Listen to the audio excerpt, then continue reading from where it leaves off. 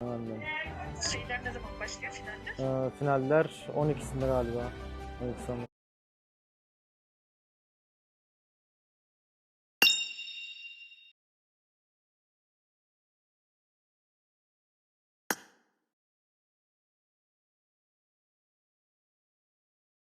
Yok aşkım dikkat Tamam. et Anneciğim kendine. size çok dikkat edin. Çok seviyorum sizi. Tamam çok seviyorum ben de seni Hadi aşkım. Çok anneciğim. öpüyorum. Hadi dikkat edin. Görüşürüz. Tamam. Tamam görüşürüz Bay bebeğim. bay. Bay bay oğlum.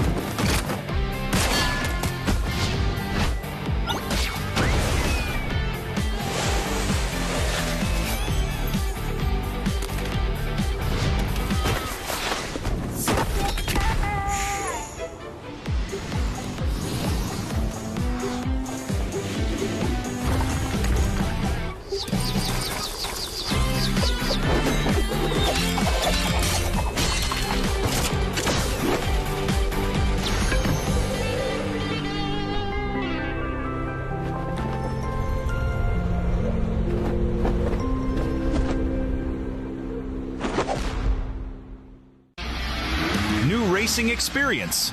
Wow, racing maps await you. The new racing template is online. Create your racetrack gameplay.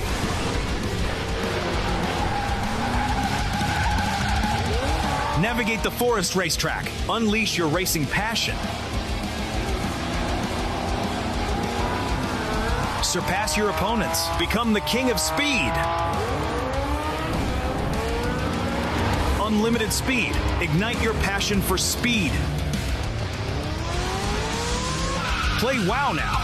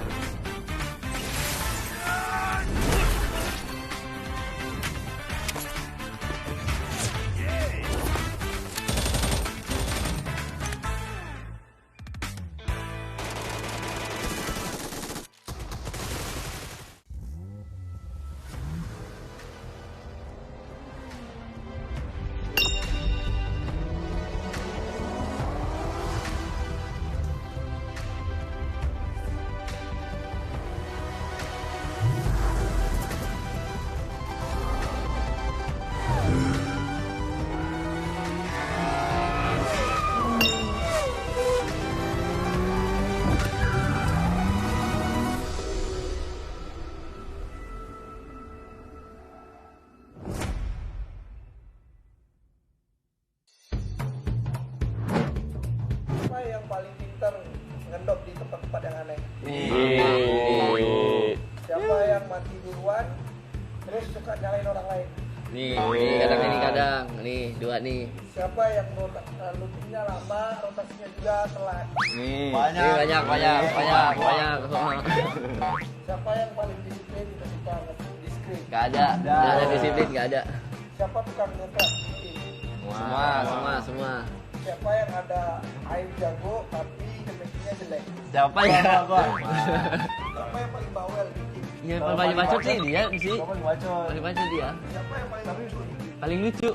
Aduh. Oh ini paling lucu nih. Siapa yang kayak abang-abangan? Semua abang-abangan.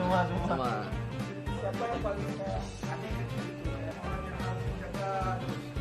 Nih, kita sama Kita sama Moana berdua. Siapa yang suka ketawain orang lain? Semua ini ketawa di semua. Siapa yang tukang komplain? Gua. Paling dia lah. Rosemary. Siapa yang paling susah bangun tidur? Rosemary. Siapa yang makan paling banyak? Rian kayaknya deh. Moana, Rian nih, dua nih. Siapa yang paling bersih orangnya? Paling bersih. Sumpah paling bersih. Siapa yang paling gampang ke distract? Siapa ya? Kadang anak-anak ada sih semua rata-rata. Tapi semuanya ada. Semua. Siapa yang paling banyak fans? Oh masih Rian.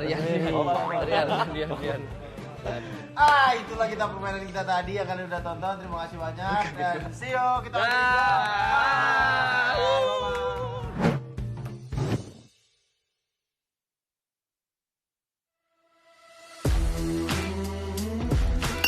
My name is Cos97 and I'm playing for Team Falcons. Since 2018, when it came out, I started playing the first day. Maybe like a year after, when the PMGC came out. So yeah, I practiced, I tried to get into a competitive team, but I was also like underage, so I couldn't play.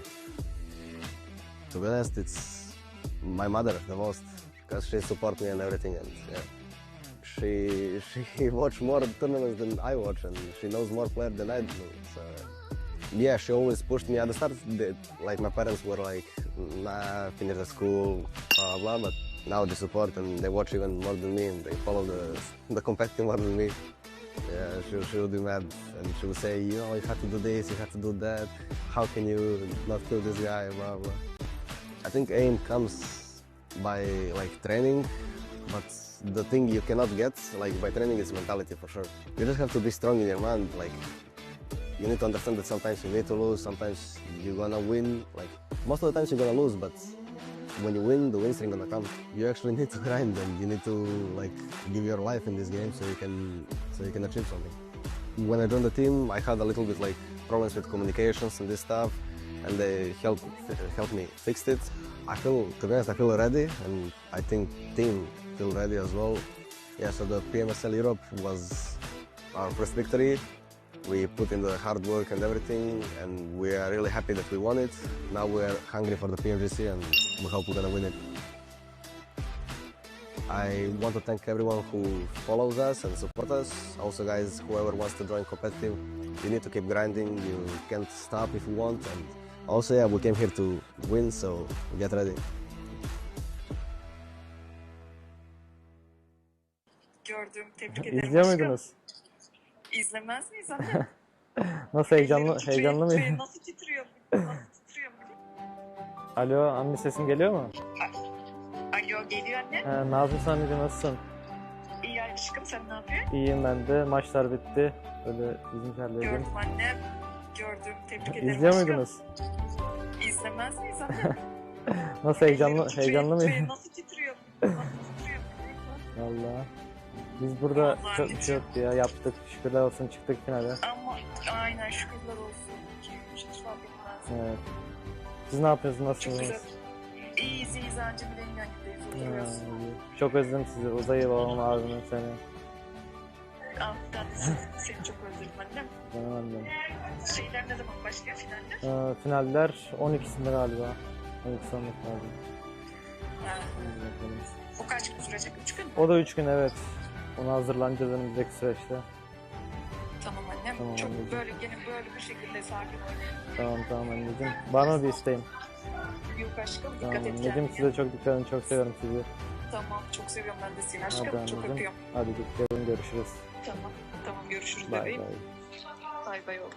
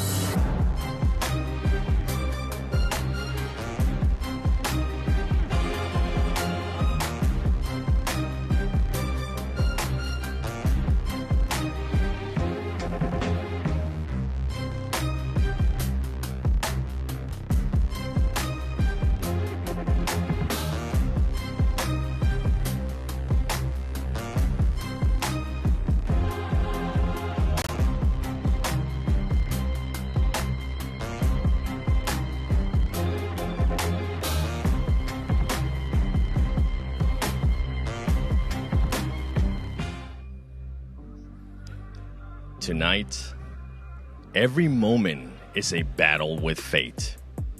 Every rotation is a question. Every decision is a risk. And every mistake, a dream fading away. It's not just 2 tickets to the grand finals. It's not just 8 dreams trying to stay alive. It is 64 of the best players in the world fighting to reach the grand finals of the PUBG Mobile Global Championship. Only 2 will rise. 14 will fall. No resets. No lifelines. No second chances on the final day of Last Chance.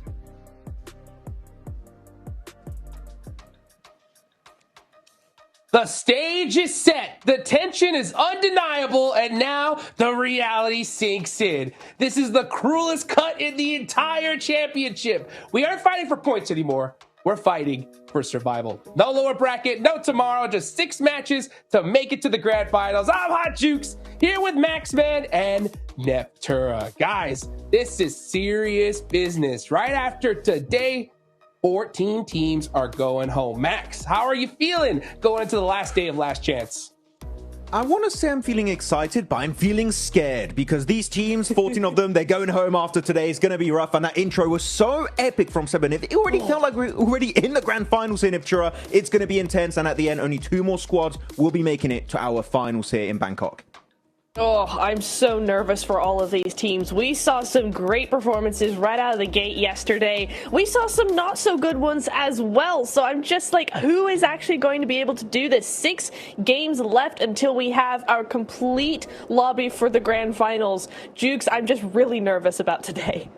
Oh, I mean, all these teams have to be here because, they have sacrificed so much, an entire year's worth of work just to get to this point right here, right now. And it's 6 games to decide your fate. You got to come out the gate swinging, Max, man, especially because we're going into Rondo. I need you to break it down for everyone out there, just how important this first game is. I mean, this first game is going to be so important for literally every single squad. Especially, we did see during the interviews yesterday, everyone seems like they want to commit to the Rondo hot drop. And we're going to be seeing here, Test Track Neox Factory. You can see on the minimap, there's a big clump of teams over there. And it got so absolutely wild. And I'm not going to lie, Niptra, I think this is the biggest hot drop in PUBG Mobile Esports history. And that could only happen here on Rondo. It really could, and I don't disagree. I think this is the biggest one we've ever seen, and what a start to the last chance it was. I'm really hoping we see that again just for the pure entertainment value, but, you know, it's not just that value that we're looking for as well. It's all those points that it's possible to get at the beginning of the first game. I mean, that is going to be a massive, massive boost in morale for any of these teams. I mean, we were looking at, you know, Alter Ego winning that first game, and then, you know, they're still top of the leaderboard coming into day 2. So any one of these teams that might have fallen off a little bit yesterday, Inner Circle, Falcons, Burmese Ghouls, Wolves, any of them could have a really good game, really good hot drop in this first Rondo and be set for the rest of the day. Yeah, I mean, we had, what, 90 somewhat eliminations during that Rondo game, right? If we have an even bigger hot drop with even more teams involved here, maybe we could get and breach the 100 elimination game on Rondo, which would be magnificent. They're going on some of these later on clips on these replays. I know, Weibo, you want to talk about them a little bit later on here, Niptura, but that Miramar, the lack of scouting, the first one in particular, second one was good, but the first one, that did hinder their chances a little bit. I'm so confused by that. I thought we knew by now that that road is just you shall not pass road at any circumstance if the zone goes there. Yeah, because there's cliffs and all sorts, and no, don't do that. But anyway, we move on, right? We just hope that that doesn't happen again. We move on, and we look forward to the next day as we see some epic shots coming through here. Influence Rage, another Team Jukes that we would like to see a tiny bit more from. They're 2 points away from the top 2. They had a great day yesterday, but I just want to see just a teeny bit more, just a little bit more of that consistency, because I feel like as well they had some pretty rough games as well yesterday. Yeah, I mean, you got to clutch it up here and now. I think these first few games are going to be the big deciding factor of who makes it and who doesn't, Max, especially when it comes to Rondo. To reiterate, right? We saw a crazy amount of hot drops on day 1. For me personally, looking at these leaderboards, Max, from 10th place on down, what do you have to lose at this point? Why wouldn't you send 3 players down to the center of the map and try your best to soak up some crazy points to make a crazy comeback happen, right? Yeah, I mean, fully agreed. I think that if you're currently at the bottom of the rankings, this Rondo is going to be setting the pace for the entirety of this second day of Last Chance. And you know what? You have so many possible eliminations in the Ox Factory. Maybe you want to try and get involved in that conversation, try and snatch it away. Or maybe you can do like Team Flash, right, Niptura, which actually didn't get involved in the fight early on. They third-partied Neox after the fight kind of cooled off and just picked up a few eliminations here and there. So actually, if Team Flash go for a similar approach here, you got to be very careful because your back is never going to be safe going into Neox Factory. No, that's a really good point, especially when, you know, you've just come off of a hot drop. Yes, you might have a lot of loot, but at the same time, you're wounded, you're trying to bandage up, you need a little bit of time to reset. And if a team like Flash timed that really, really well, that could spell the end of any of the teams that survived the hot drop. So it is really nice to see some teams be opportunistic in that way, and I wonder if we'll see more of that going into this first map. But we've got to keep in mind, Ultra Ego won the first Rondo of yesterday. They're currently in the lead, healthy lead, 58 points currently. If they do it again, Hot Jukes, if we see another chicken dinner with maybe a few more eliminations this time on Rondo, they're going to look so comfortable, so confident for the rest of today. So Ultra Ego, actually, this game, not really involved in that hot drop in Neox. And if they do get that chicken dinner, boy oh boy, Ultra Ego are going to be looking so bloody good for these 6 matches. Oh, it could be a wrap in game number 1. Like, I'm not even kidding. I mean, we've seen so many points get soaked up here in Rondo. I mean, it's possible. It's possible, right? With how crazy it's going to be, I'll tell you what, there's 2 teams in particular that I'm really keeping my eyes on here, right? It's Burmese Ghouls and Weibo Gaming. You know that come Aaron Gale time. Weibo is definitely going to bring it back. I feel like we're trying to just steal Blank's vibe at this point. You know, we're saying the Burmese Ghouls too much with that deep voice. But no, Burmese Ghouls, you know what? I'm actually so impressed with this team because this is a team that I feel like some people had mild expectations with going into this PMGC season. And I feel like Niptra, they've just been getting so much more confident as every single game happens. And you can really see on the Rango, as you already said right there, Hodgix, they're looking so powerful. So, hey, Burmese Ghouls, keeping the hopes of Myanmar alive once again and making it to the grand finals would be one hell of an achievement. It really would, and I feel like as well this is one of the good things of actually going through every single stage, right? Because if they had gone straight to finals, I don't think they would have done as well as if they can go through last chance and go to finals that way, because the confidence we've seen out of them growing and just then getting far more comfortable has been really, really nice. You know, put that upside of Weibo. I feel like actually this is the flip side, is Weibo have struggled having to go through all of the stages. I feel like, honestly, like we were talking about it, right? It's like, what is going on with them? Because they're super inconsistent, but when they have a good game, they have a really good game. Yeah. They show us how smart they can really be. And I really honestly feel like it's a second guessing of the IGL, because the players can rally as long as he makes those decisions really quickly, but you can see where the decisions come really, really late, and even though the execution of those decisions is good, it's either the wrong decision or they just come way too late. So I really hope that Weibo are able to actually just kind of rally a little bit and get on with it and get those decisions done. Go with your gut. I know what the issue is with Weibo, guys. I've cracked the code. Is the fact that they only get second place. The Sook curse is real. They only get second place. Weibo, no, if they can get a win, Hot Jukes, they're qualifying. They need to break the curse right now in the last chance.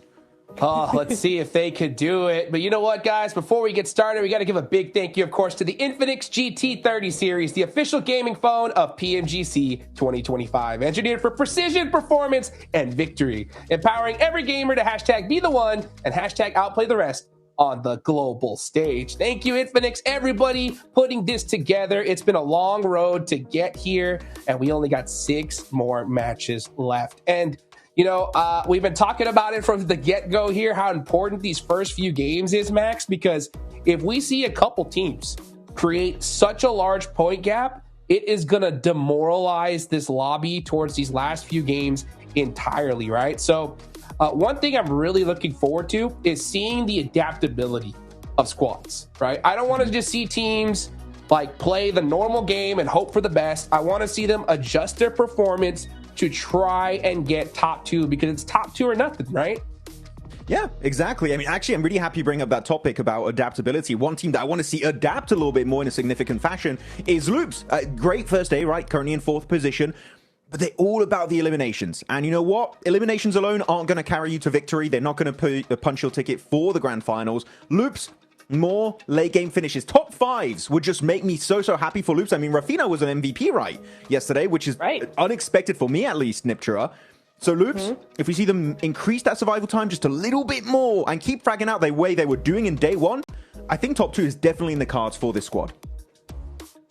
I really agree with that. I want to say as well, you know, another team I'm kind of looking for is going to be sort of Inner Circle and Wolves. Falcons as well, they get an honorable mention here because Falcons and Wolves, both of them had a really great Miramar in one of the Miramars, but the rest of the games, we didn't see that much from either of the teams, and so I'd like to see just a bit more presence. I think that's something I keep repeating over the stages, but it's true, right? You want to see this presence in these games in the late stages, because it's not necessarily aggression that we're looking for, because we don't want you to be rash with it. We don't want you to just go in guns blazing and that's it, right? We want you to have presence. It's aggression in how you challenge teams and how you maneuver teams and how you set yourself up in the circle. It's not always aggression, meaning just pushing teams. So for me, presence is a huge factor, and so far we haven't seen that much from Falcons, Wolves, or Inner Circle, which is crazy to say because Inner Circle, I feel, when they play very well, has some of the best presence we've seen globally. So for me to have to say, hey, Inner Circle, you need to step up the presence game here is really strange for me to say, but it's true, especially in this final day.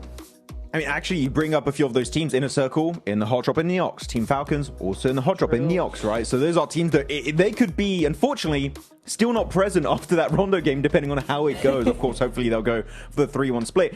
You know what? I want to quickly talk about Team Falcons. They've had an amazing Miramar. Sure, not quite a win because Wolves just stole it away in a very odd fashion, but who could predict that, right? The circle kind of screwed them over.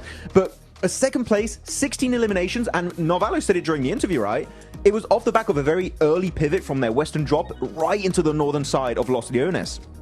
And by doing so, they don't lose players. And this has been my biggest gripe with this team, Niptra, is that they keep losing just one player, sometimes two players on that transition. I don't know if it's an IGLing issue or if there's like, they just have a small amount of scouting done during the rotations, but losing those players hurt them so much that the one time they have the full squad in the late game finish, Niptura, is their biggest game of the tournament. Come on, Falcons, we know you can do it. More of that, please. Well, yeah, exactly. And it's something we saw from other teams, right? Like Virtus Pro comes to mind, for instance, that kept losing players early on. And then when they had all four, they were actually doing really, really well. It's the same story for Falcons. And it would be really nice to maybe just adjust some of those rotations, or maybe don't go for those risky rotations. Maybe rotate a little bit more compactly, speedily, you know, go quickly to zone. I think if you hesitate a little too much in this lobby, it's got this weird balance of, you know, playing for position and also being very aggressive. This lobby, it's very different from the group red that we saw, for instance. So I feel like maybe just having those quicker rotations and rotating a little bit more together would be much better for them. Yeah, well, we definitely need to see those little adjustments, right? Especially from the top 9 teams, because they could definitely make it into top 2. Now, I just do want to preface this, right? When it comes to the 10th place team Alliance, they're currently 25 points behind second. So for 10th place on down, this is do or die, match number 1, right? If we don't see a 10th place team, Max, on down win this rondo, it's over for them, right? Yeah, you want to, again, it's dependent on, do you want to try and just get into the late game and get a win and a lot of placement points, or do you want to go full crazy aggro mode and go into Neox? I know I sound like a broken record. I mention Neox every 2 seconds, but it is going to be a huge opening factor for the second day. And if a team gets, you could literally have a team that get 10 plus points in minute 5, which is wild to imagine. You absolutely could. It's going to be a crazy thing to see if a team can pull it out the bag. The other thing we don't want to see very quickly is, you know, teams actually targeting those solos on the 3-1 split and rondo, right? That would be huge, and it'd be a great strat for certain teams. And so I think a lot of these teams are going to have to really think about that going into Neox. Well, let's see what's going to happen, folks.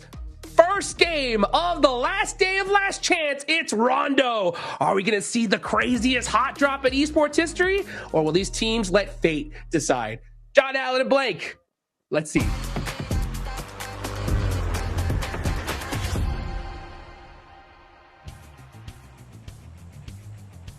Oh, it's feeling toasty today. Hot Jukes over on the desk. Thank you so much for leading us in. Guys, the analyzing is done for now. We'll be getting back into it. Maybe they need to analyze how I can say that one better. But test track, Neox Factory. Let's analyze that. I promise I can say that word. It's like, sound like I'm trying to say pineapple in various European languages. Oh dear.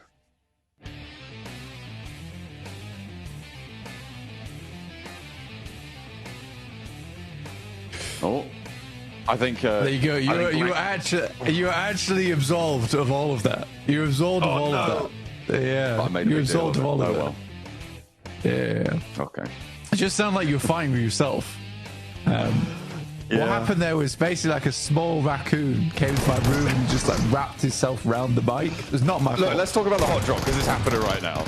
We can talk about your raccoon later because Arcred drop it onto Neox Factory. They're popping off on the rooftops already. It is going to stay toasty here. Ramsey's around the corner, finds the first with the auto shotty as well. Pops the reload, looks for more, but is set down across the way. Hardboy wants to control the angle, may be able to find the defense on his teammates. Loops are here as well. Weibo wants to play the top of the tables, all desperate for that ascension, and Snowix 2 more rounds, 1 more shell, not gonna matter. Pick up a resupply there, is able to finish off 2 points early for the Boars, but Weibo in a circle. Geeke, Loops all sit around this area. You can see though the flash, they didn't care for it. They did not care for it. So it was still a pretty big hot drop. Not the hugest we've seen, but still a lot of teams dropping here. And it seems to be teams and squads that really want to shake things up a little bit. Weibo is definitely an interesting one. I think Weibo is probably the more interesting out of all of that. It's very rare to see Weibo actually drop towards Neox. So a little bit of extra aggression from this team is curious. Now, yesterday, if they were watching back the games, they would have seen that the Flash actually got quite a lot of points off the back of Neox Factory, just as like a solo or a duo who were just holding out players as they attempted to leave from Neox. They are now just down to Order, but I think that if you want anyone, it will be Order. Yeah, and they'll be getting themselves back up very, very quickly off on the recall. Meanwhile, Wolves over on the northwest side of all of this chaos, close towards test track. Doran on the inside. No elims yet, but a knock found. Not going to find the rest, though. And that's going to be Geeke can get back up to 3. The Wolves denied an opportunity to earn some points in a circle, losing another. The Boar's doing pretty well so far on this hot drop blank. They've got 4 elims on the cards. And Seven actually has highlighted something very interesting about this hot drop. He's put in our group chat, the 7WG, by the way. We were in a group chat together. No big deal. But the Falcons, they've backed off this hot drop. Yeah, they opted not to go for it. They headed down towards the southeast side, towards Tuling. I mean, to be fair, the Falcons have been losing this multiple times. So why risk it? Try and just play that late game. I think that the Burmese Ghouls, right, they're in 6th place. They're doing fantastically well from that position. How to find this Elim? That's the real question.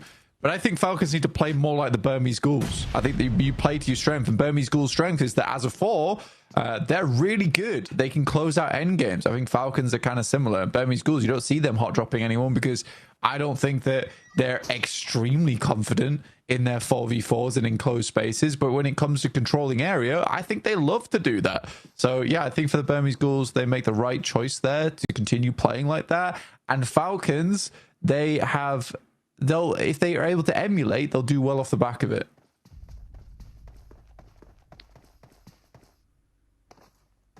That will hopefully be able to see them a little bit closer. They had that massive game at the end of yesterday on their Miramar. Did come second in the end. This Noki goes down to a spray. Ragnarok able to win it out. Geeke doing pretty well. Boars doing pretty well. Teams like our teams towards the bottom profiting the most right now, but with Loops on 1, oh dear, they're stuck in this hot drop blank. This is nasty. Loops in 3rd place right now, but they've got a lot of Geeke bearing down upon them. They've overcommitted potentially to this hot drop. Yeah, it's a big overcommit. It's probably come from the fact that a player on the outside got knocked down. And this is the risk you run a lot of times. Even if you go for the 3-1, there's a risk that your player on an outpost does get taken out. And on Neox Factory, I think a lot of teams are kind of willing and understanding that likely all 3 of their members are going to die in that location. It's very rare you win that out. And if you do, I think you also understand that you also got a little bit lucky to win that out. The challenge in a circle. Are going to win it though. They are still as 4, and actually IQ still stepping in the Neox Factory. The rest of IQ, they're all the way out on the northwest side blank. They've got a recall out to the northwest side of the circle, so it is just IQ seeing how many points he can get. Team Flash also racking up 1 or 2 against Influence Rage. This is after a rotate as well. The recalls might be a little bit shabby, but Team Flash going to keep themselves nice and topped up. But Genji around the corner. In the meantime, though, it's still, in my mind, all about what Loops are going to do here with Vitinho wanting to stay alive, probably more than anyone else right now on these hot drops. Weibo? Yeah, that is crazy. I was going to say that Alter Ego fall into the trap of letting Rosemary die first again, but there is an immediate clap back from the rest of the squad over towards Weibo, which gets a little bit awkward now, right? Where you have Order, and I think that the rest of the players, that they were quickly rezzed, actually, on Weibo's side. Not sure about Alter Ego, though. I think because they diverted, they are struggling now. A nade in from Vitinho, again, looking for Order. Finding these last few stragglers in Neox Factory would be brilliant. He's able to find another. The rest of his team are now back. Where did that recall come from? Okay, sneaking that one on through. Loops able to stay up as 4, and that is huge news for them. We're going to cut over towards the Gen G fight with Team Flash right now.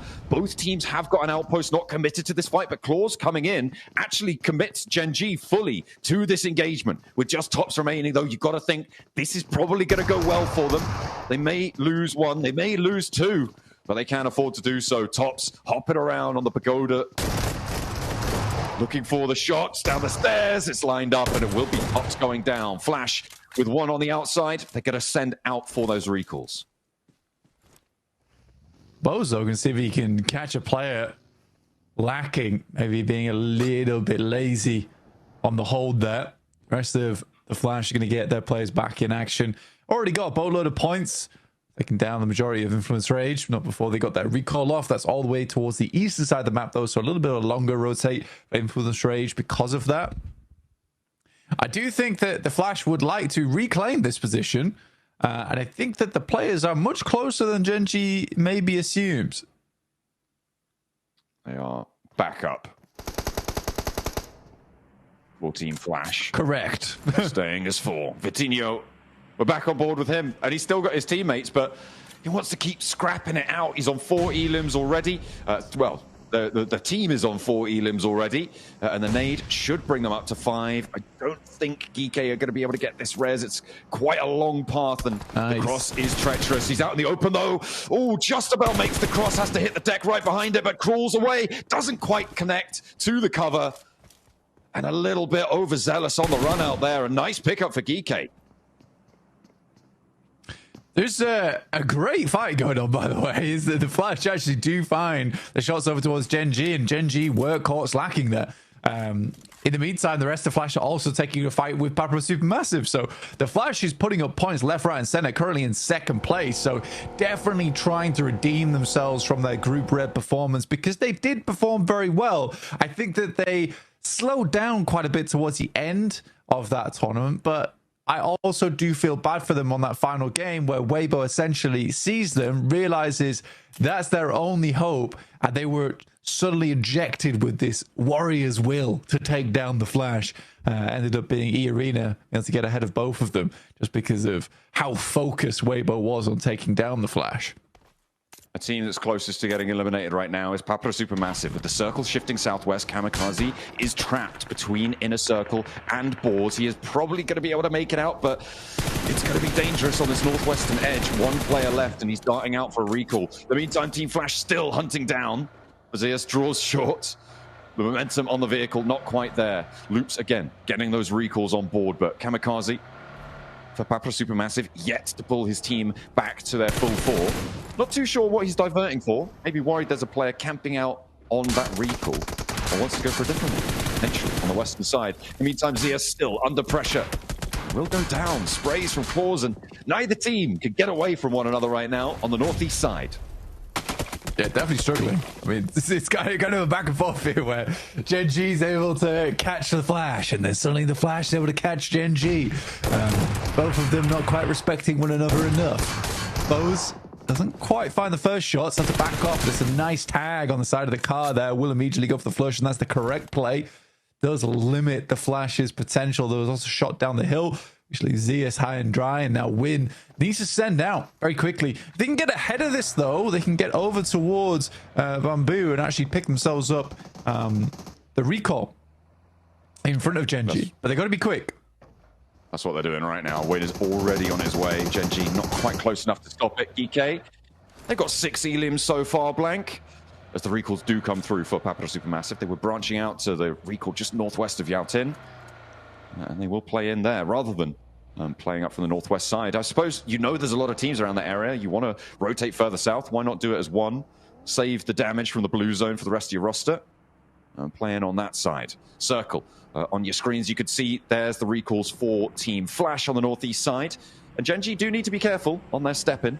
Will not be free of danger for them. We'll see where we're going to go. A little bit closer to the stadium. Alliance in the middle. Alter Ego. Control. A recall beacon inside the zone. That is a pretty powerful spot. It's great for Alter Ego, and it's going to be great for picking up stragglers as well. There isn't all that many in this squad at the moment. We have 64 players, which I know, very surprising considering the amount of limbs we've seen go through on our screens. Weibo is rotating off towards the western side of this ridgeline. Fair enough to them. And the Burmese ghouls once again taking advantage of this big old stone pillar, which just seems to be like a lot of teams are starting to realize how strong these things are. Very good at isolating sightlines. You can also wrap around it multiple times. The only trouble is that sometimes you open up sightlines from other squads, but it can be a very fantastic teamfight tool. Looks like they are backing off. Godspeed does have an anchor off towards the eastern side of the circle. It is in the fields. To be fair, I've not really talked about this too much, but we are heading over towards the fields, by the way. We still have Stadium in play over on that north side, which has a recall beacon right in the center of it. It's a bit awkward to get in there to get that done as a solo, but right now, yeah, I think the fields are such a tremendously awkward area to play. Alter Ego is attempting to contain more than, I think it's 2 compounds right there. I believe it's 2 compounds that are holding around the recall beacon, so they have the majority of control. This could be a great game for Alter Ego. I mean, and what a time to have it as well, with the top 2 spots so hotly contested. Remember, there's only 6 matches to play today. Getting a massive dent in your tally would be brilliant. That is what teams will be looking for. Big matches here. And for a lot of teams towards the bottom, right? Obviously, with Alter Ego being a center point, we're talking about them. But for a lot of teams towards the bottom, this is the last chance to come up big in a match and jump up to even give yourself an opportunity to chase towards the top 2 spots. I mean, for Geeky, 6 elims at the start. It's great, but they need to get, 20 pointers here in order to jump back into competition. It's just not happening in my eyes, though. It's really not. And on the east side, they're going to have a tough time pushing past both Burmese Ghouls and Team Flash. I think my biggest issue right now is that the Flash has 6 elims, Alter Ego has 4, and a strong spot. And the Flash, I feel like they're not slowing down, they're not stopping. They're starting to cut ahead. Even the teams that I think would be chasing is like Weibo, for instance, and they've got that strong position over towards the western side. Great shots from Flash again. Bose takes down Kevin. Geeky kind of backed off that position on the northeast side now. Definitely struggling. Even Burmese Ghouls getting involved over towards Geeky. But yeah, I think the Flash is just getting ahead. And as our Alter Ego, I think Alter Ego maybe even gets the chicken dinner in this game. In which case, it becomes so difficult. Because even the teams that are down towards the bottom looking to chase upwards, they're not in the best spot to do it. That is rough. That's a very hard shift. But even so, Weibo in a circle, 2 teams that are towards the top of the tables anyway. I think the bottom of the tables are just sort of bowing out now. Maybe. Geeky, though, going out with a bit of a bang against Team Flash on this one. 6 elims found. Pretty decent stuff from the hot drop, and giving Team Flash a run for their money, actually getting an elim there. Team Flash not going to be able to get a recall on this one. Rotating over to Stadium feels like a bad move, and playing on as 3, not great, but 9 elims blank, and you can't say fairer than that. We'll see if Alter Ego are able to transition into this circle, and I think that is the major change of dynamic. And actually, Falcons are ahead of the curve on this rotate. They're getting in there nice and quick. Oh, maybe into the wrong place, though. Yeah, I mean, you're attempting to just kind of get ahead of the curve here. But for the Falcons, this was very much what I would like to call a bit of an Alter Ego push there, right? Or an inner circle push. You just send it sometimes. Sometimes it doesn't work.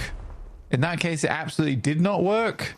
We're down to 1 player on a sliver of HP. It's awkward. Arcred, Mapra Supermassive, again, 2 middle pack teams clashing at the moment. Arcred definitely in the driver's seat of this fight. Easy for Bad Boy.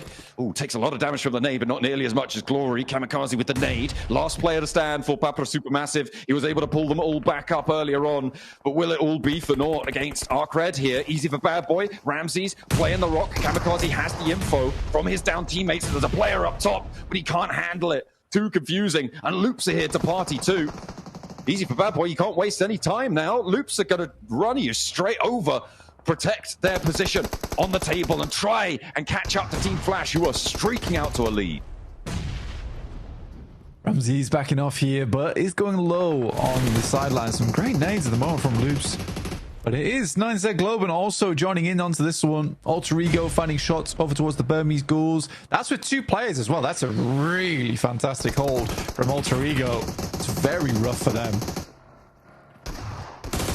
Nades over to Loop from 9ZG. Ravinia caught out on the smoke peak there, able to find the back of an enemy. Spray down a range with the auto shot. He turns in for more. There's an off angle. He's all at 360 spin right now, but only just about able to be handled. Remix now looking for the challenge, and Loops may be drawn short. The picture is with the Burmese Ghouls and Alter Ego on the bottom right of your screen. Is Fitin jumping on through, and Arcred able to find the last player of Loops. They will fall down. The chase is stopped short, and Arcred the ones to do so. 9ZG as well played their part. it's a lot of teams towards the tops who are straggling. It's all really up to Weibo to catch Team Flash as Alter Ego have fallen. Yeah, PMGC able to get the final point. Again, I think that it's greedy. It is classic Alter Ego greed. They send a 2-2 split. They leave 2 behind over towards that building, hoping to catch players coming in. They send 2 up front to try and challenge for Weibo's position. It was too much. It was way too much for Rondo as well. It's likely by the time you get in towards this end of the game, it's going to be 4-man squads. You're not going up against 2-man squads like you would in Erangel. It's 4-man squads that will be coming in. There aren't really stragglers at this stage of the game. They're usually cut out around stage 3, stage 4. When you get to this point, it's the survivors of the lobby that are coming through to battle you out. So I think for Alter Ego, there was 2 options there. There was option 1, which was to fully send it over towards Weibo, try and control that eastern side position, knowing they're likely having a split over towards the west, or you hold all 4 over towards the building on the east. They did neither. Again, it is happening too frequently now that I'd like to see. I think we've complained about it so many times. Even Alter Ego know it exists, know it's a problem. Why is it still happening? And they still get 8 points on the match, though, Blank, and that may be enough to just keep them ticking over. The question is, how far can Weibo go? Because they are in command right now. A center position on this circle, controlling a lot of the open area in a circle with that chance as well on the western side with a decent chunk of it. I don't think PMGC make it out. It's a question of who picks up the rest of these points. Can anyone stop Team Flash from earning double digits, going even further beyond than that, breaking their limits? On that northeast side, though, they do still have to push in, and they do, crucially, only have 3. Still possible, though. Still very possible. I think for the Flash, the amount of times they've gone down this game, and the amount of times they've picked themselves back up again, it's actually quite admirable how far they've got into this one. And with 9 elims, no less. Weibo, though, genuinely from this spot, if they continue playing smart and playing clean, they could vault towards the top side of the table.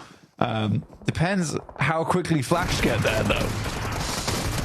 Flash on the double digi, looking for the elims. Wolves looking for more as well. They will hold the run out from Gen G, who are eliminated.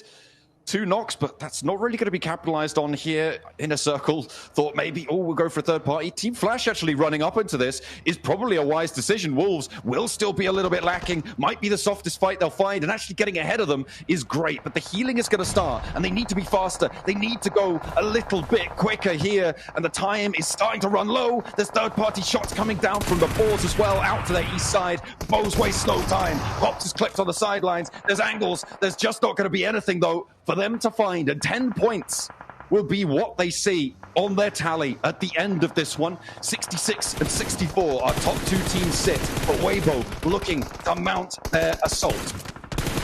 Yeah, that's so sad for the Wolves. Like, what is Flash doing over the ruining Wolves' game? That's a straight up Virtus push. I did not like that. I did not like that at all. Weibo, on the other hand, oh my god, things just opened up in a big way for them. Like a real treasure chest right at the center of the circle. They are staring at the goal. The question is whether it's cursed or not at this point in time, because they've still got to make it through and win that chicken dinner, which seems to be a little bit of a difficulty for them. They're on 8 elims right now. Black puts them on 57 points, leaving them 7 points shy of Team Flash. So it is an elim extra and a second place, or a full chicken dinner that would see them over that boundary. And they are really still looking pretty solid here. You imagine they're going to be able to farm some points from Boars on the north, potentially, from Alliance on the east, maybe. Looking out on the south side, there's a hunting ground out there too, because Federal, the Lone Ranger for Influence Rage, trying to keep them in the running, as well as 9ZG, the full squad. Going to be looking for a rollout too, so points to be earned here for Weibo.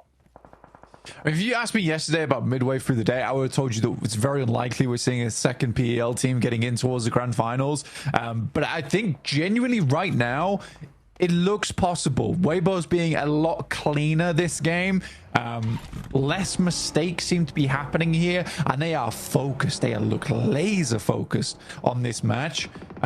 Very, very clean fights, very clean holds on the areas that needed to be looked towards. I think right now, I like this 3-1 split they're going for. I think they understand there's a lot of teams that want to work their way through on that south side, so they can deal with that first. Our creds, yeah, they're going to go down there. And the placement points start to kick in now. For all our lone survivors, that's potentially big news. Single points can make all the difference. Influence Rage lose their final player. We were wondering how long he was going to stay alive, and Federal will draw short in 7th place. Our Brazilians still next to each other on the tables. Alliance picking up another point, and again, the placements start to stack up, but Weibo yet to get another elim so far. Boars and Alliance in a bit of a deadlock, though, on the northern side, and Inner Circle could change all of this, Blank. I mean, Inner Circle being on the west side, we haven't talked about them too much, but they hold a pretty strong position. I like that Noki's already moved up. I think Noki doesn't get enough credit on the team. I think a lot of people focus on Falak a lot, but I do think that Noki is an insane player. On a solo angle as well, he can be so tremendously problematic for a lot of squads, where you can get 1 or 2 elims before you even tag a shot onto him. So Noki being this close to Weibo does worry me a little bit. Made over the top, and they are looking to rack up these elims up to 9 now. And a second place would draw them even. Order with the challenge, 33Z goes down. Order taken out as well by a nade, and 9ZG not going down without a fight, but Coligoat steps on a landmine there, goes up, and Sook is able to land it. But the sprays are coming through, and Weibo have lost a player now. Inner Circle starting to take command here, Blank. Maybe it's not just one team looking to jump up into top 2 here. Inner Circle still with that chance. 2 more elims and a chicken dinner would draw them level as well. Oh my days. And they found Sook. So annoying. So it's happened so much with Weibo. It's unbelievable. Where they'll just keep walking out into the same angle that they just got shot from. And it's happened too much that I will forgive it anymore. This happened before, and I'm like, that's the heat of the moment. That's the heat of the moment for the boys. They're struggling. But it's just happening again and again. Funnily enough, it's happened the most versus Inner Circle as well. This is a great push from Inner Circle. Easy peasy. And like I said, Noki finds 2 before you even know it's happened.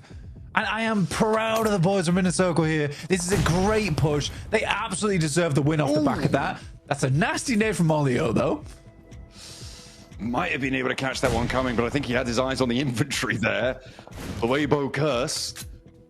The focus on the box is a little bit too much, but Alliance can't push over because of IQ's position, because of the backup that sits there, and because of the Boars, keeping them crunched in. But the Boars have to move now. The blue zone's going to start to move. Havlik breaking out wide. A push forwards. The fight for the middle of the tables, trying to move up. Boars on 8 elims already, Blank. Alliance only on 3. The Boars could make a massive dent in their approach as well, with a big game here. So a lot of moving parts, and teams that were really on last chance saloon in with a shot. A big nade for Snowix to open it up. Exo pulls out wide, a nade goes high for Alliance. 1 goes short as well. The first knock onto Snowix is there, and they step out. Get a little bit too far forwards though, and the burn bites them back. The Boars kept on the crunch as Jimmy bleeds out, sure, but this is a solid hold from Alliance. Boars a little bit trepidatious, nearly finding more, but the healing desperately needed now. I mean, this is a hell of a swing out coming through from Inner Circle as well. They are finding a lot of points off the back of this. They instantly started wrapping wide off the back, and look at that. All the points are going through to Inner Circle, and they are just shooting up the leaderboard with this one. Falak's finding that, actually finds all of them. T24 is down, but there's an immediate refrag coming through from Falak here. 16 elims on the game. Oh my goodness me, Inner Circle. What a shutdown from Inner Circle. They controlled it so well. Weibo re-peaking too bold, and they were ready for it. They took the shots, they took them down, and they kept the pressure going. What a massive, important game for Inner Circle. That's going to push them. I think that's going to put them into the top 2. I think they will have put themselves there, and that is exactly what they wanted to find. Team Flash pushed aside. that is going to feel nasty at the top, but the race is on.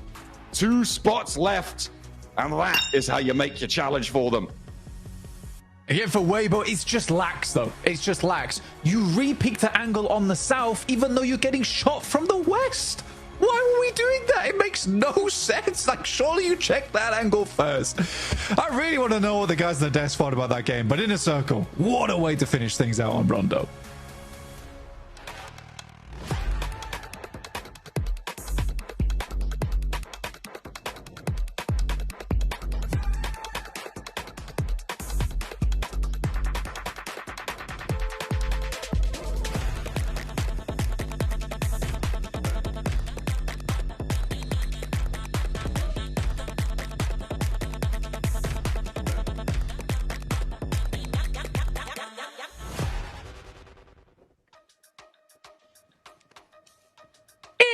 Circle, are you kidding me? 17 elimination chicken dinner off the rip.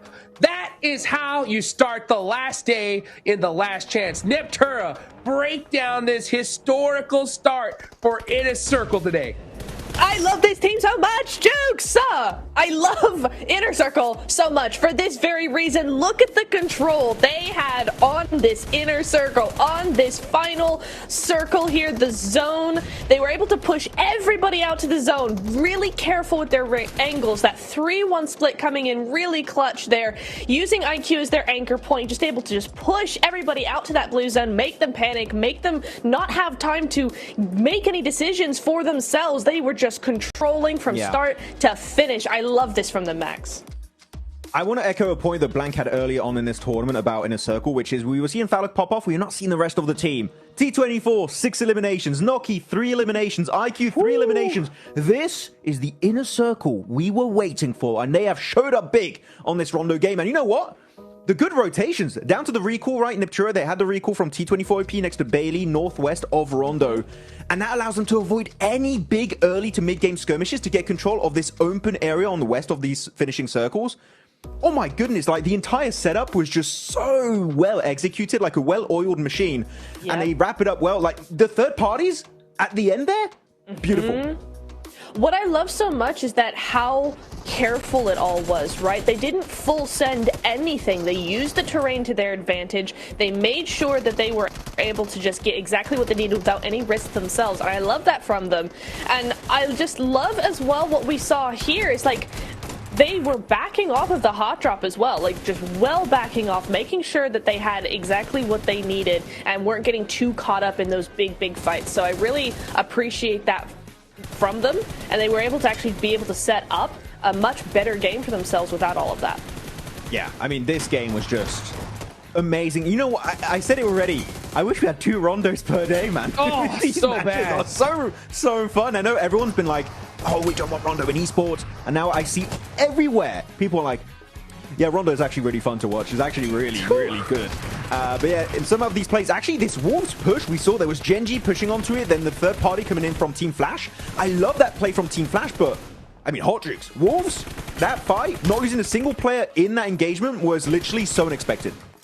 Yeah, I mean, it was so clutch for them there. It's just right there towards the end. After all that fight is said and done, they try to set her up with a circle, and Weibo just had such a beautiful position on the high ground there. 27 points, though, from Inner Circle. I'm telling you, all this team needs is to get 4 players in the final circle. And they're going to make it happen here, guys. They were in 7th place, Maxman, before the day started. With 27 points, this is going to, like, take them to infinity and beyond. That is insane. Yeah, the demons from Pakistan have arisen in this. Well, it's not the Bulls, but you know what? Well, I can steal that and use it for Inner Circle this one. But you know what? We're talking about the big squads at the top of the leaderboards getting points. Inner Circle, Weibo, Flash, you know, of course, some really good double-digit games. But Boar, Neptura, they were standing in 11th position before this match, 25 points. This game alone puts them in reach of a top 2 position if they keep getting good points on board. So, Boar's perfect timing to get a decent game here. Yeah, really, really nice from them. Again, I mean, it goes along with the lines of what we were saying, right? That Rondo is kind of the make or break game for the rest of the day. And I really enjoy seeing Boars take advantage of that and go, listen, this is the only map that we get a second chance. You know, we get do-overs if something doesn't go quite right. We get that recall. So let's just go for it. I love to see that from the Boars. Hopefully we see that in the next few games as well. But you see the MVP, I mean, it's got to be Phallic. Of course it has to be. 5 eliminations, 11, nearly 1,200 damage on his own. I mean, that just goes to show you he was farming teams left, right, and center. Look how he's just looking into that camera right now. I know. He scares me. I don't want to be in the 200-meter radius of this guy, or you're dead. But you know what? We're talking about the teams that did so well, also just like Boars. I was actually very upset with 2 teams, and that was Weibo and especially Alter Ego. Sure, they got a few points on board here, Hot Jukes, but Alter Ego in particular, why are we doing this mid-game 2-2 split versus Burmese Ghouls and Weibo? Commit to a fight. You know what? I genuinely don't care which one you pick. Commit to it as a full squad, and you might be able to actually make it into Weibo's position here. As Inner Circle, they take away first place in the first match on Rondo. What? What? What a jump! Are you kidding me? Yeah, when I saw that 2-2 split from Alter Ego, right, I was like, this is a 30-point lead play here. You know, like if you got 30 points on the lobby, then you can kind of do that kind of thing and get away with it. But you don't got that kind of lead, and that lead is gone. See you later. You ain't even in first place anymore. Now you're the team in the hot seat. Game number 1. This is what I'm talking about, guys. Neptura, last chance. This is what it's all about. It is. Inner Circle were in 7th place beginning today, and in one game, they've not only got to first, but they've actually got a fair bit of a lead, right? What is that for? It's 7 points. I mean, it's not a lot, but it's more than AE and Flash right now. It's more than Flash and Weibo right now. So what a game from them. I mean, we're not going to see those same kind of numbers coming in on a Wrangle, but if they can get a back-to-back top 5, top 3, they're set, Max. I think I did see there was a little bit of a point gap being created between 4th and 5th, if I'm not mistaken, like getting around 10 points. There is a bit of a cushion being built here. It's not a massive one, but it's still something sizable. But all I want, Inner Circle, don't rest on your laurels. Great that you did so big a jump here on game 1 going into first place. You're not comfortable still. We need to see, of course, a follow-up going into the Erangel matches, where Erangel for them yesterday, Neptura, they didn't get too many points on board. They got like a very low elim 3rd place with, actually, was it? No. Oh, yeah, it was the 3rd place, but it was still 10 elimination. Actually, I got that number wrong. An extra 0 there, so quite impactful. But, it's going to be tough because, look, Flash getting so many points too. Weibo getting a ton of points. Alter Ego able to at least get into the mid-game stage. Erangel is going to be do or die for some of these squads. No, it is, absolutely. Weibo as well with that, right? They did get to the top 4, and they did get a lot of eliminations. It's just that they faltered in the last bit. But again, that kind of performance is something we want to see coming into those next games. So Weibo is still a threat here for sure. Neptura, I have a question for you, okay? Yes, sir. When it comes to Inner Circle here, okay, the strategy, obviously, with how behind they were, right, was go aggressive, get a ton of eliminations, win the game, right? They did exactly that for game number 1. Now they're in the lead, okay? Going into Erangel, though, what do you feel would be the best bet for Inner Circle here? Do you stay aggressive? Do you try to soak up some more points and kind of segue? Or now that you got a little bit of lead, just try to stretch to that end game and conserve and get some points? What would you do in this situation? Honestly, I would ask them to just play exactly how they played that Rondo, because they kept to themselves. They weren't over aggressive. They were very careful. They made the decisions they made and they stuck to them. And then those angles coming out in the end game, the timing of the end game was so on point that they cannot go wrong if they just continue to do that. So just do the exact same thing would be my advice.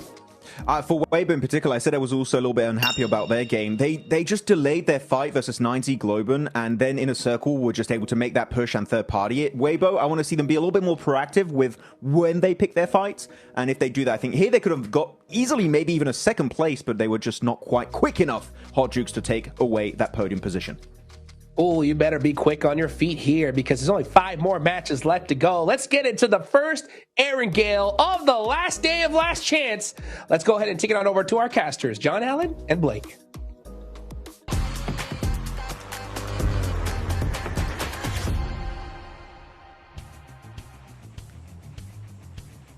Oh, what a mad one to kick things off. Inner Circle up in first place. We are unmuted, unleashed, and ready to rock this lobby once more. We're into Erangel for our final stretch of 3 for a lot of these teams. 14 will never see the grassy pastures again until 2026.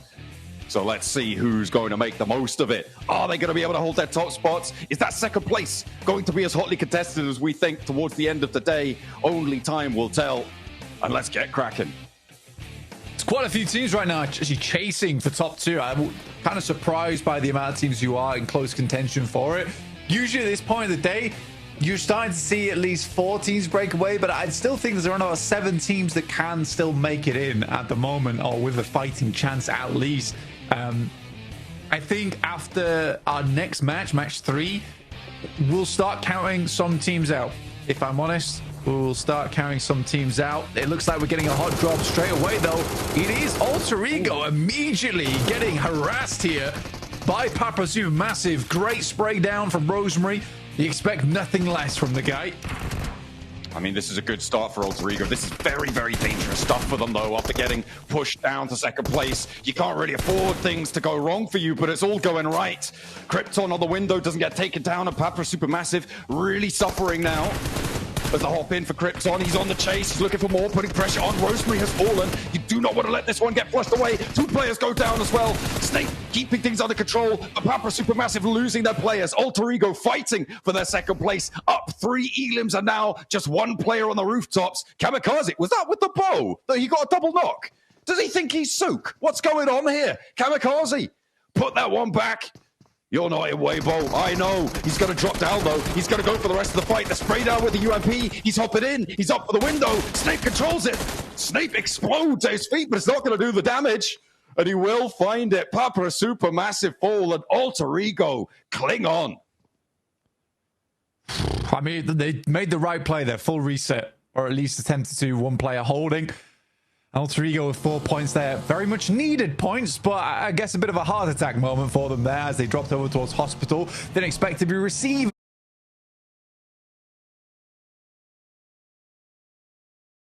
injuries in the operating room, but there you go. That's how it all breaks down here on Erangel. Sometimes it's quite violent, but we do have a northwest circle over towards Ruins, which is unoccupied at the moment. Papa Supermassive, they might have just stamped their ticket out. We do have an interview coming up very shortly, and I believe that it will be with IQ from Inner Circle to get a little bit of an insight into what's going on over on that squad and how they're feeling after that massive win. Welcome to a quick report with the 7WG. I'm here joined by Falak from Inner Circle, putting up 1100 damage, and with that performance, pushing yourself up to first place. I want to know, you guys made an adjustment in Rondo in regards to the solo player with the 3-1 split. You made sure T24 went further away. What led to that decision? We just went to Neox so we can take some kills, and even if we die, T24 will just recall us and we will loot and belly and just rotate. And then zone favored us, and it was a very good match for us. That's it.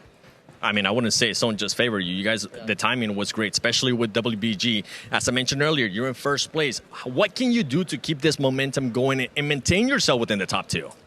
We are very confident now. We will just try to play good and continue this momentum so we can qualify for grand finals.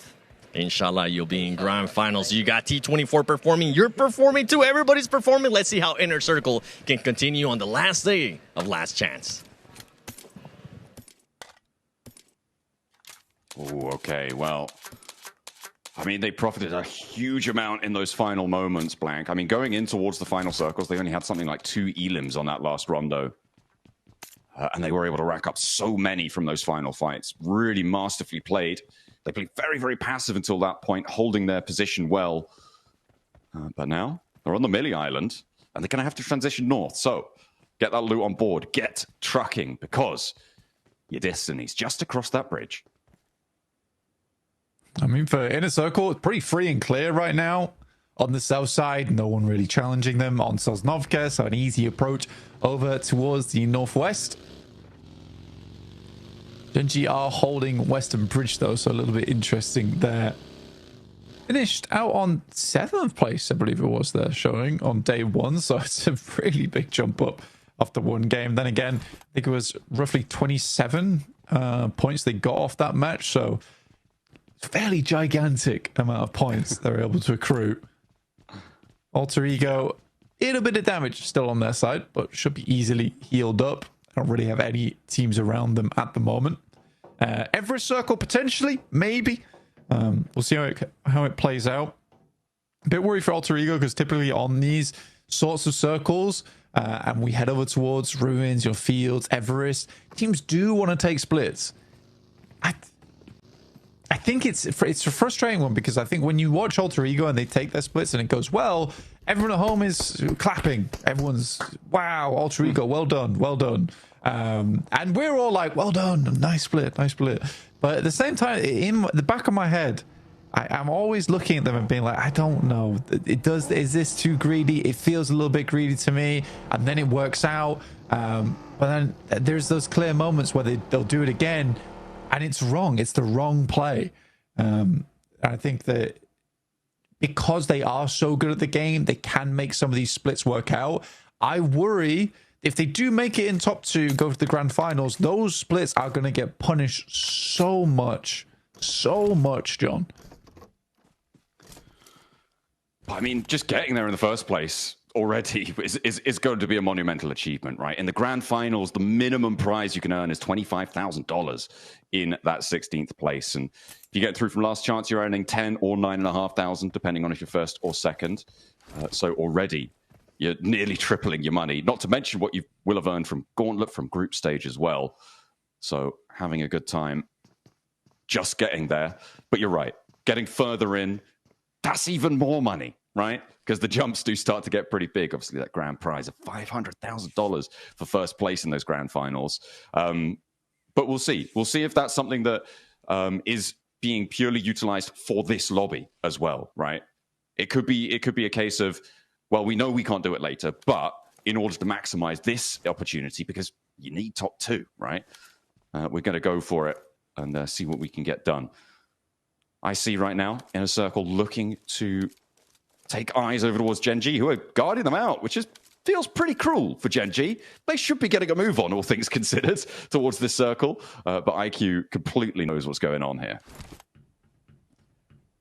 You know, I think Gen G can sit here for quite a while, honestly. I don't think there's any reason for them to push out over towards the north side. They're in the circle. They may as well hold. I think for in a circle right now is more of a case of trying to pick up as many meds as possible because I think they're going to be in the blue for a little bit of time. Honestly, if I was them, I'd probably just shift over towards the eastern side and try and make that rotate. I can't imagine that's too difficult. For the Boars, they're probably not looking to hold on the eastern bridge, and I don't think they saw a lot of shoots down towards Sosnovka anyway. So yeah, I think this is definitely the right choice for them to try and shift over towards the eastern side. For Gen G, don't give them anything. And with that circle, yeah, the decision to push east makes all the more sense because now Gen G can sit here forever. Ooh, okay, yeah, that's definitely going to help that decision out. You're right. But the Boars, maybe? No, they're not going to be guarding that bridge, surely, in a circle. Oh, hang on a minute. They've turned around. Blank. They're moving back west. In the meantime, though, everybody who moved over to the Gatka Fields is moving back down towards the south, to the hills to the southwest of Pachinki, to the mouth of Quarry on that southwest side. Beg your pardon. Getting a little bit choked up. No, I'm not. We're going down to the ridge that sits on the south of it, just north of Gen G as well. And the buildings that sit all in between, it is a little bit messy. They're going to go for it. Blank, they did turn around Noki and straight through the blockade. He's going to get taken down. That is a bad feeling. Decisions being a little bit uncertain on the south side. And Gen G, well, they stayed confident in theirs. It's stage 2, guys. You don't need to make that play. It's just a categorically bad maneuver.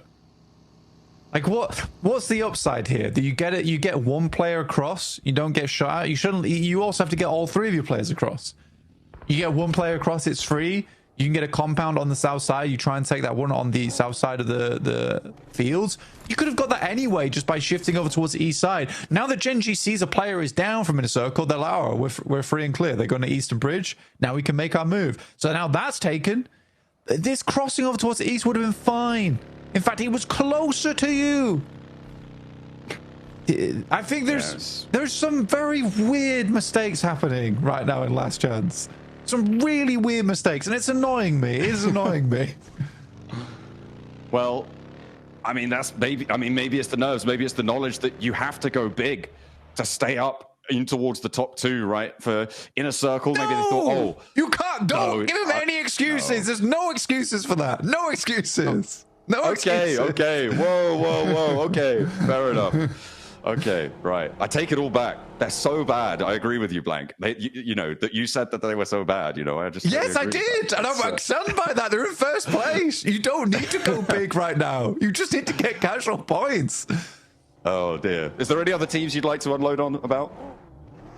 No, but because that was a bad play. I've not seen any of the bad plays that I need to unload upon right now. Well, I can't wait for the next one. I think that's going to be great fun. Weibo on the western side, they were denied that chicken dinner. They wouldn't have been to the top two anyway. As you'll see, they were in 63 points there, which would have been one behind, of course, Team Flash on 64. But again, they are back in that. Back still rather in that conversation. It's a question of getting through Influence Rage because teams still looking to keep this one rolling. The south side a little bit harder to play now. Teams moving into the hills south of Gatka. I mean, that's kind of the major feature. The hills that stretch down to the southwest of Pachinki, some of the buildings there, trying to find those compounds. It's going to be difficult. Some of the chopsticks may be occupied in just a moment too. It is a rough circle for everyone. It's a very, very rough circle for everyone. I like Alliance's move, nice and early, over towards the center. Weibo able to find themselves a knock over there towards 90 Globen. That's over towards the western side of the circle right now. I think if Weibo can control this, they'll do absolutely fine. They have a lot of options going over towards that eastern side. Kind of like Alter Ego's rotate. They managed to wrap all the way down and then back up again through the field. So this is actually a nice play from Alter Ego. I like that a lot.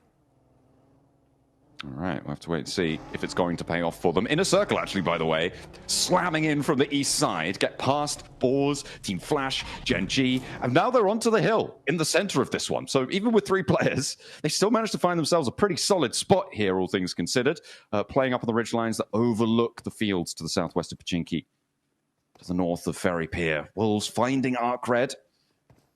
This is on a roll. Hang on a minute. Is that a solo roll up? And he's able to control it. Alliance are helping out a lot as well. I think, okay, yeah. So Arc Red looking to crash onto the Alliance position. And Igor was able to pull a point out of them.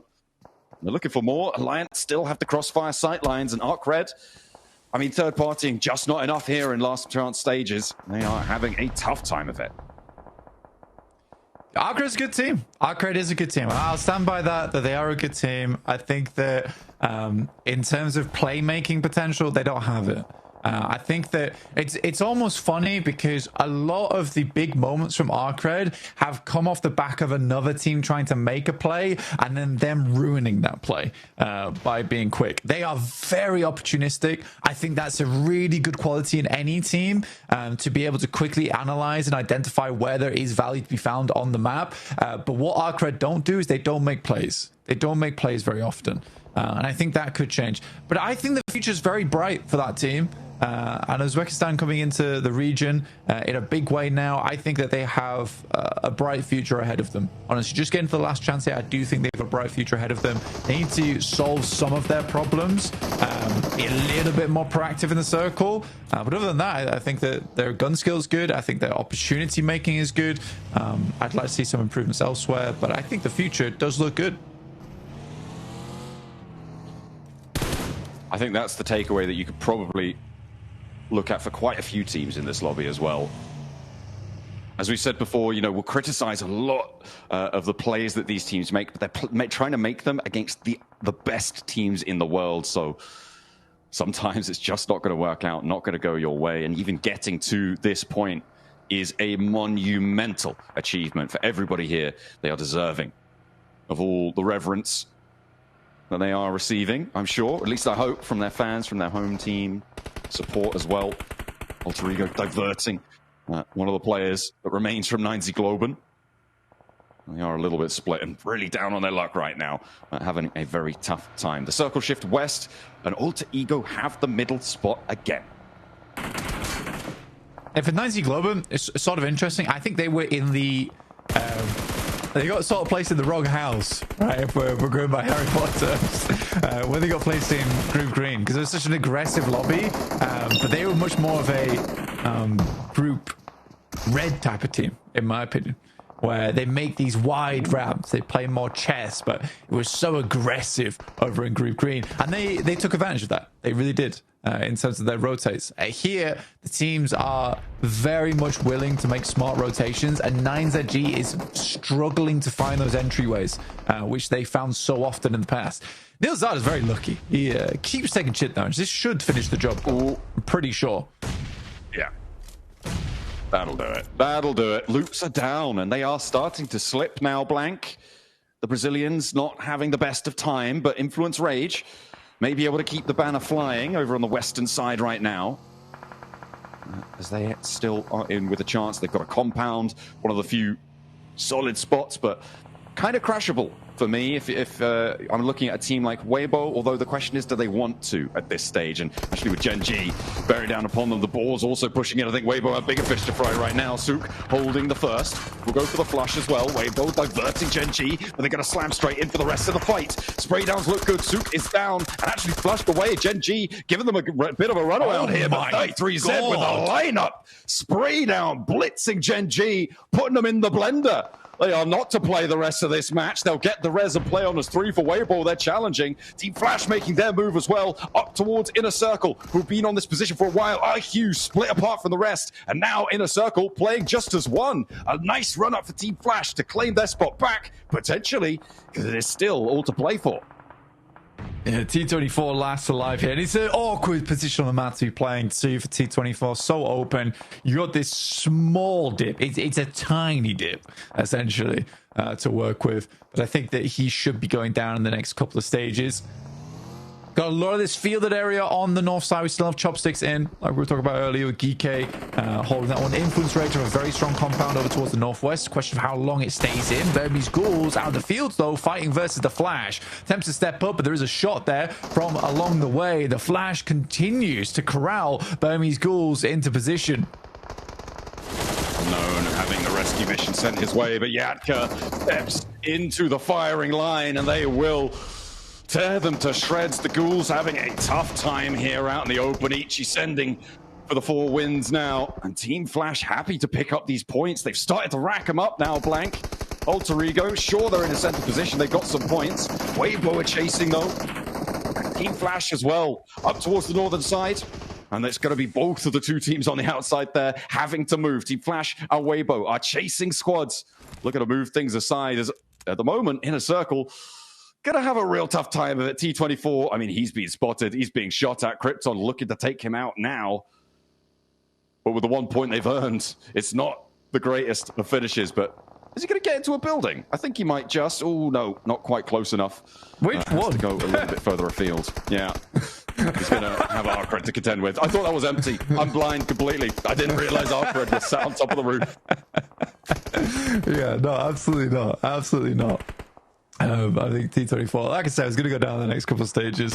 Very difficult to play the solo from this position. There really isn't many areas to play. And honestly, by this point in time, you even have these shacks, which are usually designated for like 1 player. Teams are wanting them. Teams are wanting them. Boar's looking a lot better than recently. I think a lot of weight's off their shoulders, which is allowing them to play at a much higher potential, funnily enough. So, kind of letting them go, you know, a little bit off the leash. And this is, again, a team that we were really not expecting a lot from. I've given them a lot of flack over the course of this one, but they have found some cheeky little engagements. I mean, they're not a qualifying team. I think it's still safe to say, but they've exceeded my expectations. And for that, I'm happy. Let's see if they can go toe-to-toe with Team Flash, though. Win does get flushed away, so Team Flash now on 2 players alive, and SnowX is on the swivel. Maybe they're going to exceed my expectations once more, because Team Flash having a bit of a nightmare here. Just the 1 player left standing, and Bose is on low HP as well. Really struggling from up on high, needs to connect, look for the spray downs. Alter Ego not getting stuck in either. They're busy fending off the southwest edge from Influence Rage. In the meantime, Weibo as well, suffering against Alliance. I mean, Weibo just crashed Alliance. kind of respect this maneuver from them, to be honest. This is so much more aggressive than we've seen Weibo in the past. They're up to 7 elims on this game. And I think they're really feeling themselves here. After that last match, they made a couple of mistakes, but I think that they are having a big batter moment right now. They're looking for the home run, try and get themselves in towards top 2. As soon as you make that maneuver, you could have played a lot slower, just like Inner Circle, but they don't. They make this weird maneuver on the Western Bridge. I did not like it at all. But for Weibo, I respect it. I really do respect it. With 3 players alive, 7 elims as well. Let's hope they don't overpeak their angles again. That's the last player from Burmese Ghouls going down. That yesterday, games looked pretty good for them. Influence Rage. Trying to move through Alter Ego. Alva able to find one. No, they're going to take Alva down, but Influence Rage get torn apart by Krypton on the inside. Law finally able to hit the drop shot, and actually it's now down to just Snape. The knocks are coming through thick and fast, and Law will be able to pick up these flushes. Alter Ego put down to Size. Will be playing on us too. The boards are going to rock in from the eastern side as Team Flash, I believe they are eliminated on the eastern side. And the Molotov in from Law might just burn Alter Ego out of position, cause some problems, and Geek are here to play the revenge of the bottom of the tables. Yeah, everyone wants points on this one. Alva crawling over towards his teammate, but that nade is on target. Kevin will take him down. At least Alter Ego were able to get some points this game. We weren't able to quite track their rotation perfectly because we were more concerned over towards Weibo, who have now removed Alliance from that position, playing as a 3 in one of the big buildings available. Geek, though, continues strong. I think, again, a lot of our teams towards the bottom of the lobby, the weights are off. You know, we've dropped them like Rock Lee, and we are just going for it because it does feel like you have a little to lose now. Looks like Weibo have called in a favor of the circle to keep them in on the southeast side here. Other teams are going to have to move in towards the Falcons from the northeast edge. The closest to it, but the Wolves are really making their lives hard with Doran still across the way. That's going to control them for a while, but he's on the far side of the circle, likely going to have to move. Arcred unwillingly sharing this compound with Weibo. And Water does get rezzed. Another nade on in. Maybe that's just the smoke. Maybe a Molotov, actually. No, okay, it does pop some damage there. Didn't quite see the cook on that. Order getting the healing on board. Arcred can't really afford to step too close to this one. Yeah, I think it was a sticky bomb that you sent in there. Ah, okay, that makes more sense. But 8 elims for Weibo. Again, if they are able to push further, I think that does sit them over towards first place, John. If they can get like a 3rd or a 2nd. Alter Ego did push very far in this game with their 8 elims. That's me. SnowX just runs them all down. SnowX is kind of insane. And we haven't had much good to say about the Boars, but SnowX is just a ridiculously good player. And I think that he does deserve a lot of credit. Weibo looking over towards Arcred, and they get immediately taken out. 5th place, I don't think that's enough. It might push them to top 2, but we'll wait and see. But it is fierce. It is fierce towards that top 3 at the moment. We caught it on the tower graphic on the right-hand side. It's a dead heat right now between Weibo and Inner Circle. The tiebreaker, though, won by Inner Circle. So it's still just outside, but currently it's a 3-way tie, including Alter Ego, actually, with 74 points. 1st, 2nd, and 3rd right now. Team Flash, obviously drawing short. Burmese Ghouls out of the running. At the moment, the next closest team is the Wolves to try and jump on up. And they're quite a hefty chunk behind. The Falcons just behind them as well. Arcred and Geek further still. Koa lands a shot over towards Doran. The Falcons have been trying to move forwards for a while now. They have managed to get into the next circle. The Wolves are struggling to find these shots because Coops is down next. If the Falcons, you're starting to... I'd start throwing smokes and start rotating over. You've got 2 knocks there. Now's the time to push. Clear out the Wolves. Slight delay on this one, in my opinion, but a great shot from Narvalo from the front line there. That should be the Wolves done. It should be going down, but they've got a little bit of tenacity still in them. That's a lovely nade. We'll want some shots. That is a lot of nades, and they are going to land on target there. The backline's now the only thing for Wolves that is still alive, and the Falcons want to add to their elim tally. Geek on 10 elims right now, blank. They keep it going. Doran down, and the Falcons earn their keep for the time being. They have expended a lot of nades, but that resupply comes in very quickly. Look at that. Immediately snagging 6 more. GK struggling to move across in the zone. I mean, it keeps this compound in. Weber would have loved to have won this fight. They really would have done. I think they gave their all. They already fought Alliance. It was a little bit more of a struggle for them versus Arcred. And great play from Arcred to drop all the smokes. But they were able to pick up a strong spot here. And Arcred actually might get a win off the back of this. They might do. Depends how crunched they get between GK. Falcons nearly with a knock over towards Ragnarok. Arcred also turning the majority of their tension down towards GK, who are making moves and a little bit too late still. I mean, it's just not happening for them. But it's a bit of glory under the belt if you can find it. Ragnarok out in the open. Ooh, easy for Bad Boy, not quite spotting it. The Falcons need to move in too. Well, I think the setup from the Falcons is good so far. They're trying to deny sightlines from Arcred over towards them. And when Arcred needs to start moving out, they want to make sure they have the line down from the south side so they can shoot them as they move out from those buildings. And the Falcons don't really want to have to take this fight with GK. They'd rather Arcred took those shots and they steal away the points. It's like they don't have too much ammo on board either, John. Finally, making this push out toward the hay bales. That is a dangerous crossing. All the players inside the vehicle likely to lose at least one, but this is a haymaker of a crash. Oh, Alpha's going to be able to win the challenge, though, and actually, they're going to be able to fight them. No, surely not. Oh, no, it's not Valo, though. Don't count him out. Not until the end. Not until the very, very end. It's actually Ralph's going to get his own elimination there. That is unfortunate as the vehicle goes up. Narvalo now on the backstop, the only player for the Falcons alive. Arcred need to move out into the field, and they do just that. The smokes, yeah, it's not going to be there. Hardboy has the angle. There's no way he gets these reses. And they're all outside of the zone. Narvalo out in the open. They will go down in second. A nice little crash down, but the explosion doesn't go their way. And Arcred claim a chicken dinner blank to take things into control towards the very end on the open fields.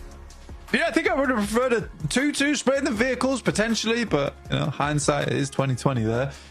Tough approach, but a pretty good close down there from Ralph. Sad that the vehicle explodes up in his face. If that doesn't happen, it's a full reset on the team. It really is an unfortunate moment for him. He had to start running away a lot sooner. And again, it is just these tiny little micro maneuvers which are losing teams games. And I think that you can't really blame Ralph too much there. I think that's the best we've seen him in a clutch all last chance. But it's a case of, oh, I've got to win this fight. And then you're not really thinking in the back of your head, I've got to get away from the vehicle. Yeah, it's really, really tough, especially when Arcred are still taking shots out. You're more concerned about your teammates. The Falcons, I mean, it was a good try. It was a good try, but they just couldn't quite cut the mustard this time around. Second place still might keep them in competition. The top spots did draw short. A 74-point dead heat over on the top.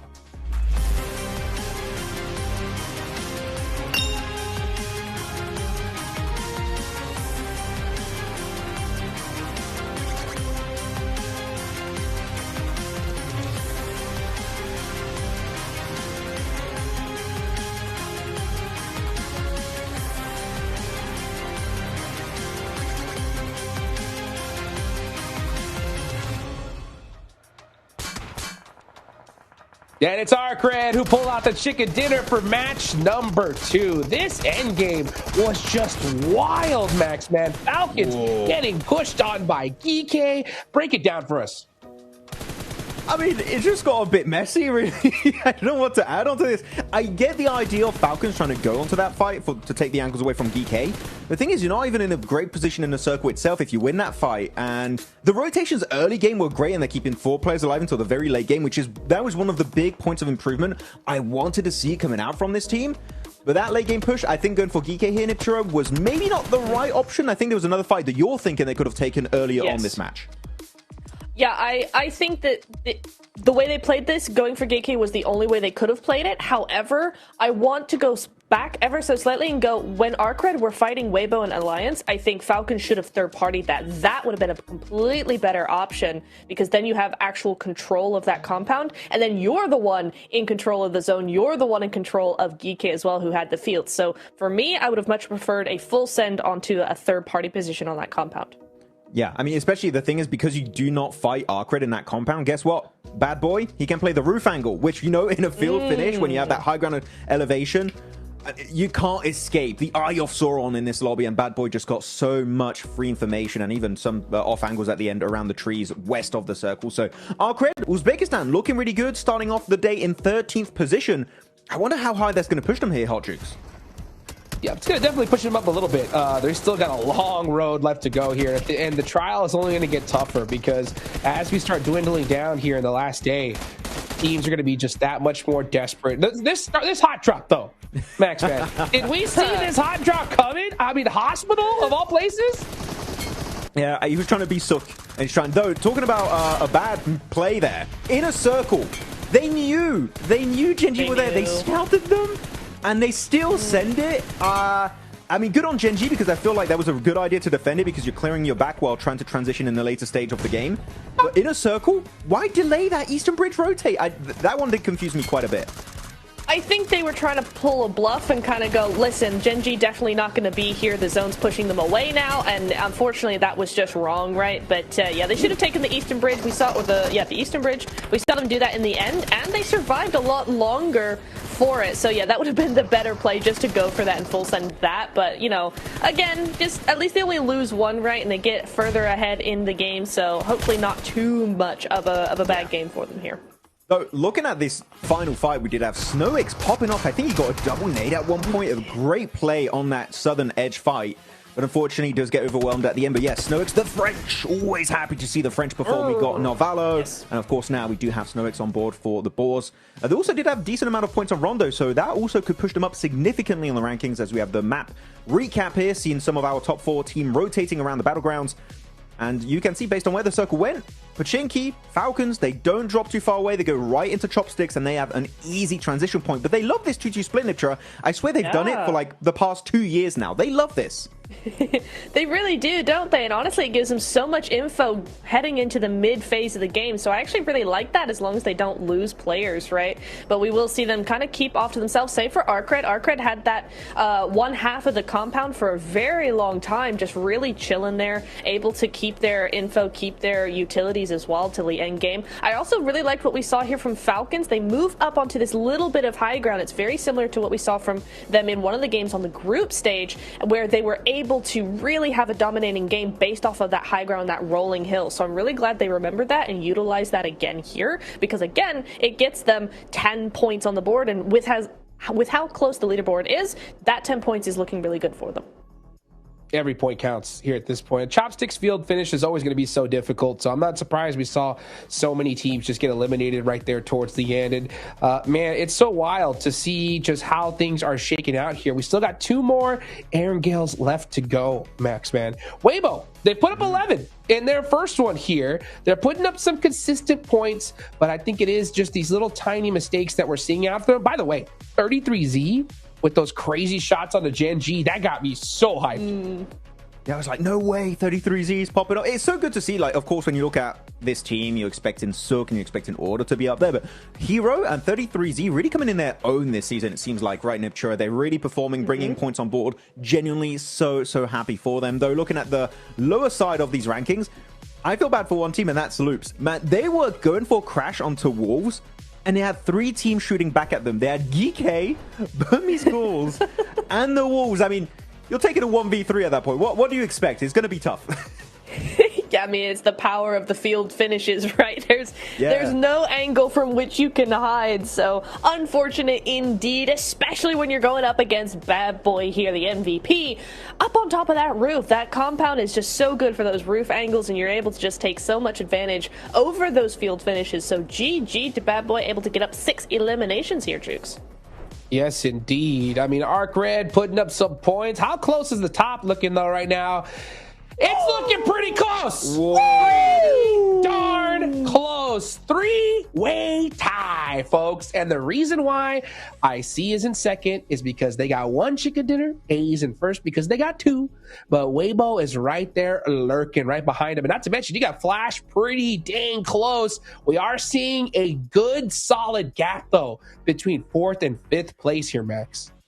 Yeah, you have a 13-point gap between 4th and 5th. You got, again, that little bit of a cushion being built up. But I am fuming. This is so rough to watch, Niptura, because I had 5 teams that I was like, I think are favorites when it comes to making it in top 2, and I would like to see them make it. And that's Ultra Ego, Inner Circle, Weibo, Flash, and Wolves. And 4 of them are in the top 4. This is going to be a heartbreaking finish, man. That last Miramar, I'm going to be crying. Yeah, it's always heartbreaking when you've only got 2 going through, and when all of them are doing so well, as you said, the top 4 out of 5, right? And they're all so close. You've got the top 3 in a tie right now. Like, all of these teams deserve to go through to finals. We have to choose 2, and it's going to be so difficult to make that choice. Oh, man, when it comes to the Wolves, Max, they are currently 21 points behind that second place spot. I mean, with how these top teams are playing, it's getting about that do or die point, at least in my mind, right? What do you feel the Wolves specifically need to do different in this next Erangel, considering they're so far behind? So before I answer your question, because very good question, Ragnarok got 6 limbs with just under 200 damage. Stealing. What? That's crazy. That's crazy. In the game, he was stealing all the limbs. But no, for Wolves, I'm really happy to bring it up. I feel like they're going for these kind of desperate positions. In this game in particular, right, in the field finish, they went for these sheds very early on, which they're not bad late game, right, if you don't have too many options. But here in Ipchura, they went for them mid game. And that really locks you out of late stage rotational potential, because your cars are going to be spotted from like a mile away. You're going to pop the wheels on the buggies, on the Dacias, whatever vehicle you have, and you're not going to be able to leave it. I think that it would have been better to see them try and fight off for POI, like a compound or that hilltop to the west, or even maybe to the east. That would have maybe allowed them to make it into a top 3 podium finish. But here, I think they just went for a desperate position that, as we see, didn't really reward them with a lot of survival time. I agree. I always hate when we see those plays being made in the mid game, because it feels desperate and it feels like you're almost, now I'm going to be harsh here, it almost feels like you're giving up the game very, very early on, because once you're there, you're stuck there for the rest of the game. It's very few chances you're actually going to get through there. So I don't want to see that again. We've got 2 more Wrangles. Come on, we can do better than that. Wolves are far better than what that game showed us, so I need to see a bit more from them, Jukes. I'm telling you, though, military is coming. Oh, let's see it. Let's see it. I want to see that desperation come out, because some of these teams need these points so bad. One more Erangel match. Let's go ahead and take it on over to John Allen and Blake.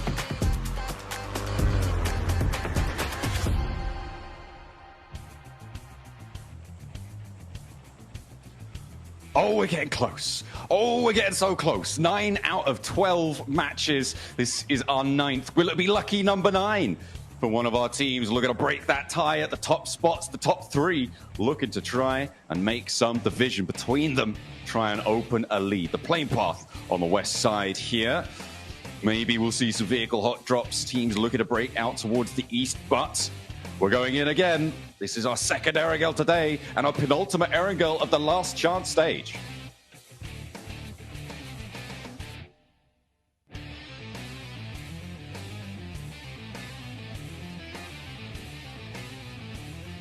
It's also the part of the day where I said that we can start counting out some teams who would not be making it through last chance into top 2. It gets really difficult at this point, John. Oh, yeah, absolutely. He's going to be much harder for the teams at the bottom to start to make up that ground. The opportunities are dwindling. There really isn't much more time left. If you're not in the competition at the end of this match, you're not in the competition. I mean, of course, the outliers of, back-to-back 30-point games, but I mean, I don't think that's ever happened in the history of PUBG Mobile. I don't think we've seen a last 2 matches ascendancy in that sort of fashion before. We've seen comebacks, but they have been sort of over the course of an entire day, not just at the second part of it. So this game, crucial. I think for anyone maybe below 50 points, it's got to be very, very, very difficult to catch up here. And anyone below that metric will really struggle to catch up. And anyone below 40 points, it is just done. There is no way you're making it through. Second place, we're expecting it to be over 100 points, towards 110, could be as high as 120. It's very, very volatile, very variable as to what we'll see at the top of the tables. And at the moment, looks like we haven't got too many teams actually stacking up to that sort of metric. 110 looking more likely, maybe closer to 100. Yeah, essentially on this match, like if you are around the 45-point mark, you're looking for a chicken dinner, or to be honest with you, what you're looking for is 55 to 60 points. And that might give you a chance to catch up, right? For teams like Burmese Ghouls, Loops, Influence Rage, Wolves, these teams do have the possibility of making it in, but it does require Alter Ego and Inner Circle, Weibo, Flash, to stop doing so well in their matches, because it seems very consistent from all four of those squads getting towards a late finish. The Flash is lagging behind a little bit, but it is so close. Like, dead heat between Alter Ego, Inner Circle, Weibo is insane to me. All three teams with 74 points. I can't remember which group it was, but we had another group where it might have been Group Red, where it was three teams on the same points towards the top side and winning out on tiebreakers. Just insanely close this tournament so far. I feel like a broken record as well, because every single PMGC we get, I'm like, this is the most competitive PMGC we have seen. It seems like we've topped it again. Hey, you know, we just keep getting better, strength to strength, you know. It was very, very close. Yeah, back in Group Red, it was 137 in third place to 136 and 136 for both Team Flash and Weibo Gaming, who right now are on third and fourth place right now as well, which has got to feel like a terrible little flashback. And if you want to see Flash back, then they are going to need to break that tiebreaker. Some bad omens. Some bad omens for some of our squads at the moment. Weibo starting at Severny, likely going to be a swing over the south side of Stalbert. I'll pick those positions on the east side of the circle.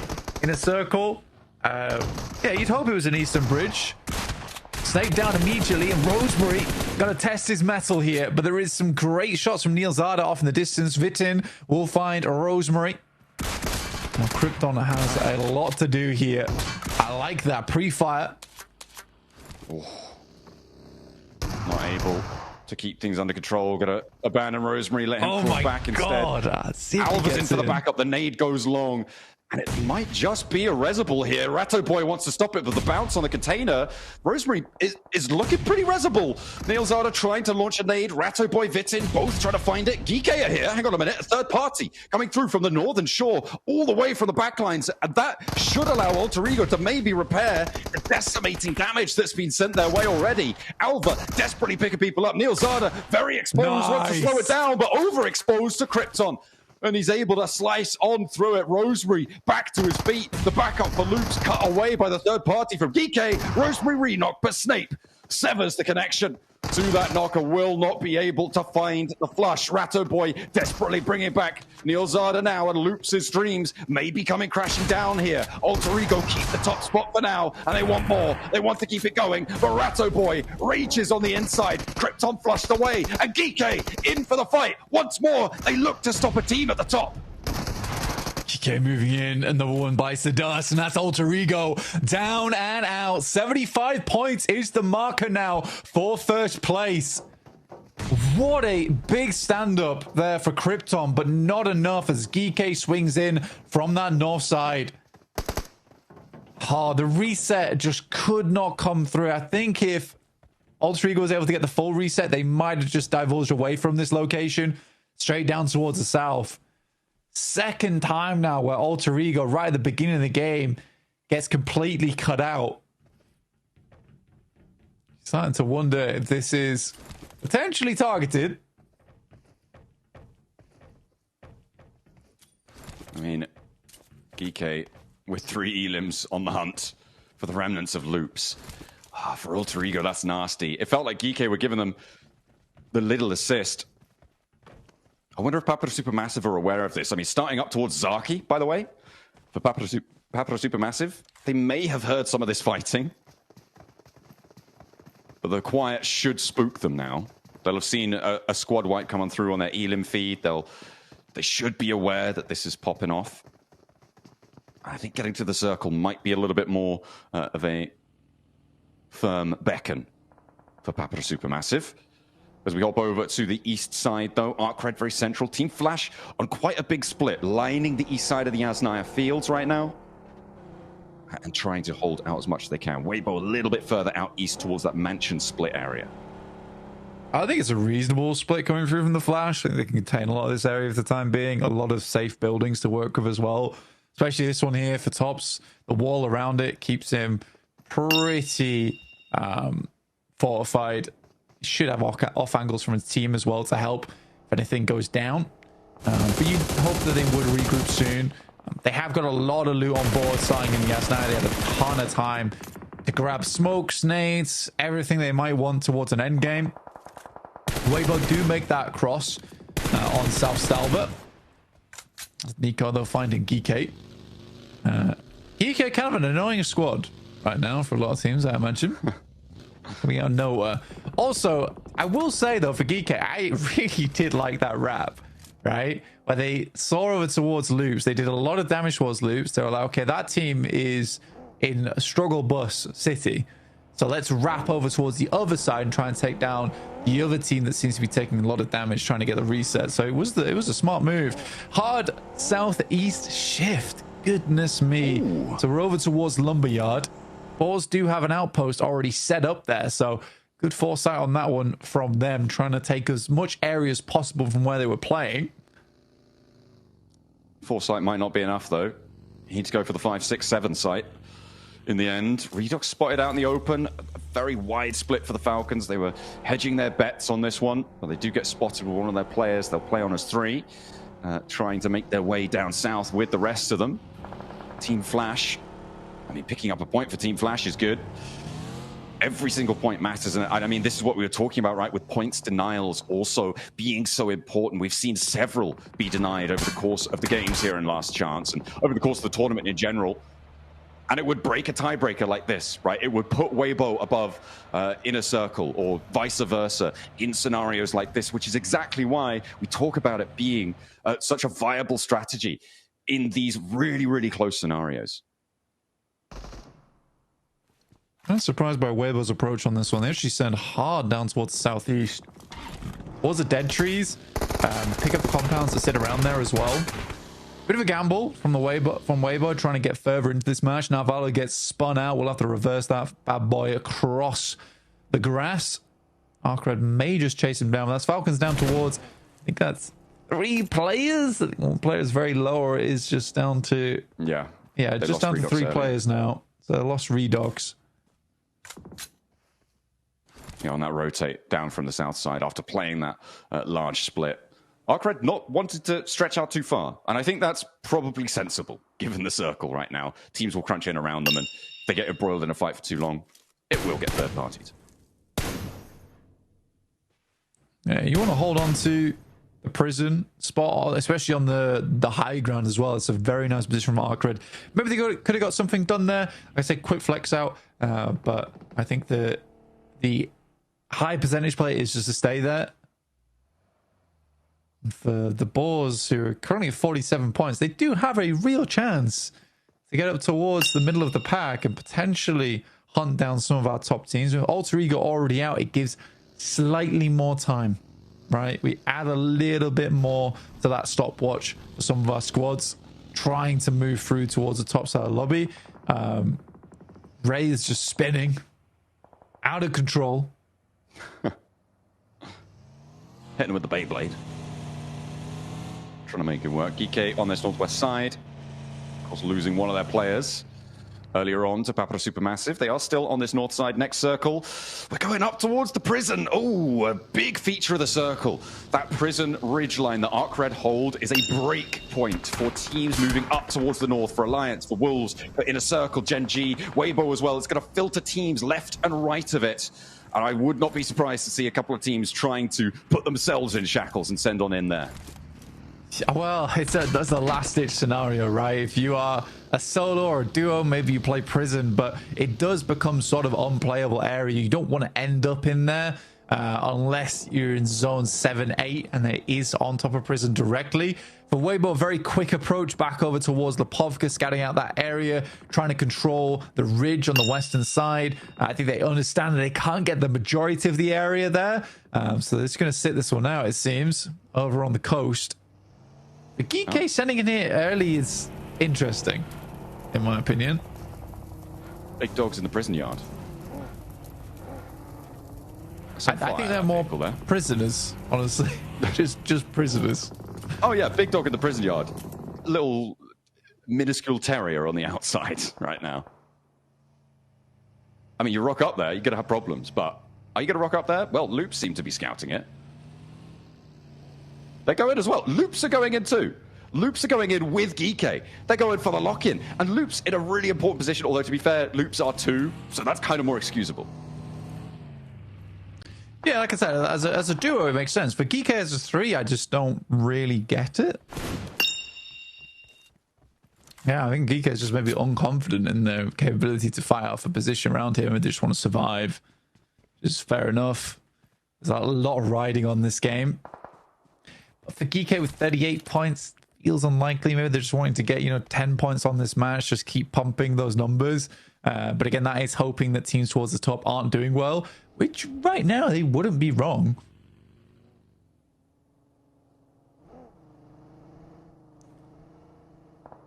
I mean, getting numbers, that's what this whole thing's about, right? Getting those. You really want a 1 or a 2 next to your name at the end of this one. Those are the only numbers that matter, really. In the end of the day, Wolves playing on the southwest side, close to Alliance. The Wolves, a little bit of a fall off today, but still just about in with a chance. Really at the bottom rung, though, of that ladder, looking to try and climb up on 53 points. It is big games they need for the rest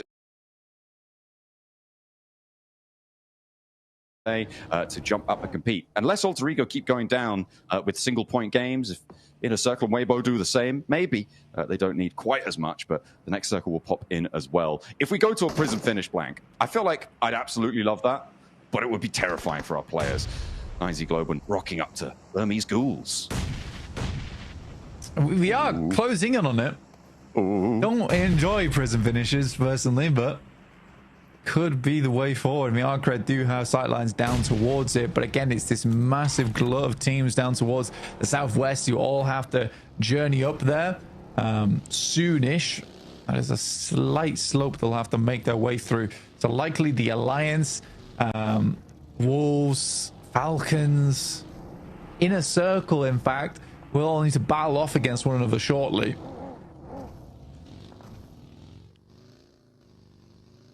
It's going to be a real sparsity, I think, of positions. This south side, that melee that we're looking forward to. Burmese Ghouls on the north side. I mean, they're in their compounds. They've got all 4 of their players alive. They can bide their time for a little bit longer. Not so for Alliance. They are one of those teams on the south edge, with Falcons, with Inner Circle, all stacked up around the lumberyard, and everybody looking to try and chop their way out.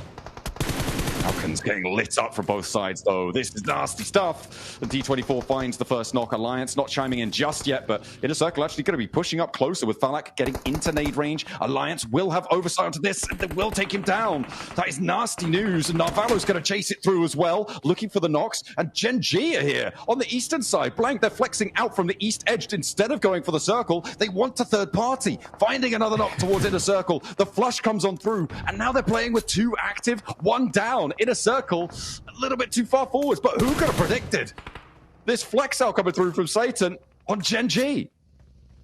So what we've discovered here is that Gen G hates Inner Circle for some reason.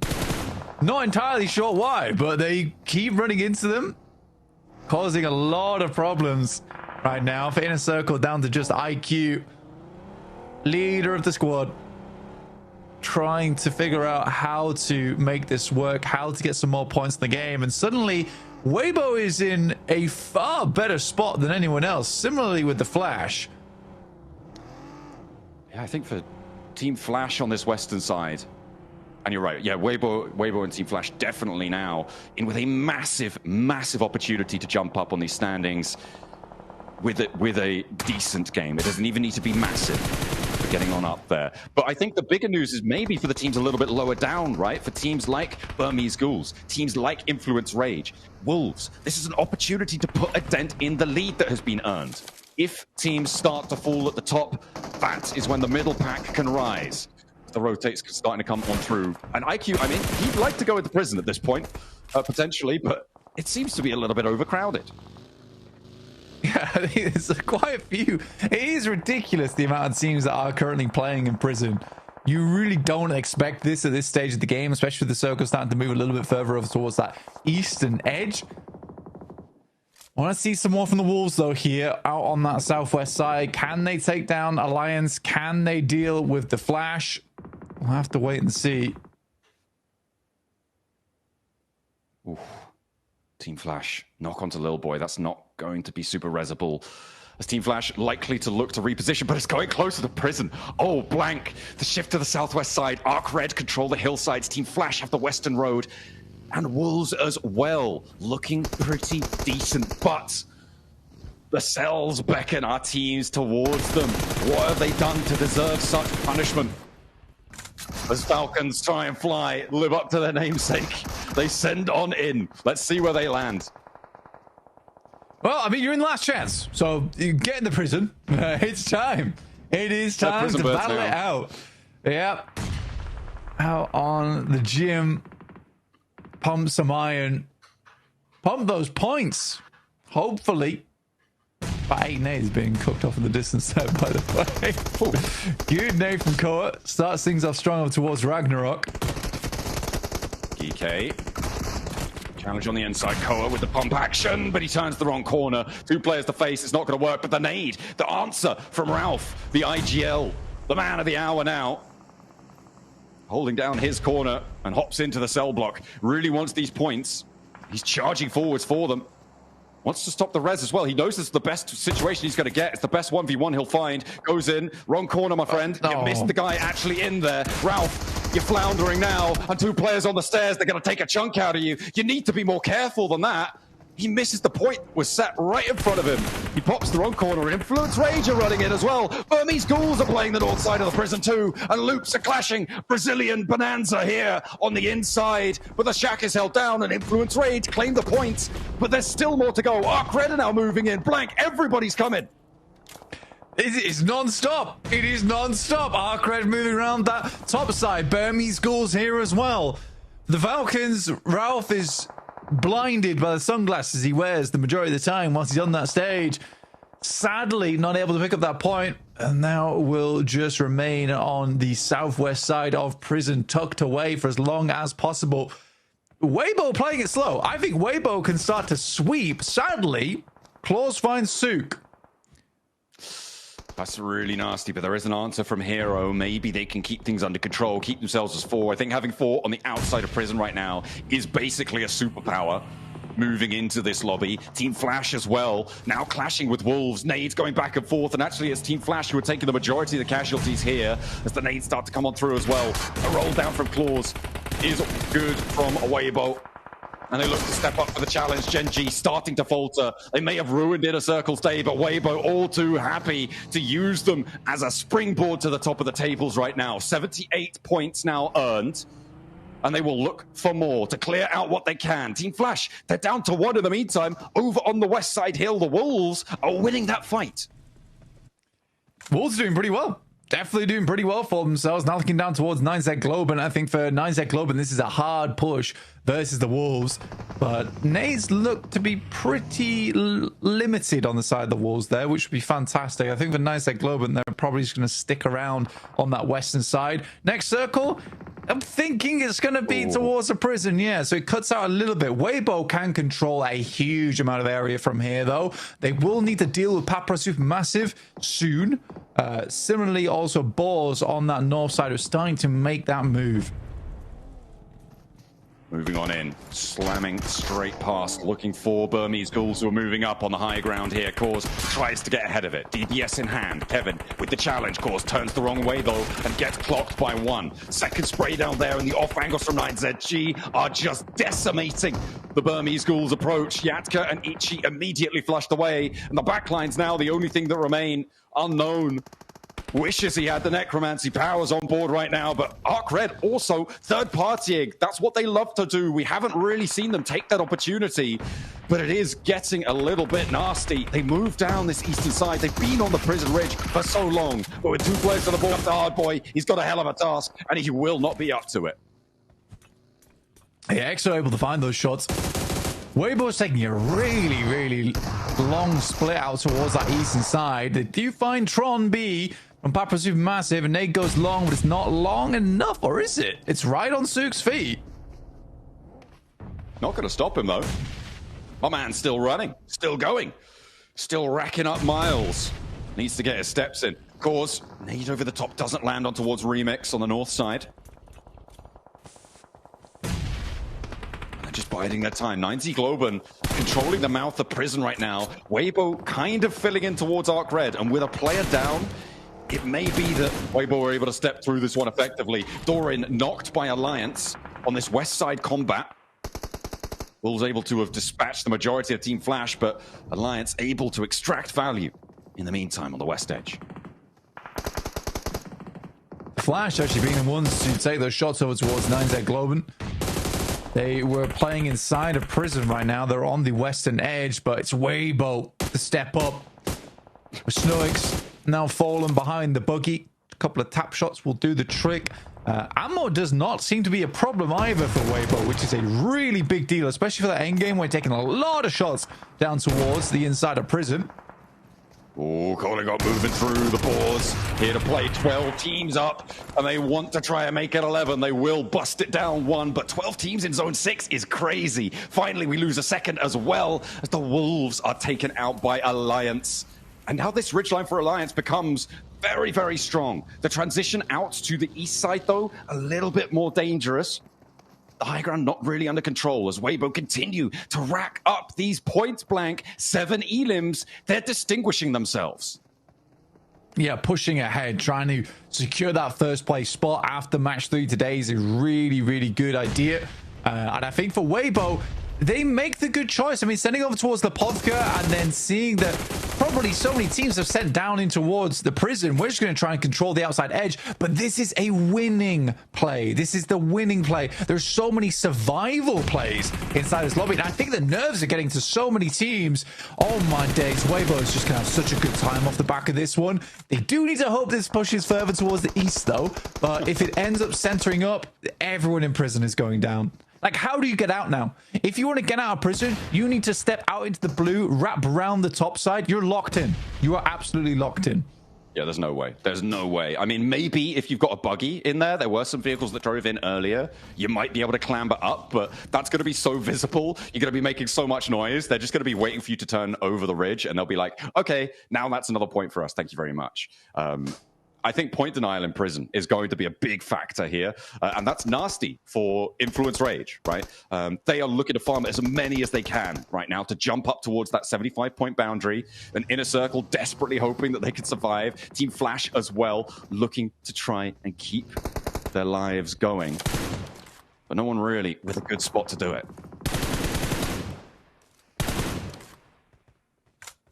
I think for Weibo, down the, it's a good rotate down towards the south side, by the way. They see that, you know, 9Z Globe is likely going to be the circle a little bit longer, but this is going to push Alliance out, as well as remaining players from Papa Supermassive, which they already find. This is a very, very good rotate from Weibo. And 9Z Globe is playing so scared that Weibo can take all the time in the world that they want to deal with these teams on this western edge. They've got so much leeway here, and what a time to find a game like this. It is messy on the inside. Ralph still kicking himself. Well, maybe not, because he didn't realize, but missing the Elim on towards Geekay. But now he has to move. He has to get across. And 3 players from Geekay, they know he's here. They're just waiting for him to step out, and That's not even to mention Arcred, who have the high ground as well over this position. IQ has moved in. Oh, hang on a minute. Alliance are chiming in from that high ground as well. Over towards Kike. Ralph now. Okay, he's down. So Falcon's out. Kike will continue with 3 players. Arcred with challenges on their ridgeline, who have dropped down a little bit of a level. Jimmy with a little bit of an advantage potentially. Next Falcon coming in. Weibo, they're crashing 9ZG. It goes out to the west a little bit, so maybe more dangerous. But 9Z Globen now on the cards for Weibo. A bit of a wild crash out, but it seems like it's going to work out for them. A 1-4 trade, though. They're getting torn apart a little bit. Going too low for my liking. And another knock. 2 of them are down against 9Z Globen. That's where Order really needs to step up. If he can keep his team up at 4, it's a huge deal. Nade flies towards the position. Now 33Z is going to get a move on over towards that north side to help his team. Sook's probably going to bleed now, and he's running down. But it's not happening. It is not happening. A little bit greedy on this 3-1 split. I think that Weibo needs to back off a little bit sooner. And it's going to be a reset here for 9Z Globen. In the meantime, Alliance moving through on the hilltop, moving through Arcred's defense. They've been on this ridge for a long time. Arcred with only 3 elims. Alliance have been purloining them away, pilfering them as they go. Weibo getting run down. I mean, they went for that crash. They crashed into 9Z Globen, and they didn't need to. You said they could bide their time, and it's all come down around their ears, but they are still in first place for now. We'll see how much further they can go. Arcred getting pushed aside. Alliance want to be in the conversation again. Kind of moving through on this side. Weibo now officially down to 1 player. It's sort of where you just hope for the commits here from the teams a little bit more. But again, I think that this is the one instance where I can sort of excuse it, where they do just want the high value play. They went for the 3-1. It's not bad. They just lose the fight. Olio wants to clear this one out. A scrap in the prison yard is still going. It's the lawman to stand for Influence Rage. Trying to keep all the prisoners in check. Gets a nade over towards Ragnarok as well in the meantime. Diego flushed away. Gike proving to be troublesome. Taking down his 2 teammates there. The next zone closes dead central. Blank, I think it's just up on the high ground ridgelines, if I'm not mistaken. It is pretty close, though. A little evil severance on that circle. And there's 2 fights that matter. The top and the bottom. Influence Rage getting far into this match is huge. And in a circle. Sneaky. IQ spotted. I think that's Gike. Yeah, he's done for. No, hang on a minute. It's Alliance from the high ground. For 33Z, basically he needs a top 3. It'd be hard to do, though, especially from his position. He's getting pushed in. He's down now. So Weibo got out in 6, so not a whole lot of placement points found. So it doesn't shove them further up the tables than they quite like. 9Z Globen, though, 10 elims, but in 14. Alliance, though, 10 elims in 9th on 51 points, getting the placement points already. It's going to put them within striking distance, but their move off of this hilltop is dangerous. It's dastardly. Law is swept aside in the prison, and Gike going to try and hide underneath this one. There's a potential for it to actually close with the overhang. Alliance are getting pushed aside now. In 3rd place, they'll get a lot of points, and they may be able to make a little bit of a bid for freedom. This was the last game that teams had a chance to make it up, and maybe Alliance have done enough. 9Z Globen wanting to find Gike, but is it central for them? No, I don't think so. Gike may be looking to deny the points, but for 9Z Globen, I mean, it is still too little too late, right? Right? Yeah, right? Maybe. I don't think 9Z. I personally don't think 9Z Globen's getting another big game. Personally, Safji should be going down next. Should be. I don't think they have 2 more nades to work with. They're trying to isolate the angle. I think it's tough though. Needs to step out in the blue. Not taking damage. The first on the top. They're going. He's going over the top. No way. Gike. What are they doing? They had the center of the circle. Blank. 9Z Globen lemming themselves off the edge. And Gike, I mean, they're all smiles. They sent it into the prison early. Blank, you hated the play. But it was a prison win coming out for Gike. Why did they do that? This is the team that took down Weibo, by the way. Who do they think they are? Stop it. Misbehaving. 9Z Globen, I mean, hang your heads in shame. That's right. You should be unhappy with that. Yeah, that was something. That was definitely something. Really can we just pay some respects to that team, please? That was... Yeah, I don't even want to talk about it. There's been so many weird maneuvers throughout Last Chance. I'm more in my mind. Well played, Geeky. Incredible shots from the UMP. Well done. I mean, crazy. Geeky went in early to the prison. They never had to leave. They were able to take a chicken dinner. I don't even know. Desk, tell me something to keep me sane.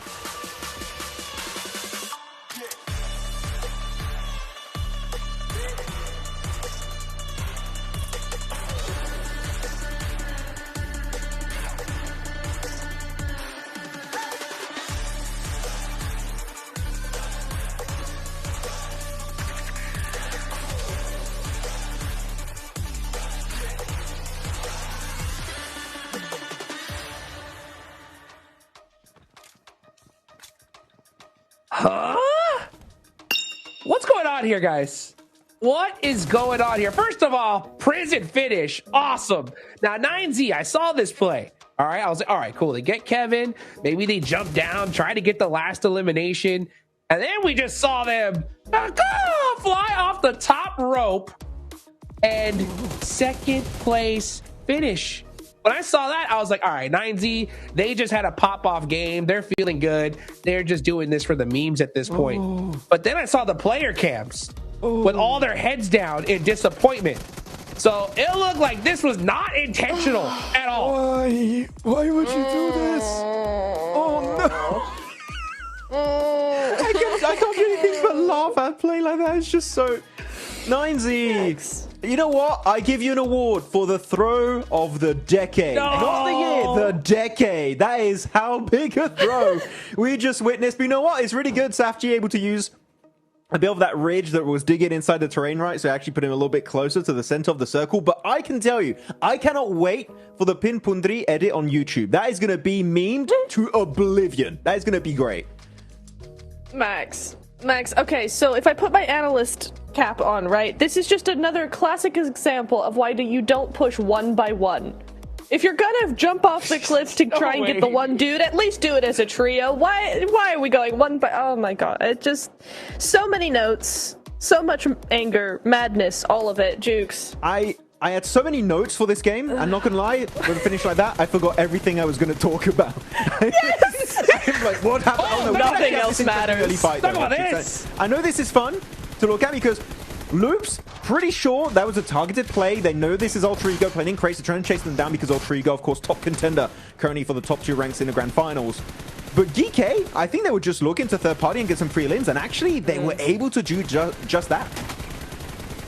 Yeah, I agree with you on that point, Max. I think GK were just looking for a cheeky third party that worked out for them, and that they were really respectful against Loops actually to just move into circle instead rather than trying to hold out fight, because the crates get so sticky. I mean, you could be there for half the game if you're not careful, Jake. So I don't mind that play from them.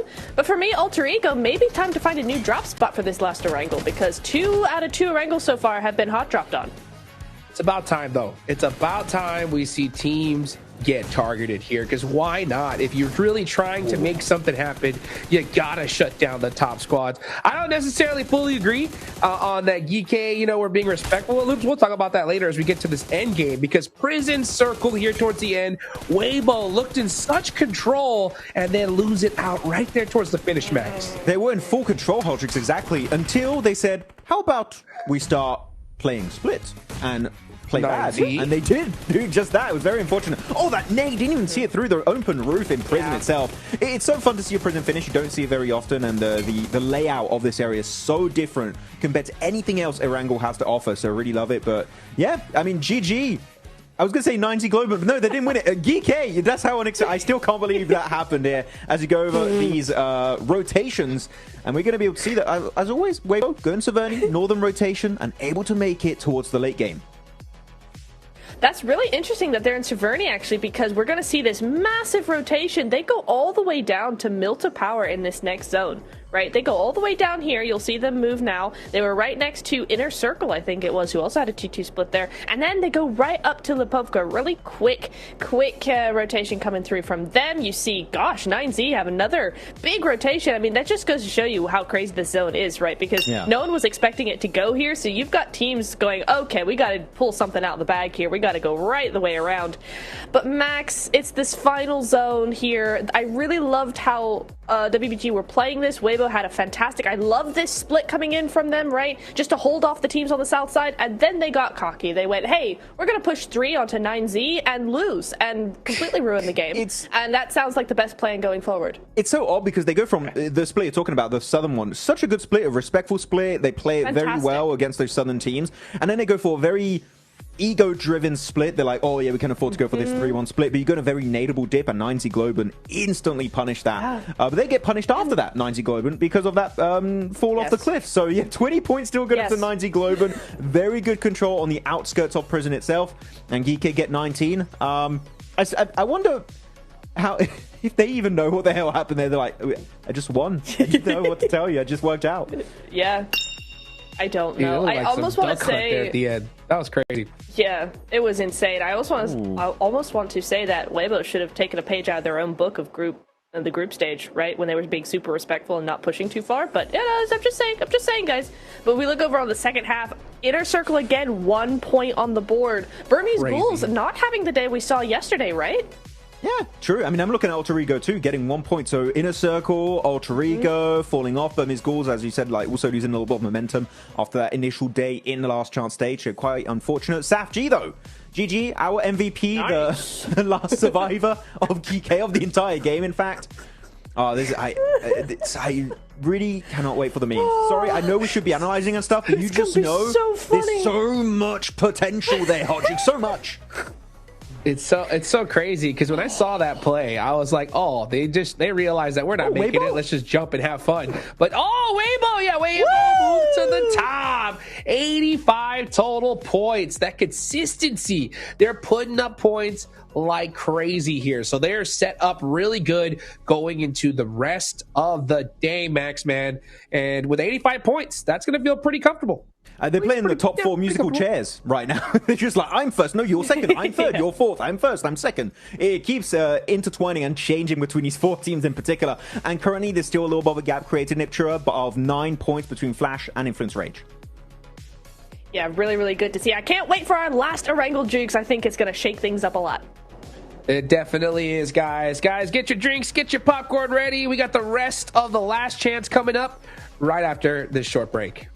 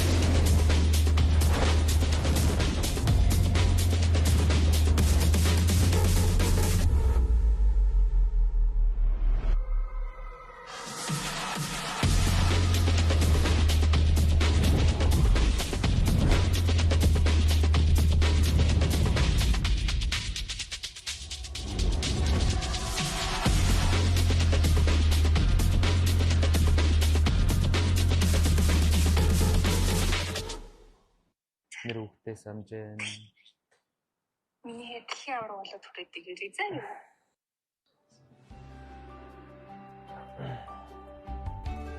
Бана. Ano? За юу байна нэ?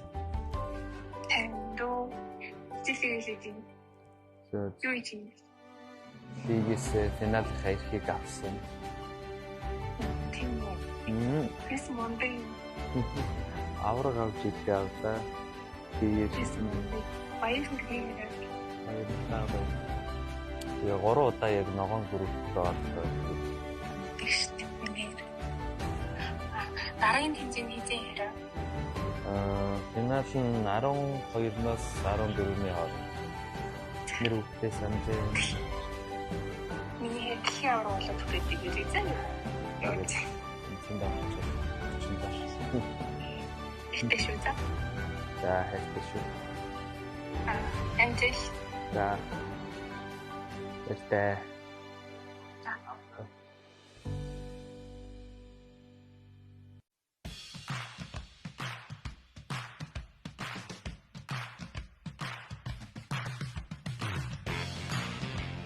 Three matches remain until we find out the final 2 teams that are going to be joining the rest of the squads in grand finals of the 2025 PMGC. I'm joined by Diego from Inference Ridge. Your squad, with just 3 matches remaining, you're only 14 points away from top 2. Going into the next 3 matches, what can this team do to just make sure you do enough to get in the top 2? Então, indo para essas últimas 3 partidas, vocês estão ali com 14 pontos de diferença para o segundo lugar. E o que vocês vão adotar para essas últimas partidas? Questão de estratégia? Acho que não tem muito que mudar de estratégia, só ajeitar nossa teamfight, porque pecamos em 2 quedas sobre teamfight. Porém, é continuar fazendo nosso jogo com uma boa mentalidade e é isso. Foco em passar para a grande final. We're gonna maintain the same strategy, but we're gonna try to get more team fights, to be better in the team fights. I think that's what sliding us down a little bit is the team fights, but we're gonna be strong for the next 3 games. Eliminations and I guess timing is the major factor for it, and something to keep out that I want to let the audience know has to do those teams that got absolutely nothing to lose. You already got J&G gatekeeping teams on the bridge in Erangel, and the squad from Falcons was telling me we might see the biggest comeback ever because that team is playing like they got nothing to lose. Let's see what they can do in the final 3 matches.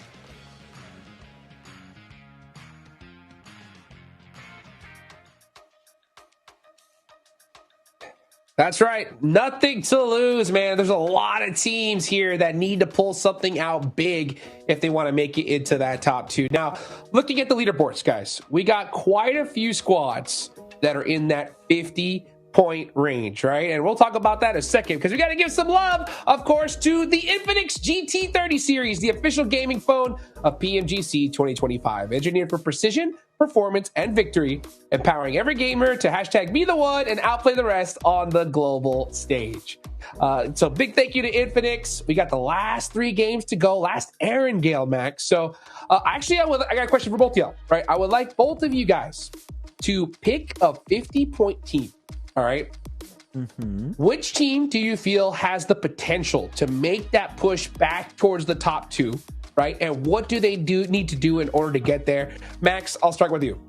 Oh, I'm going to go Wolves Esports. I think that Wolves Esports have been looking really good in the past. Not the best day for them, unfortunately. The main issue we saw on Erangel is not going for these big game-winning positions, just trying to survive, and unfortunately kind of shuts down their later stage potential to rotate. And in this case, 9Z kind of did what I was hoping Wolves would do that previous game, which is just leave that western cliff because he was going east of prison, and unfortunately they don't do that, and they get caught in the midst of that rotation. So I think Wolves can make it if they do that one adaptation in their next 3 matches of the day. Oh, that's interesting. I think they need to up that aggression. No. I don't know. I see them getting positions and they're just not hitting those fights. What do you think, Neptune? No, I kind of agree with both of you. I really like the macro that we're seeing. I like that we're seeing them further into the game as well. We're seeing them more often in the late game, but I do agree the aggression just isn't there for me, particularly in this game, right? We were talking about they just made the full send play to the shack, and it's not very aggressive. It's kind of desperate. I'd like to see more of that thought process being put into those micro movements, into the aggression. So for me, yeah, Wolves could definitely do it if they make those changes. So I kind of agree with both of you on that front. For me, though, if I had to pick a team, I'm going to go with the Burmese Ghouls, because for me, they've been such a great team. They've been such a confident team, like we've been talking about, right? We saw such a different side to them yesterday, but today they've been so quiet. It's like they're in the gauntlet, or the group stage rather, all over again. Like it's like day one for them, and I really hope that we can see them come back and come back stronger the way we've seen them before, because when they play like they did yesterday, they're a really good team, but they're just not being the team that we saw yesterday today, and I need to see that from them again. I fully agree. I think all that confidence we've seen them build up throughout the course of this PMGC 2025 season has just kind of fizzled out today. It's very odd to see. We're not seeing that confidence anymore in these games, and they can still bring it back. There's some hope there, but unfortunately, when you lose that steam, the Burmese Ghouls don't stand up to me as a squad that, on a dime, they can instantly get back in the zone and get back in the mood. So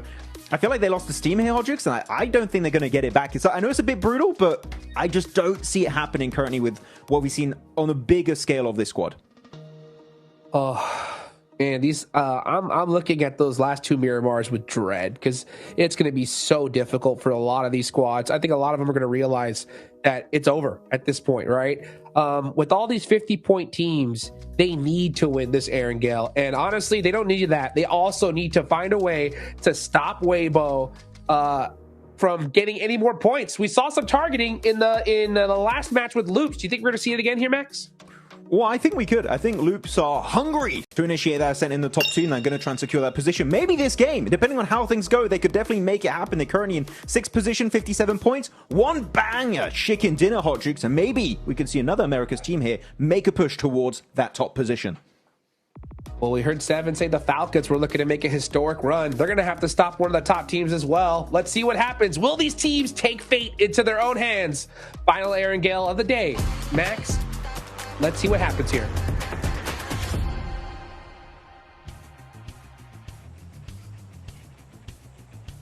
Man, the nerves are getting to people now. 9Z Globe throw themselves from the top of a cliff and crash down at the feet of Geeke. Two teams who, frankly, don't really have a chance to jump up towards the top spots. So those final moments, not inconsequential, but certainly aren't going to affect those top 2 spots right now. Weibo able to establish a little bit of a lead, but again, it seems like maybe it's getting to them too.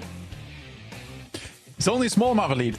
I think that the 3-1 split was not bad. I think I would have preferred the 4-man push there. But again, they were trying to account for so many scenarios where potentially Alliance pushes out. I think if they knew it was Alliance, they probably would have gone for the 4-man push, because they would have realized Alliance is unlikely to push that. I think Alliance is a bit more of a passive team.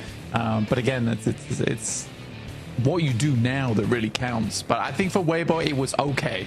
It was okay. It was just they got outplayed, realistically. They did just get outplayed on that northern edge by 9Z. It looked close. It did look close. In the meantime, nice playing path from the west to the east on Lipovka. We're going to have a stage report soon from 7, catching up with some of our players, or just going over how the day's gone and what he's been observing. Yeah, I think that's more likely. Probably not wanting... 9CG definitely not wanting to talk to him after that game.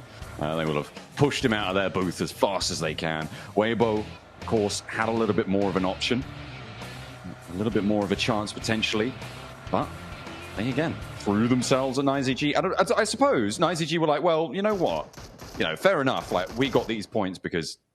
Weibo basically allowed us to have them, right? So it's only fair that we donate them back to the lobby. So they weren't losing their points so much as giving the points that they'd been given forwards. And, if it isn't the season of giving, then I don't know what that was about. Because, yeah, absolutely crazy. Geeke, though, they're hoping that they could do it again. Alter Ego, they switch away from the western side. They're going to drop over towards Lipovka this time around, go for the Lipovka split. So 2 players in Lipovka, 1 player down towards Prison, and then another player up towards Mansion side. To get away from all the action that's been occurring on that northwest edge, which I think is completely fair to those guys, all things considered. EK in their hovercraft. moving over towards Sosnovka to start in Novorapnoye nice and early. Also grabbing hovercraft, very useful for them, at least in this early game. If they can get it towards the late game, even better. At the moment, a tiebreaker for Alter Ego on that bubble. Second place, but only just by the skin of their teeth. A lot of teams left to go. We're heading over to the stage. Seven has the report. He's got the lowdown. He's got the goods. Let's see what he's found out. Welcome to a quick report with the 7WG. I heard the devs wondering what happened between Alter Ego and Loops. Wondering if Alter Ego was maybe hot dropping them or if Loops was hot dropping them. It turned out to be just something with the rotations that they were doing. Those teams are going to be looking to make sure they don't end up with the same rotation once again.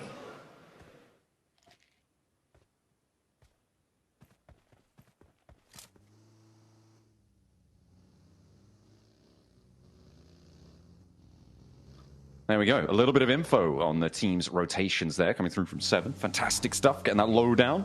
The inside scoop coming on through. Beautiful stuff. Maybe more context, and that's a good thing.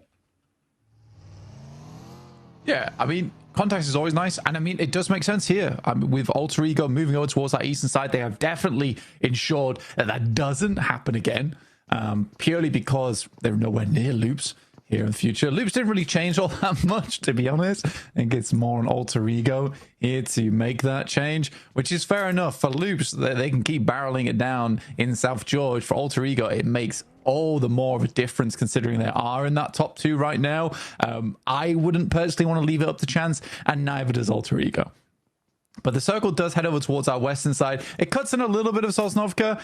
There's always that world where it could head down there. Highly doubt it, though.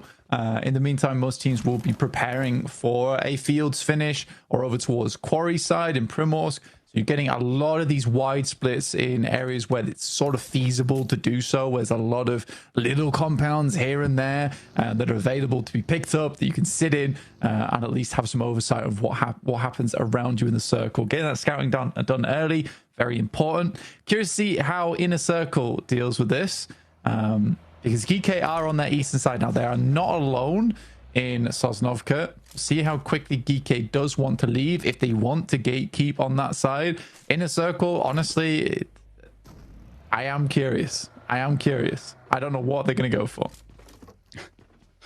It's always a gamble. It's always a risk. They're on 54 points now, blank. And I said maybe it wasn't super consequential, but actually, you know, maybe they can do it, you know? Maybe GK can make it in.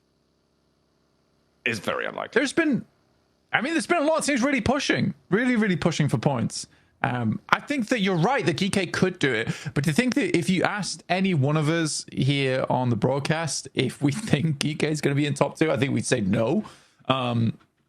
Regardless, they're giving it a good shot, giving it a good go. Arcred finding shots over towards Gen G, who are down the southwest side, helping out, honestly, Inner Circle, who probably could make that rotate now that they've lost 3 players. But that would require Inner Circle to...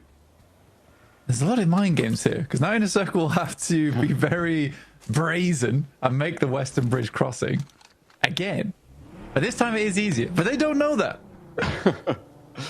I mean, that is true.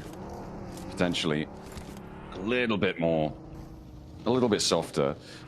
Looking at the record so far today, the first 2 matches, right? It feels like more than 2 matches, to be honest. I feel like I've aged about 5 years after watching those last 2 matches. But GK, they're feeling pretty youthful right now because they got 3rd place and 12 elims, followed by obviously the chicken dinner that we saw, and they got 9 elims for it. This is a massive, massive climb for them, right? The question is rate and consistency here. And GK haven't really shown that before, and we're hoping they'll be able to do so here. And speaking of consistency, Alter Ego looking to try and stay consistent up in the top spots, because right now they're right next door to Team Flash. They want to do their best to keep them at bay. So we see Gen G losing players there as they go on the replays. I think that we also have to consider that we've had some pretty weirdo circles today. Yeah. True. Where it's not always super determined where and who's going to come out on top there.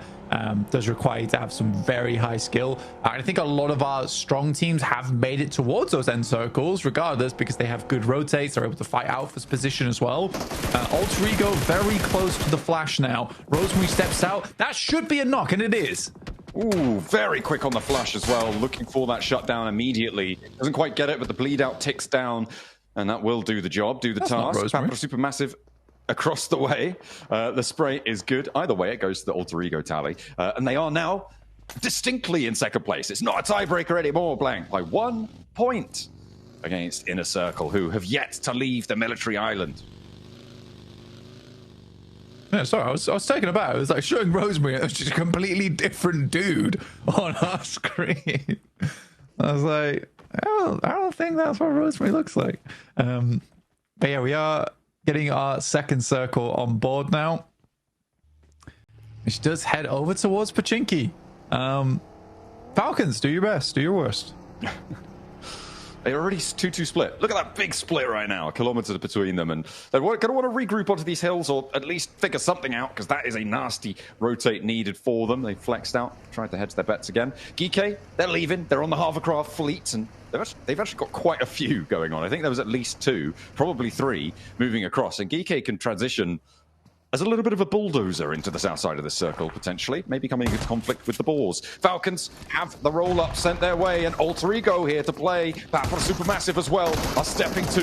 Redox burns the door frame. Krypton doesn't connect. Will finally land the spray down. It felt like one of those shots should have done it, but Krypton gets knocked to the burn, and he's not down just yet. Alva, now the last to stand. All of a sudden, it's the Burmese Ghouls to play too. 3 down here. They get 1. Opens the door, crawls inside. I'll talk about it later, but I think for Alter Ego, they do need a big old reset on this one. Redox is out. Should be able to get the rest of the reses through fairly safely. That is a lot of teams in Pachinki. That's a lot of teams that all decided right now is the time to be in Pachinki. For the Falcons, oh man, I wish they'd regrouped earlier. And also, I think the Falcons too, they do this annoying thing on a Pachinki finish like this, or like at least a initial Pachinki zone. They'll play on like the western edge of Pachinki rather than just playing inside of it. Yeah. Oh well. Might not even have that opportunity this time, kind of on the lock-in right now. They have managed to put 3 players on that western edge, but the center area, a little bit more dangerous. You don't quite have the info with Redox going down. You assume it's going to be a little bit packed in there. Kamikaze for Papra Supermassive. They crashed in similar time to Alter Ego. Didn't want a third party on that north side. Might have been a real soft target for them, but with the Burmese Ghouls there as well chiming in, maybe too dangerous for Papra Supermassive's liking. They will play this east border of Pachinki instead, playing in the Storm Drain and seeing what they can find. That wasn't a knock there. That's Kamikaze going down though to Glory. Nearly getting across. Will be there, and there's the rescue, the pickup. Tron B able to find Glory 22 as well. So that will slow Arc Red from going on in. The res on Kamikaze needs to come in now. Tron B, good shots from him to recover that for Papra Supermassive. It's a lot of teams in Pachinki. It's kind of weird the way the circles are panning out here in Last Chance. I was like, we're going for the big play. We don't want to play edge. We want center. We want big point. Please. Oh yeah, give them big point, see what they can do. Geeke, they're going back and forth with Boars right now, but the Boars are still as 4. That bleed out though, it's looking pretty deadly. The circle does keep Pachinki in, Blank, but the West Hills may be a little bit more favorable. I'm looking at Inner Circle right now, and they are in a circle for sure. And they may just be quitting for this match. If they could get a big game from this position, I'd be interested to see what Alter Ego are going to do in response. Yeah, I think that Weibo is actually one of the few teams that's actually sticking to their guns here coming into the final day, which I like, right? You know, it didn't quite work out on that last game, so we got quite a few points off the back of it and are in first place. But yeah, I think they're the one team that, one of the couple teams that are just like, you know what, we're going to play our game. We're going to play edge. We're going to take these micro splits now and again, and then just go for our rotations, go for sweeps. Whereas there's a lot of teams that have all, like I said, just decided, We want center. We want a huge game. And that is really hurting them. I think that Weibo and Alter Ego and Inner Circle are afforded that chance to play your own game, though, because you are so far towards the top side of the lobby, John. You don't have to make up as many points as these other squads in the next 3 matches. Ooh, and Geeke getting cut down to size by the Boars. But it's not going easy for them, and Nerzet is still there. Ragnarok as well, and now Snowick's actually the last up. Okay, a turnaround for Geeke. They still want it. They are on 2 players alive, Blank, but they've got 4 elims. They're in 6th place now.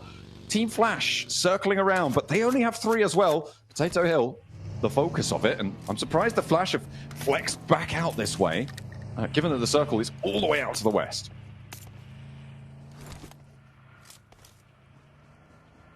Goodness me. I mean, for teams, you're having a sort of a weird time with this one because Pachinki is definitely a focal spot, right? But you also have the fields on the western edge. So if you are an edge team, you are struggling to find a good spot to play. And I think at this point in time, you want to go stealth, right? You want to play out this game until stage 5 without really having to see any other teams too early. Wait until you can start sweeping a little bit more safely. I do think that for Falcons, although yes, that did not go well for them, they lost 1 player right off the rip. I do feel like sort of not entirely their fault, because the amount of teams rotating in towards Pachinki was insane. And I think that makes their rotation back towards Pachinki very strange, right? So there is all these, because everyone's going for high value plays, it's completely shifting up the way. It's chaotic. It is messy, and the last chance, as we said, is getting to people. Geeke will be drawn short, so maybe their run is over. Arcred closing it out, and all the Pachinki teams now feeling pretty chilly as the circle shifts out west side. Blank, Influence Rage, Luke, 90 Globen, maybe here with a chance, but Weibo up the top, sitting pretty. That's a killer. That's a killer of a circle. It's completely cutting out Pachinki because it is as hard as it can go over towards the west side.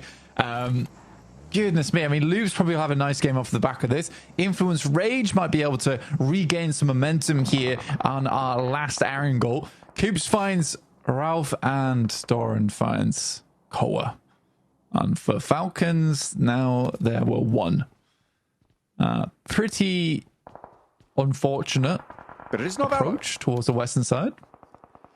I don't care at this point. He's going to step up to the Burmese Ghouls, Blank, and I think we know which way you want this fight to go. The Nate's already pinpulled, and Arvalo's like, nope, okay, you guys stay there. I don't even want the judge. I'm gonna head back into Pachinki. Finish where he started. Alter Ego with a scrap at their doorstep here. Papra Supermassive trying to find it, but 2 knocks found. Back towards Papra Supermassive. An off angle, maybe a third party coming through, and a knock towards Alter Ego. No, Rosemary just about stays alive. Nico last standing. They tag the damage. Kamikaze is bleeding out. They'll turn their attention to Nico because the blue zone's here, and that will be Alter Ego claiming points now. With 3 players alive, Krypton dashing for the zone, and the Burmese Ghouls are down the hill to play as well. Ichi there, Yatka down on the top, so might need a res at Ichi too. Yeah, really good shot there. I mean, as much as I back the Burmese Ghouls, I will always have to back the Falcons. As much as I feel like they make mistakes, I've spent so much time casting and covering these players that, yeah, I have to back them. Even though they are down in 13. You know, I do believe there's a future where we see a strong finish in PMGC Grand Finals from the Falcons. Ooh. It's just not right now. It's just not right now. 2 big fights right now. Weibo taking shots at Alter Ego, trying to defend their top spots. They don't want Alter Ego to come with them. And in a circle on the southeast side, Blank, a big nade comes through from Weibo over towards Alter Ego. They're obliterating the competition. They're flushing them away. There's nothing to do. In a circle of falling in the meantime as well. It's just Falak remaining on that south side in the picture-in-picture. Blank, big moves for the teams at the top of the tables. And it's only Weibo to keep it together. Weibo with the damn Chinese fireworks take down Alter Ego. Oh my goodness me. What a nade over the top there. That was nutty. Well played to them. Again, they have bided their time. Now they can start to flex out a little bit. I think for Weibo at this point, yes, there have been some mistakes. Yes, there have been some hiccups, but they are clearly playing better than the rest of the squad, the rest of the lobby right now. It's very impressive. Very, very impressive. Just Rosemary remains after that barrage of the nades from Weibo. Playing on still in Pachinki, and a wide wrap necessary towards Arc Red. I mean, they've already taken down Inner Circle. We'll see what more they can do here. I don't think Rosemary is going to be long for this one. Maybe a point, maybe an extra one earned, but yes, it's pretty nasty. Out into the open we go, and Loops are cut in on their compound, and they're one of the teams that may be able to chase on in. They are quite far behind the bubble now. With 81 points being that second place. Hang on a minute, Rosemary. Double. Okay. Nades coming on through. Gen G chiming in as well from the back. Third parties over to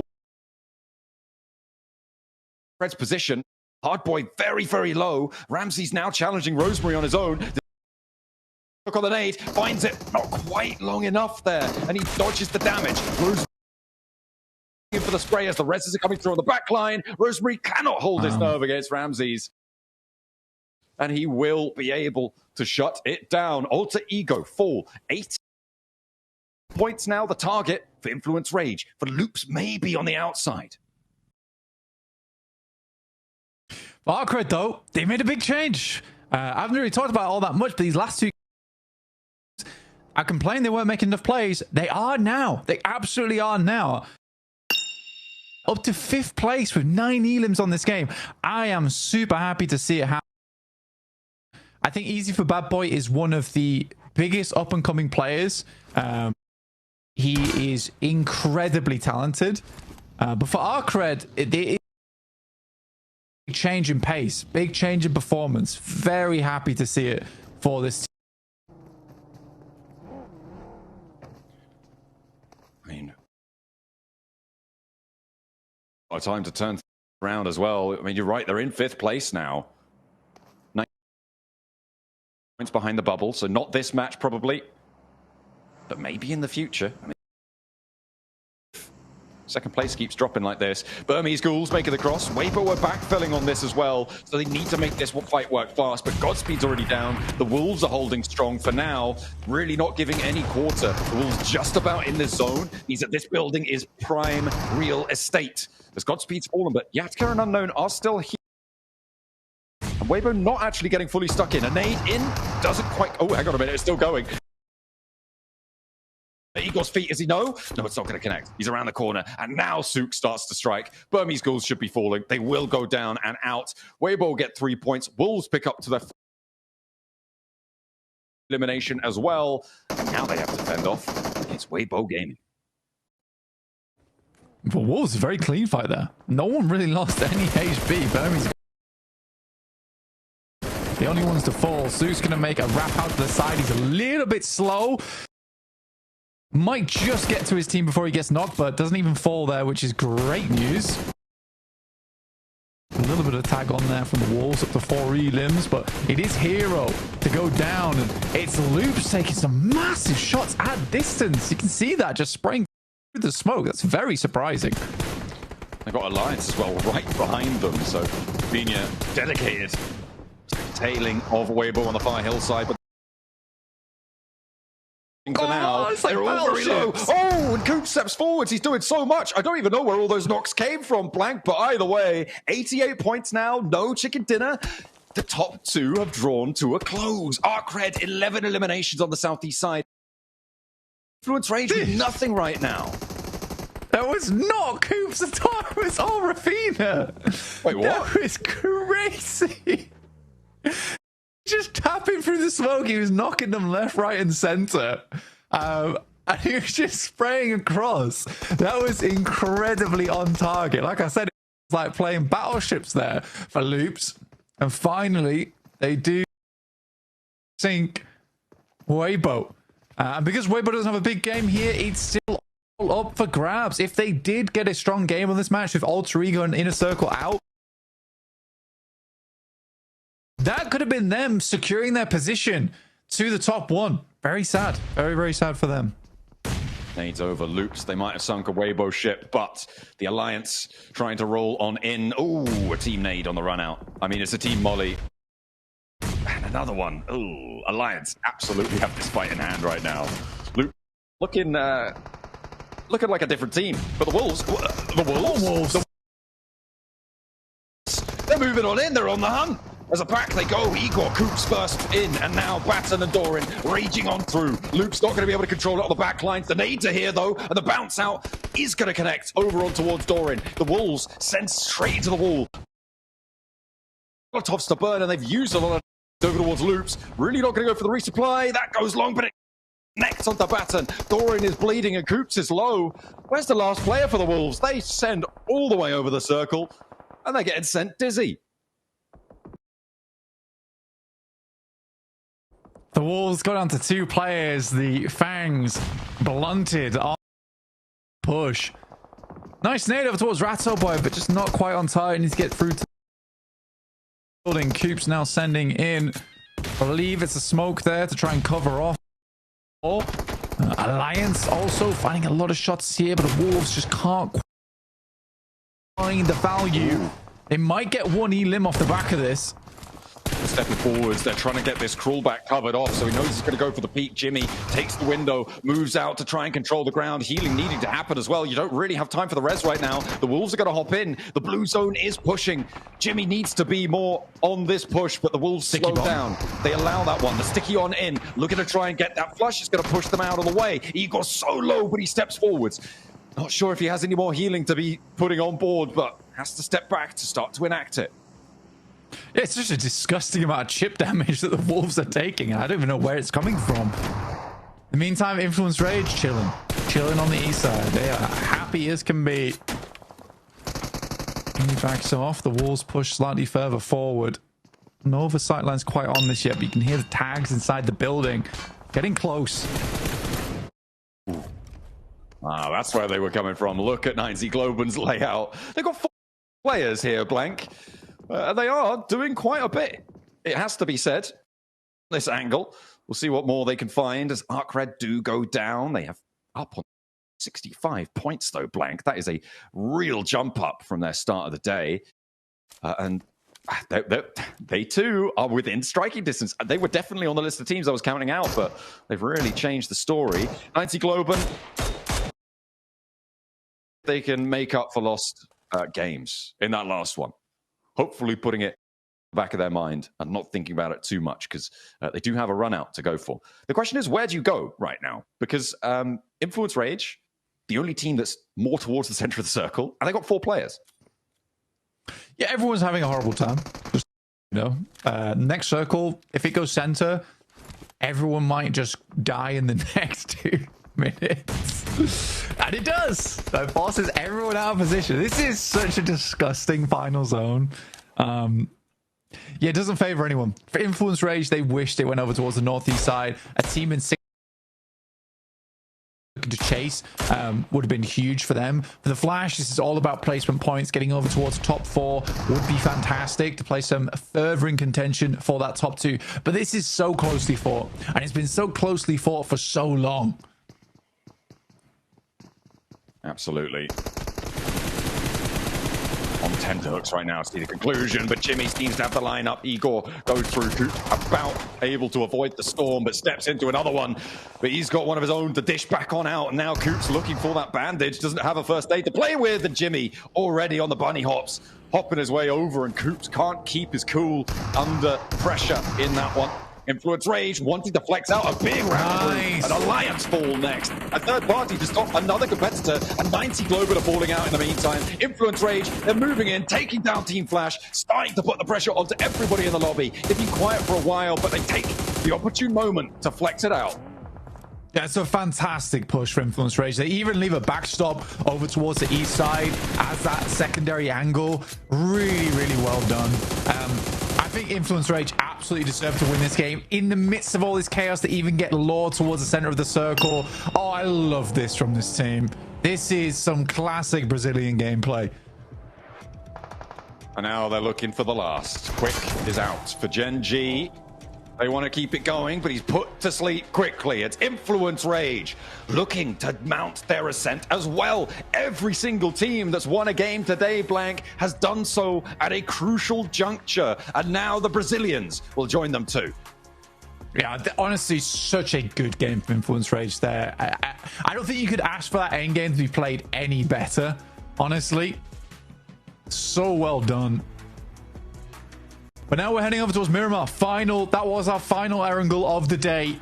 No more classic wins. But to be fair, a lot of those circles were really brutal, especially that last one. And I think for Influence Rage, they see the circle and they understand we need to make a play for gold right now. And like I said, everyone was going to go down the next 2 minutes. It was sooner than that.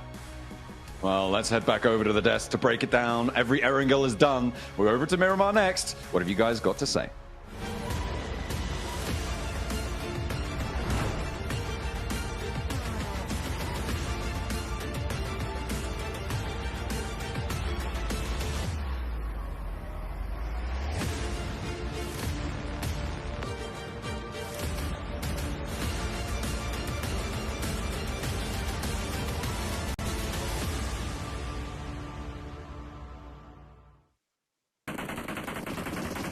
Influence Rage pull out the chicken dinner in the final Erangel of the last chance, and oh, did they needed it. They were in the 3rd place position at the start of this match, man. They would drop down to 5th, but with this win, it's definitely got to kind of push them back up to possibly grab one of those top 2 spots. What a finish from this Brazilian squad. I mean, what a game. So controlling, so decisive, so snappy, especially going for the right fights at the right time, as Blank said at the end of that game. This is classic Brazilian gameplay. How aggro they were was actually crazy in this game. And look, even the stragglers at the end are like, yeah, we're just going to push it. We want those eliminations. Do you think you're going to be allowed to deny that point to the blue zone? Hell no. You're in our house. And this is going to be our point to get. 2-2-2 split across Law, Lil Boy, and Federal. Jago not getting much as he goes out earlier in this game. But regardless, wait, zero down. They. No, wait, is this correct? Wait, is this correct? No. Is this no? Wait, no knockouts. Wait, guys, wait. I do not believe this. If this is real, this is mad. Yeah. I mean. Yeah, no, that can't be right. That can't be right. Okay, we're gonna move past that real quick. So is this different? Yeah. Actually, no, it wasn't a knock. It was an instant elimination. Oh no, maybe they did get 0 knocks because that was an instant. They didn't go the knock. It went right into a finish because it was the final player. Maybe they did get 0 knocks there. That makes sense actually because it was instant every time. The final player of Alliance was Jimmy. So that tracks. The 0 damage though taken is crazy. The 0 damage taken is crazy. It also tracks out with the amount of damage that they delivered, right? Because there's like less than 200 for most of them, so that does make sense that they were picking off knocks that were already down. So okay, interesting, cool. I mean, that's a fantastic win coming out of them. I want to say specifically that the push over onto Alliance was fantastic because that gave them 2 compounds now to use as a springboard against the rest of the lobby. Oh, what a nade coming in from Weibo. But I'm really happy with how Influence Rage actually used that. Yeah, I mean, I want to pay attention to this in particular. How were loops? I want to say it's a mix of skill and luck. How do you hit those shots through the smokes at that kind of range? Just is beyond me. I have no clue how that worked out. And you know what? Fair to Wolves. Super willing to third party, right? And I'm sure like they go for the third party, they eliminate all of Weibo, then they wrap behind Alliance, start to make that entry point onto Alliance and Loops combined. Wolves, I think, are feeling how desperate they have to be to make that climb. And you know what? So far, it paid off getting 8 points on this game. Yes, that's great stuff coming in there. It's actually Jukes. Wait, hang on. Sorry. There's 8 points for Gen G, Alliance, and Wolves. Alliance and Wolves both need those points and are very close to each other. So that's going to be an interesting thing going into Miramar here, where they're getting those. They're kind of tying up here. Yeah, it's definitely going to push them up a little bit. I still think they're going into the desert, though. They're going to need a win. I think they definitely need to. I love the fact that Wolves pushed onto Weibo, right? Not just considering that they need those eliminations, guys, but they knew. They knew that Weibo was right there. And considering that that's the team that's in the top spot, if you can make that risk to take out that team early, you have to take it. You have to, because if those top teams get more points, no matter what you do, it's just not going to work out. So I like the fact that Wolves were active. I even like that crazy wraparound push towards the end there for them, but it's just unfortunate they had 2 go down. Yeah, it was a little bit rough. Still really good at 10, though. Looking at Arcrid, they got 11 eliminations, 1 placement point, going absolutely ham in the mid-game section of this match, and actually able to completely outplay Inner Circle. And looking at Inner Circle, yeah, 2 points. I was looking at their position this game. In my opinion, massive throw from Inner Circle. You have one of the best positions this entire game on Pachinki Hill, and they go for this 2-2 split, putting 2 players away from Pachinki Hill, which reduces the defense you set up in that position, and Arcrid just completely demolish you on that fight. I think Inner Circle were just not setting themselves up for success. Compared to Federal, that definitely was set up for success this game, and finally, you know what? He was benched for a little bit here, Niptura, but he's back and swinging hard with that MVP award for this match. He is back, he is swinging, he's doing all the things, and that is exactly what you want to see when you're going into the final 2 games of the day of the league stage for PMGC, right? When it's all down to the wire, when whether you move on to finals or you go home tomorrow comes down to 2 more games. This is a fantastic win for them. I love the mentality we saw in that last game, right? To just, they flipped the switch. They just went from, we're sitting in a compound taking shots at different teams, to actually, we are going to win the whole thing, and they just went for it into the field. I love seeing that. It does put them up into 4th place. They are tied with Inner Circle, so Inner Circle have only gotten, what, 3 points in the last 2-3 games, but they're still in that top 5. It's still all to play for, Max. Holy moly, look at Arcrid, 13th position at the start of the day. These last 2 games have been just fantastic for this team from Uzbekistan. They're up in 6th rank, and genuinely, they are, what is that, 16 points away from top 2 from Ultra Ego? Hey, maybe they could do one of the biggest comebacks we've ever witnessed here at PMGC Hot Jukes. It's possible. It is possible. I mean, it's going to leave it up to Miramar here. So many squads. I love how close this is, guys, because, I mean, even if you go down to, like, I mean, you can go pretty far down the leaderboards if teams win back-to-back chicken dinners, right? But it's still so possible here. So I want to see teams just go out, like, crazy here, right? You got nothing to lose. You got to make it happen. But, you know, Niptura, I really want you to break down probably one of the hardest things we've seen so far, right? And that is Inner Circle. It's very reminding of the Wolves during the Gauntlet, right? Because on the final day, the Wolves won Rondo, and then nothing during Erangel. And it's the same thing here, right, for Inner Circle. 4 points in 3 matches of Erangel. I mean, how do they bounce back here in Miramar? Oh, it's going to be tough. I think when they won the Rondo, I was a little bit worried because that's the same thing they did in Group Green, right? They had the first game on Rondo, massive elims. We were like, that's it. They're done. They're ready to go to finals. And then they did nothing the rest of the day. And actually, the rest of the 3 days. So I saw that today and I went, oh, I really hope you turn this around and do something with it. They've done a little bit, but not anything what we need to see from them. For me, it feels like they're trying to be too big brain just slightly here with that 2-2 split they were trying to do over Pachinki. I understand they're trying to find more reach, but that was not the place to do it. That was not the time to do it. Once the zone shifted away, they were way too slow on the rotate. They were trying to gatekeep other teams, and for them who thrive in the end game, I think that was the wrong play. They needed to actually prioritize the next zone a lot more than they did. So hopefully in the Miramars, where there's a little bit more room to actually make those big rotations, then I'm hoping that's what we're going to see here, Jukes. Max, if Weibo win this next match, they're going to the finals.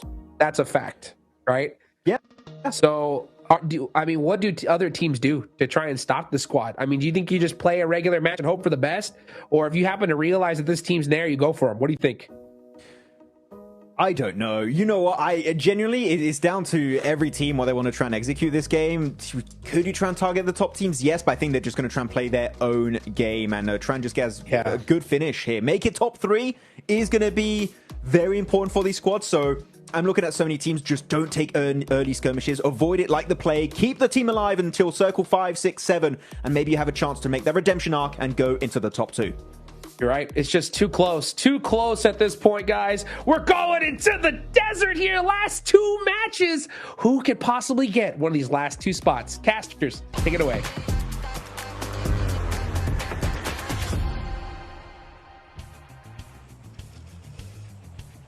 Oh, it's so close. It is just so close. Right down to the wire for all of these teams. Their feet stumbling over the rocks of Erangel, over, around the prison, into the chaotic fields to the west of 100, you're starting to get in the conversation. Getting over 110, you're feeling okay. Over 120, you're feeling very safe. But those numbers are slipping down and down as time goes on, Blank, with only 2 maps left to play. And we've still got, you know, maybe 20 points or so still to add towards those tallies. It's really not looking like we... I wouldn't be too surprised if we don't even break the century. I think that that's definitely a possibility moving forwards. I think 88 points, 12 points in 2 matches, it may just not happen. Heading over towards the northwest side here. Overall, Alter Ego has had some good splits on this map. But again, it's that greed that they need to really rein in a little bit. Team like Smaug at the moment. Flash only 1 point behind on 80. Influence Raid on 77, tied within a circle. Goodness me. I mean, I'd be happy if Weibo, Alter Ego, The Flash, Influence Rage, all in a circle got into the top 2. No matter which one of those teams get in, I'd be very pleased to see them in the grand finals. I think they all deserve it at this point. All of them so close towards the top. Just a little bit sad. I think I'm most sad about some of these squads not making it through in the gauntlet. And we could have had a very ridiculous lobby going through in towards the grand finals. I think no matter what, we kind of do have a pretty ridiculous lobby going in towards the grand finals. It's just a question of who will make up those last 2 spots. We've already decided the majority of our players, and actually some of them are already over there, Blank, getting stuck in, getting ready, prepared on site. They'll have time to settle in, which would be nice for them. But it is very much more unrested here at the last chance stage. Weibo looking to defend that top spot again, and 2 opportunities now to have come up big in matches that could have really changed the tide and locked them in, but it's not to be. In the circle, starting in Picado, not a bad approach to the north side of the map around El Pozo. Falcons get to start early there. They do enjoy this spot. The Wolves in Monte Nuevo as well also have a good run out towards this position. Alter Ego and Weibo a little bit further out, and they have to deal with that wall of squads around Power Grid, San Martin, as well Hacienda. So a little bit more difficult to rotate through there, but still possible. Still very, very possible. We'll wait and see, though. I think that, again, this next 5 minutes probably going to be very quiet, very slow, methodical on the rotates.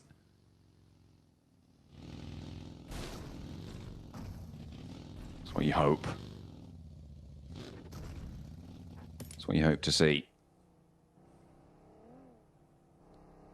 But it is now really do or die in the desert here. Influence Rage after that chicken dinner sit right now 4 points behind the bubble.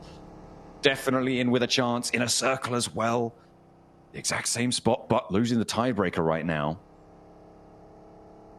I think the most interesting additions to this middle of the pack are Arcred and Geeke, right? Geeke, I mean, I don't know how they did it, but last match may have been just a little bit too slow for them. They did massive, massive performances at the start of the day, but it has petered out just a little bit, and they find themselves 58, which, you know, being 22 points behind the bubble, 23 points behind the bubble now. Yeah, that's a tall order when everybody else is ahead of you also trying to chomp down on that lead. Yeah, look to make some cash on these next 2 games. Like I said, going to be slow here. El Pozo, kind of a regroup coming through from the Falcons. They still have an outpost over on the eastern side, up on the mountaintop. They are sort of on a 3-1 split. I think IQ knows, though. You can see here on our screens. He has a good idea of where a player from the Falcons is playing. Pretty typical spot to hold as well, so fair enough for him to immediately point that out.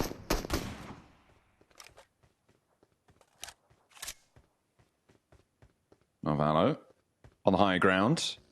already out to the east side. A little bit split from the rest of the team, and let's hope that they don't maintain too much of a split for too long, Blank, but I mean, the Falcons should be done. There's no real chance of them making it their way on in, but they are top performers here on Miramar, and that is mostly because of their one massive game on Miramar. That only comes from the stats from yesterday, and we saw what they could do with the high ground. Will it go to the high ground again? I mean, it's not impossible. Oh, Redox, he might not be going to the high ground, though. He tried. He tried his very best. Skating it down the hill. Fair enough. Yeah, we're definitely just waiting for the first circle here, because this first circle, or second circle, I mean, but this first circle can contain so many players. It's really not a big deal for a lot of our squads. It's unlikely we'll see initial skirmishes. It really depends how aggressive teams want to get. It looks like for Alter Ego, that's very. They're going to try and chase this one down. Dammy trying to heal up, trying to get a little bit of healing on board before the fight comes to him. Alva's here. They will not give him the time to do so. He steps out, not even going to take any damage in response. Has to step back in. The rest of Gen G are taking shots out towards him, but it's too late to save Dammy. You're not going to be able to recover that one. And first blood is drawn. And it is on our second place bubble team. They get that point. They're now one further point ahead. And as we know, single points make the difference. I can make all the difference. If the Wolves, one additional point was awarded from yesterday, but they're not quite there yet to make that additional point count. So we will wait and see. In the circle, down towards that south side, you can see here, you have a little bit of a wide split on. It's not quite as ridiculous as some of the splits we've seen. But they are trying to control a lot of space on the south side of El Pozo. And we got 20 seconds now before we see the first zone shift. And this could be quite diabolical. Right, could head over towards El Pozo. Oh my god, Alter Ego is just not stopping. And they're going for Influence Rage as well, Blank. The team in fourth place right now. The nade over is good, though. And they may be delivering them points when it matters the most to not allow them to come on through. The circle shifts out to the east side, Blank, out towards San Martin, and Weibo Gaming sit right in the middle of it. But the nades keep on coming. And Alter Ego and Influence Rage may just tear each other apart here. You've got Gen G on the south side and Alliance on the north. Both teams could have access to this location and get a third party stuck in. Alter Ego being extremely aggressive. I think I like this decision from them. They just leave. They just leave. There's no reason to stay here anymore. They'll play on us 3. For them, they understand that right now, probably 6 to 8 points is what they're looking for, right? Anything lower than that is going to hurt their chances. In a circle, move over towards the Burmese Ghouls. Yakker with a nade inside the building, switches to the S12K, looks for the big spray down, but not quite finding any value just yet. He's going to step out to the open, and Geeky are in the hills around it. Falak spots him as he bounces the nade off the backboard, and Noki able to slam dunk it. The alley-oop coming through from inner circle to be able to find the first. Over onto the Burmese Ghouls, who have rocked up on the north side of things, and no knock sent back towards inner circle. They're actually only sent towards Geeky up on the hills to the south. So nice news for, again, team 5th place now, neck and neck still with Influence Rage. Team Flash, though, looking to join the fighting as well as Geeky clash with them on the south edge. It is still going, and every team in the top 5 is getting aggressive. They're getting stuck in. They're absolutely getting stuck in. Flash with 2 elims is really big news for them. Push them a little bit closer. Geeky, Kevin, fast left here, alongside with Nerzed. Shots do come through, but the angles are all over the place. Rosemary gets knocked by Geeky. The Flash is still helping. And Team Flash, they're up into second place now, just about. Rosemary crawling back, looking for the res. Gen G keeping them on lockdown. This is really central on the circle. But they are just going to keep themselves alive for a little bit longer. Alva steps out, gets the knock, and just about dodges the damage from the nade as well. This is a really good pickup for them, and Alter Ego may just be there. Snape not going to be playing with them this time around anymore. They are busted down to 3. And Quick sits across the road. I don't think you can go for that cross. I don't think you want to go for that cross. Oh, not entirely. Nades are still coming through from Satan up on high, though. And Quick looking to find those jump outs if an nade gets a little bit too close. Wonder how Gen G is going to play this. Yeah, for Alter Ego, they've got very aggressive in this game. I think they want to close things out here and now from the way that they're playing. They just want a big match, and it is that a little bit of impatience. I can understand it for a lot of our squads. You know, you want to get ahead as quickly as possible. I mean, you need it, right? But everybody's doing the same thing. Maybe just trying to batten down the hatches would be a good idea. The Falcons still on a 1 kilometer split at this stage on the position that they hold is crazy. Redox finds himself in a wild spot. Papra Supermassive of the Wolves now going back and forth. The knock onto Coops, Reserble for the next about 50 seconds. After that, it's going to get a lot tougher. So the Wolves need to make sure that that's coming on through. I think they are picking them back up. Get that healing through. Papra Supermassive still under threat. The spray down onto Nico doesn't connect, but it does a little bit of damage. He's looking for more and shuffling around, looking for the healing as well. Igor not quite able to find the angle. The healing comes through, but is it going to be enough? The blue zone's still here, and Coops is back in the fight. Yes, it's such an uncomfortable delay now for the Wolves. Molotov is in, cuts him to the corner, but the pin's put back in there. I really don't think he should have done that.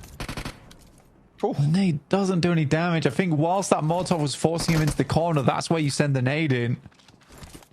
Yeah, this fight's taking way too long. No nades for Nico. Dropping the smoke, just trying to stall this one out. Make it not worth it anymore, but the Wolves are pursuing their prey doggedly. They are just so set on getting this one. They do still have a little bit of time here. Maybe to play around with as Red and Balls are clashing in the meantime.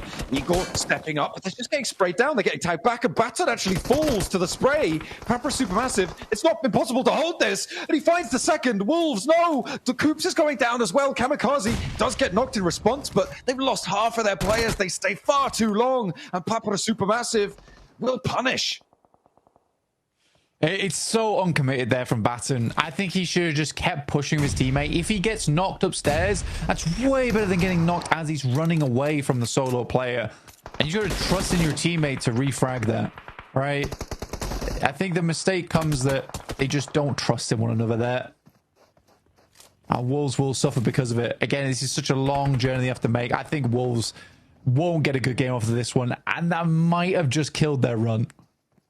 May well have done. A lot of casualties being felt across the board. Geekay are down to 1. Papra Supermassive now down to 1, as we've just saw. Well, pretty much as Kamikaze will bleed out. Gen G on 2. But the Wolves and Arc Red going down so low is the big news here.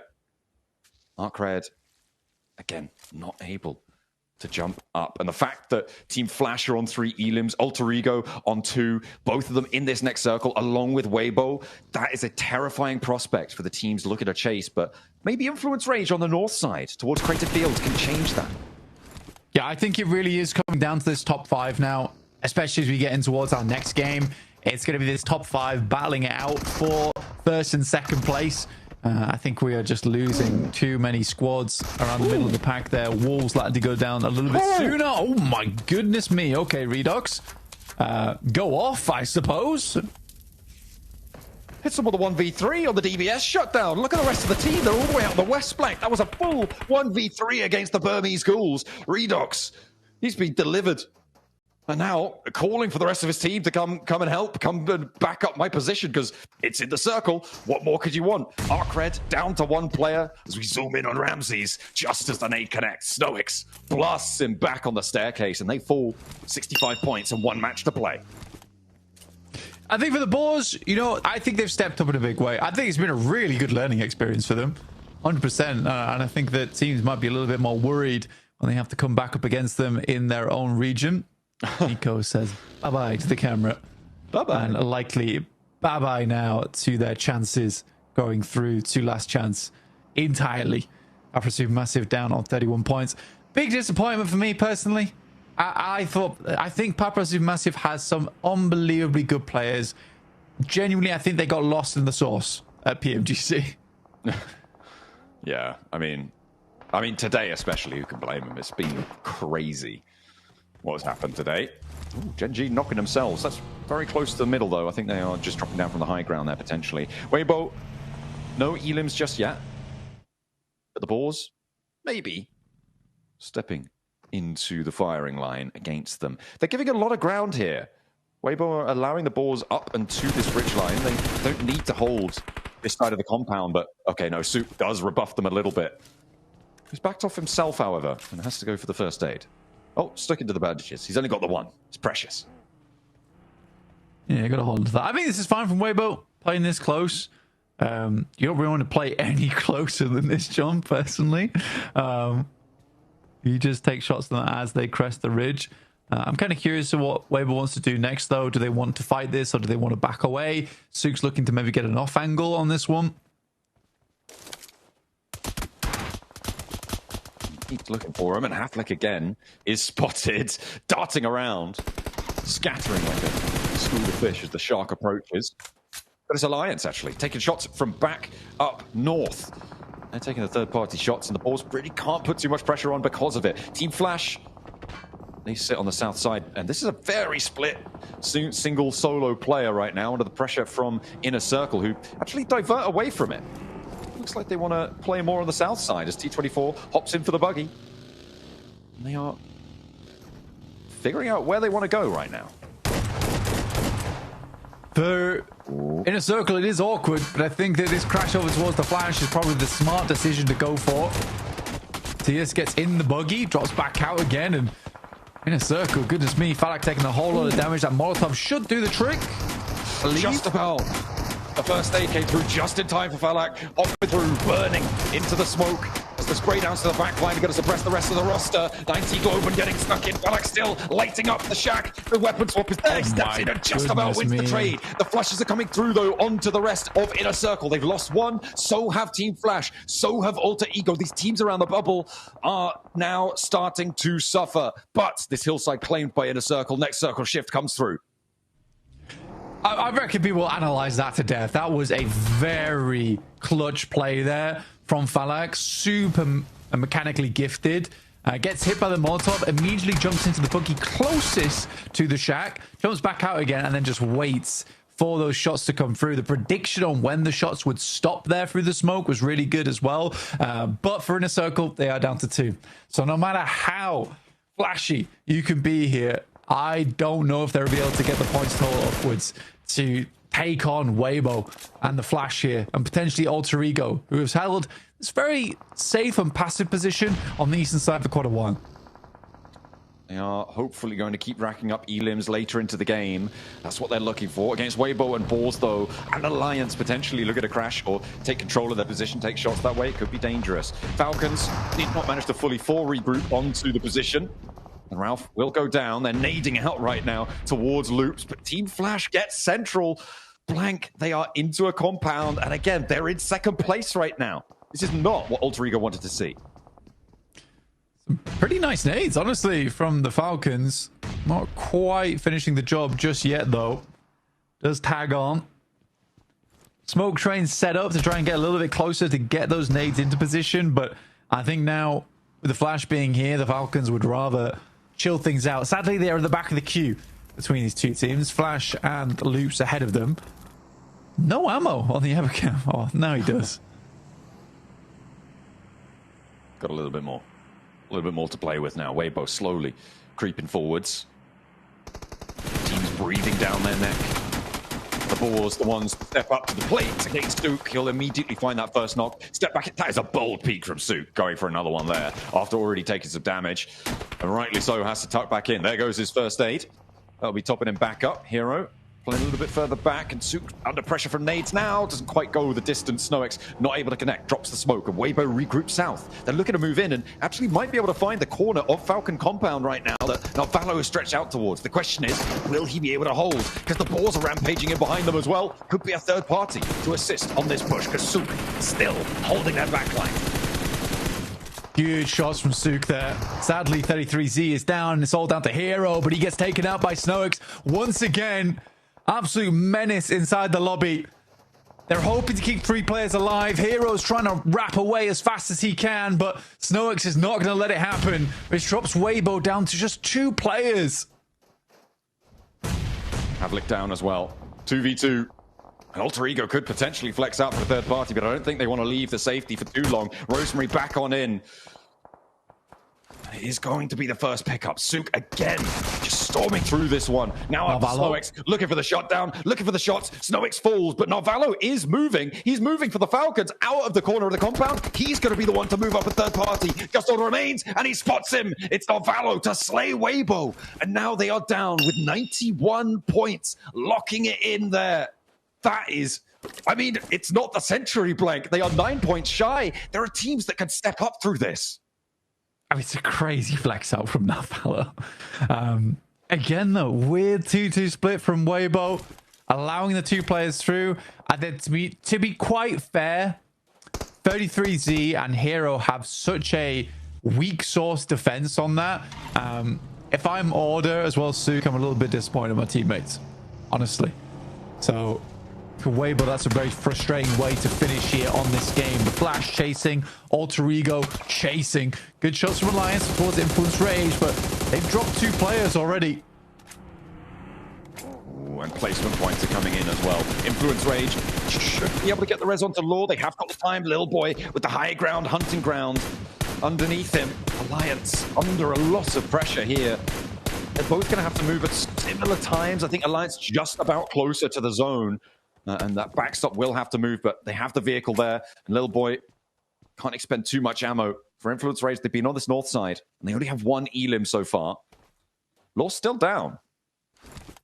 There's Team Flash. Oh, Team Flash. Team Flash getting eliminated there. And that goes through to Loops and Falcons, taking one apiece. So second place is now stopped dead in its tracks. For Alter Ego, for Influence Rage, that's some more good news. Some great news.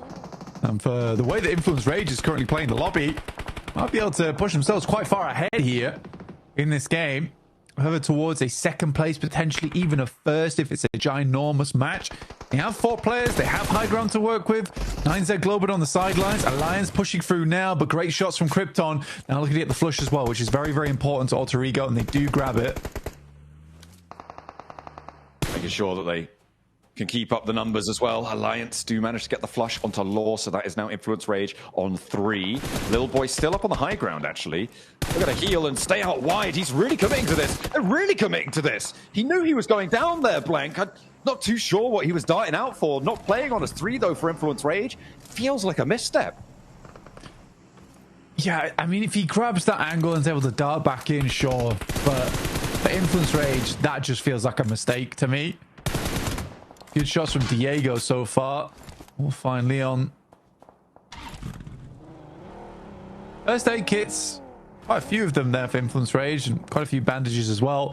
For Alter Ego, this is their big chance. Right, this is their big chance. Hopefully they just don't get shot through a blanket of smoke by Loops, who seem to be playing in a submarine. Working off radar, apparently. Can't see him that way. Absolutely. The Falcons joining them in their compound as well. Oh, they are. But that's the thing. There we go. Yeah. Submarine Commander Neil Zada. As the hunt for Alter Ego continues. Their run out is really, really tricky. They're right up into the edge of it. Anzi Globin, by the way, with a big lineup on this western edge. 4 players, high ground. They're looking pretty good right now, Blank. I wouldn't be too surprised if they're able to find a chicken dinner, but we know what they're like when they're on the high ground. They just jump straight off. Exactly. This is worrying. There is a cliff involved here for 9Z Globin, but it could be a big chicken dinner for them, which again sucks away points from teams that desperately want them. Initial knock here for the Falcons, and that nade does not do the trick. It's a double. Falcons looking for more here over towards Vitin. Koa moving around, looking for that flush. Neil Zada spotted on the inside, but Vitin stepping through. Alter Ego crashing in the meantime. This is a beautiful opportunity for them to sweep through. Loops are down. Falcons now need to hold. There are only 2 players alive, and Koa gets mashed up. Redox jumps out wide, finds Alva, darts back behind the wall, and will look for the first aid, but might not have time. Rosemary stepping forward. Rosemary stepping forward. The Falcons, they have 10 elims, but Alter Ego now up on 6. They can look up to the high ground and wonder why they aren't up there themselves, though, because the circle's here. And 90 Clover are crashing in. Influence Rage, they're starting to step through, and everything's popping off now. Genji doing a great job here, having Satan fighting off against 9Z Globin. Very difficult task, but made it happen regardless. Alliance getting a lot of revenge here over towards Influence Rage. Just Diego on the high ground, but Jimmy so low. Might just be able to get this res off. 4 elims on the game into a top 3 as well, John. That's big points, but is it enough? 90 Globe, and yeah, they're going to spot Federal. No way that Diego can get that res. He just doesn't have the time. Alter Ego now moving out. 90 Globe have isolated themselves up onto the top of a hill. Oh, it's nasty, but they're moving now back down through. Alter Ego have used this opportunity to move in. In the meantime, they're playing as two. They don't have the numbers to fend this off fully, and they're hoping that Diego can put a dent into 9ZG's hold. Diego, though, will not be able to do so. Rosemary, Krypton, what have you got? No matter what happens here, to be honest with you, for Alter Ego, 6E limbs in a second place, that's a good amount of points. They love a chicken dinner. Highly unlikely versus these angles. I think 9Z Globan should have this under wraps. By rights, yes. But I mean, there's another circle still yet to come. Tag on to Krypton, though. Makes it a little bit tougher. Only the one first aid, drops the smoke, doesn't want to contest on that ground, but might not have a choice. Krypton, the spray challenge is there, and Remix wins it. Rosemary in the vehicle, not there for the refrag, careening off the side, dashing away, trying to get to the blue zone, desperately deny the points, but 9Z Globan do find a chicken dinner. And I mean, there's a little bit tempered there, because Alter Ego, with that game, have taken the top spot. Huge. Very, very good. I mean, for Alter Ego, they have been consistently towards the end game every single match today. And say what you will about this squad, I think that, yeah, they are greedy at times, but they are still putting up points here and there. I think that's something they do need to fix going towards PMGC, but the fact that they can still make those mistakes and stay on top of the lobby, it's very, very impressive. What a time to find a game. Again, these points are coming in so crucially, and we are still undecided as to who's going to be in the top spots. Even with that game, Alter Ego not safe up on the pedestal. So many teams ready to take the spot from them. Who's going to be the two to make it through? One more match to play, and the desk is going to set us up for it. Let's head back over to Hot Jukes and the gang.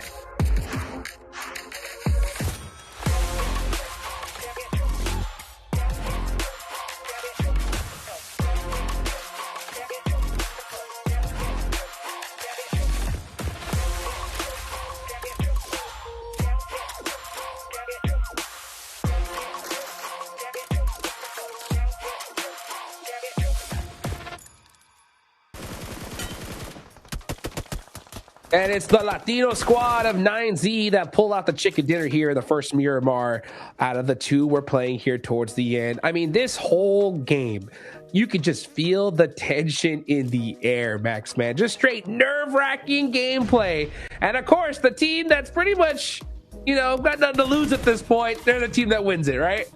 It always happens. It's just the team that we're not paying too much attention to. They're like, how about we have just the best day ever for us of the entire tournament? And it's like, well, great. A little bit too late, though, unfortunately for you. But you know what? Still a really good game from 9Z Globan, playing passive on the western side of Crater Field and able to get full control. Not even allowing Rosemary to deny that point. He was like, let me out to the blue, let me out. And they still confirmed that extra elimination. So that is good for them to get. And here we go. Get himself a total of 7 elims. Kolega able to pop off pretty nicely this game, Neptura. GG's. Yeah, I'm also looking at Raze though, Max. Look, 0 eliminations and 600 damage. He was out up on top of that mountain, which I really liked the angle he was able to take there and just give all the information that he could to his players. But yeah, 0 eliminations. That's a really interesting strat because I think more often than not, we see a few more elims coming their way, but that damage just fencing teams in to where his players wanted them to be is really great from him. Yeah, well, good for 9Z, right? Let's get into the meat and potatoes, right, of what we got going on, right? Alter Ego making it towards the end game here, Max, man, and putting up points right when they needed it. And I was scared for Alter Ego because they had that early clash with, I think it was Influence Rage, right? And it was like, this is a bit weird, and especially because Influence Rage saw they got an elimination and they were like, oh, that's Alter Ego. I'm very happy, and also I think it was a little bit lucky that they were able to get away with 3 players alive, so still it works out great. The Redox, the clutch master, generally one of the best clutch players versus the side of Burning Schools. How does Redox keep doing it? Dude, clutching it up. Clutching it up here, Neptura. We love to see those big plays, especially towards the end, right? I mean, we thought Falcons were going to make this crazy comeback. At least that's what we heard from 7, and they tried. I like to see that here, Neptura. Yeah, I like to see the try because we know that if they try, they can succeed. It's just, for some reason, not working out for them. They did have some really great plays in this game. I'd like to see a little bit more of that spread out coming through, but I think a lot of that mountainside really worked against them because that high ground is just perfect. And you see there, Alter Ego actually able to just move in, push at the perfect time. A great third party onto that. The little thing that I found quite interesting in this game, we did see the ASM Abacan being used by Influence Rage with the burst mode on the ASM Abacan that shoots 2 bullets at insane level of accuracy. So really good to see them use it because at that kind of range, especially versus Leons from the side of Alliance, that was a very good mode to put your ASM Abacan in. So small detail, very, very impactful indeed. And by the way, 9G Globant, wait, I didn't even realize this. They dropped Los Higos Island south and go for the wildest rotation, just like on their Erangel almost win next to Prison. They love wide rotations. It worked out great for them, but they're going into the later stages of this game. Nipchira, I really want to highlight one thing, which is that third party of Alter Ego. They're playing in the valley side next to the road. They're chilling. No one's fighting them. But the moment the fight breaks out between Loops and Falcons in that southern compound, the timing of that third party of Alter Ego was so beautifully executed that they deserve to get second place purely off the back of that play. Oh, I agree 100%. It was such a nice play. There you go. You see it there. And just as that circle closes up as well, it was really, really nice to see that timing come through. They know exactly what they're doing, and it's going to give them 12 points, the same as Falcons, right? But just a more even split up of those points. I mean, Falcons getting 2 placement points, but 10 eliminations. It's just too little too late, unfortunately, for them, I feel, at this stage. And 9Z as well, 17 points. Again, where was this sort of performance from them yesterday? We would have loved to see that, but, you know, one more game left to go. It's all looking a little too late now. Well, you know, talking about 9Z, cool. Alter Ego getting points, Influence Rage getting points, Flash getting points. Guess who we're not seeing here? No Weibo. No inner circle. And that is not good. That does not bode well. Going into the final match, match 12 of Last Chance. And you go inner circle, 2 points. Weibo, 3 points. Even Wolves, only 3 points. And you know what? Hodrux, I'm sorry to say it, but this 3-point game, I think, is the end for Wolves and that run for second place. I'm going to count out almost the entire lobby, guys. I'm not even going to lie. Going into the last match, I mean, the biggest, I think, upset for me so far has got to be Inner Circle, man. I mean, 6 points in 5 matches is rough, guys. You know, I'm sorry. Yeah, 4 matches, right? Because they went off in Rondo, and then all of a sudden, they're in first place. They're sitting so pretty, but to put up 6 points, Neptura, and the next 4 is gotta hurt. Don't remind me, I'm gonna cry. No, Inner Circle, man. I don't know. I don't know what's going on with them. They feel so slow, like they're indecisive. Like there's not a whole lot of backup. We saw a crate. Okay, hang on. Okay, 79 to 93 to 91. Inner Circle have to come out so big in this match now because that gap has gotten so astronomically bigger. Alter Ego back on top with 93. Weibo somehow still here 2 points away, but man, it's so close towards the top 4. I'm going to bring up something that could be kind of scary for Weibo. They don't have a single chicken dinner. Tiebreaker, they instantly lose it. If they don't win the last game, they lose that tiebreaker by default. So Weibo, got to be careful. That win is going to be very important. But yeah, Inner Circle slipping down very slowly but surely. But the point gap is so small, guys, right? I don't know if you would agree in Neptura Hot Jukes, but it's so small. We could literally have a world where in this last game, Alter Ego and Weibo both get pushed out of top 2. That is how close it has been the entirety of today's matches. No, you're absolutely right. It's entirely possible, Jukes. I mean, Flash had a really good game that last Miramar that we just had. Influence Rage have been stepping up in the last few matches. Weibo, I'm on the fence on because they consistently get to the top 7, and then once they get there, it's like they fall apart completely. I don't like how they played that last Miramar at all. Alter Ego seem to be the only ones who, when they're allowed to, you know, loot peacefully, they seem to have a consistent game. So for me, Alter Ego, the only one's consistent so far today. Look at that. Redox putting up 8 eliminations. Tons of damage here towards the end. Good to see some signs of life for some big players here. You know, as we get into the last game, though, guys, let's get super serious, all right? I want ultra realness for Last Chance. Going into this last game, Max, what do you feel is going to, could happen? You know what I'm saying? When it comes to the top squads, which teams do you think could possibly take the top 2? With everything you know about going into the last game, what do you think? Oh, so you want my predictions right now? You're asking for predictions for top 2. Okay, my prediction, Alter Ego, Influence Rage. I think Influence Rage have been just going super hard on these final games. They are just taking every fight they can get involved into, and I think that's going to be enough to just push them in. They just, what is that, 5 points away from top 2? I think Influence Rage might just make it happen here on this last game. You think Inner Circle can do it, Neptura?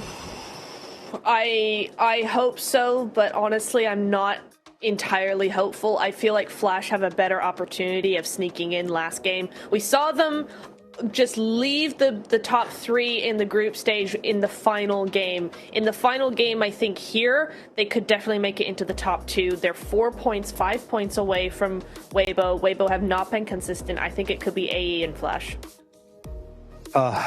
Every single part of me wants to believe we could see a crazy big game from Inner Circle. Hey, all right. He's like, we're going to the finals. We're going to the finals. I love how Hodges were like, there's so much pressure in this lobby. So much pressure. And AE just like, we got this, baby. We got this. And honestly, I think they do. I mean, just seeing the last game, the pressure is so incredible, right? So many teams know it's over, right? For sure. Yeah. There's still squads that could, I think obviously it's going to be Influence and Flash to possibly steal the top 2 points. Inner Circle, it would be a hero, like literally a historic comeback if they could do it. Considering everything they got going against them here. Am I right to think that, Max? I wouldn't call it a historical comeback, but definitely a big comeback, right? They've definitely been topsy-turvy. They've had highs, they've had lows. That's the thing with Inner Circle. Their highs are so high, like that Rondo game, and their lows in the previous 4 matches, very, very poor performances. So Inner Circle, they need to bring one of their top-tier games in if they want to qualify. We know they can do it, but they're not making any funny faces. So I think they're locked in right now. I hope they're locked in a good way and not locked in, oh my god, it's the last game, what are we going to do, Because that is not what we want here. I think at this point, they're far enough away where I'm kind of like, they should just go, hey, we don't really have much to lose here. It's 1 game left. We're just going to play our game and deal with it. I think, honestly, that's the way they have to go for the final match here. They can't let that pressure get to them at all, James. Well, here we go. No mercy, no resets, no second chances. Here we go to the scorched earth of Miramar for one final stand.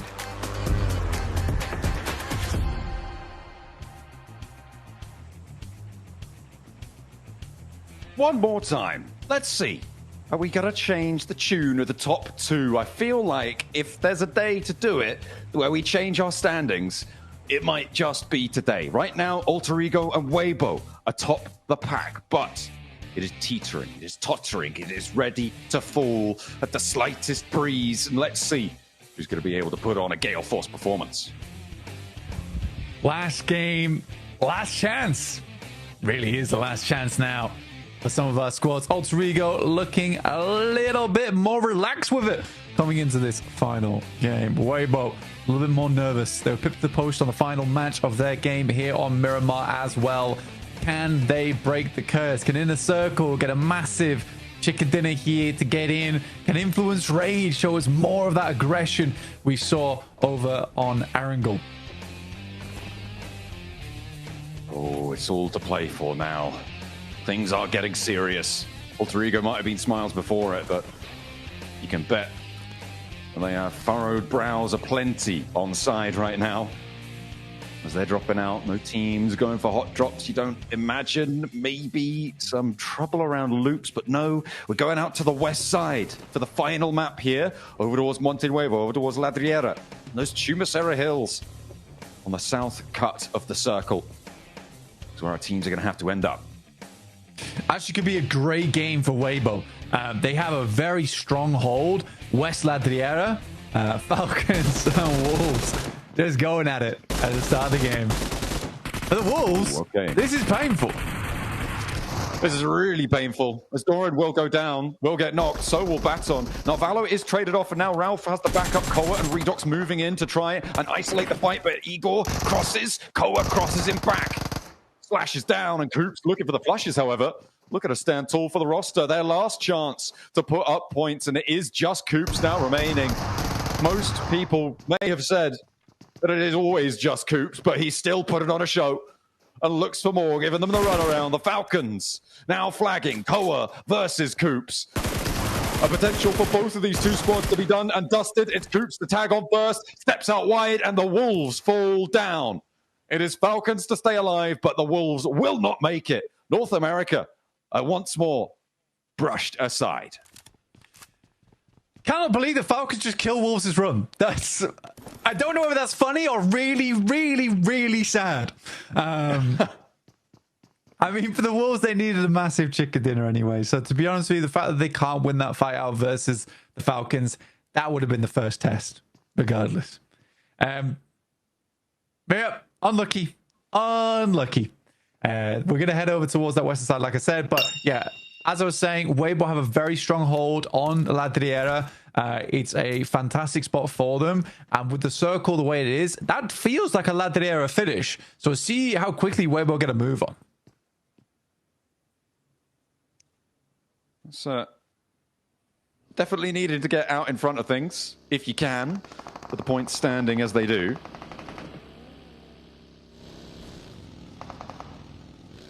And now Gen.G trying to move on past its north side. I mean, it is too late for Gen.G. 39 points, they're not going to make it, but the Falcons... well, it's too late for them as well. They've got 4 points, but only 2 players. And no prizes right now. It is an unhappy end for them. Loops, the only team in Montenuevo. I mean, there is the most distant. There is the most outside of chances that Loops could make it. But it needs like 22, 23 Elim chicken dinners in order for them to do it. And yeah, I don't know if that's going to be on the cards. With enough teams just taking chunks out of each other, like we've seen, I don't think that number of Elims is going to be available to anyone. Yeah, for Arcred Loops, that's like game of the year level. For Alliance, Inner Circle, way more believable. Like, I think for Inner Circle, doable. Alliance, believable. But it really is that top 5 that is fighting out for the top 2. With only 2 points to sit between Alter Ego and Weibo.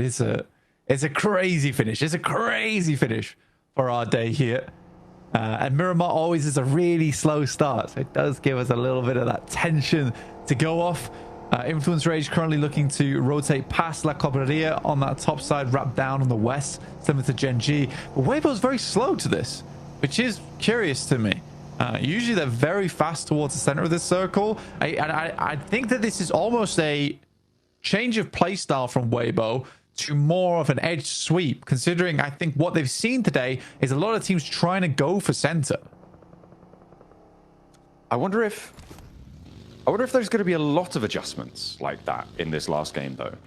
Because it is, as you said, the last opportunity, and teams have kind of been feeling the heat so far today, so that could be a widespread adaptation at the moment. We'll have to wait and see just what unfolds here, but last match is a sobering experience, and maybe it's going to knock some sense into some of our IGL calls and some of our player calls coming on in. The rotations may get tidier just by virtue of the fact this is their last chance to do them. I don't think it's even the rotations being untidy. It's a case of teams having to force center because they know they need a big game. And what's the best way to do that is to try and confirm a central position early, get some strong shots out towards the side. I think in my head, the reason that Weibo isn't going for this initial push here and has been playing more towards the edge all day is because they've been much more safe than a lot of our other squads. For Weibo, obviously, much more safe means 4 points ahead of the Flash and 5 ahead of Influence Rage. And yeah, you're just hoping that they make mistakes here. For Weibo, that's not like a confirmation on a finals ticket, but it is the safer of the two.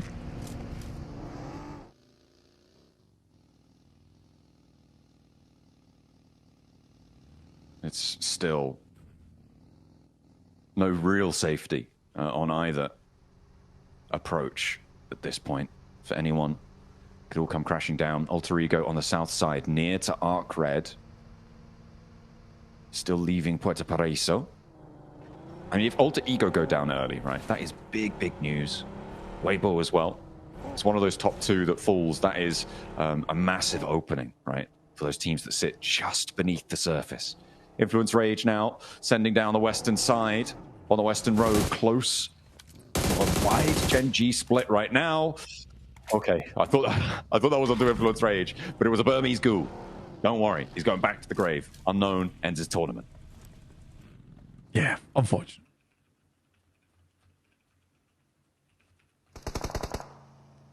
GK currently on screens. They had a good start to the day, like you're saying, John, for the Flash.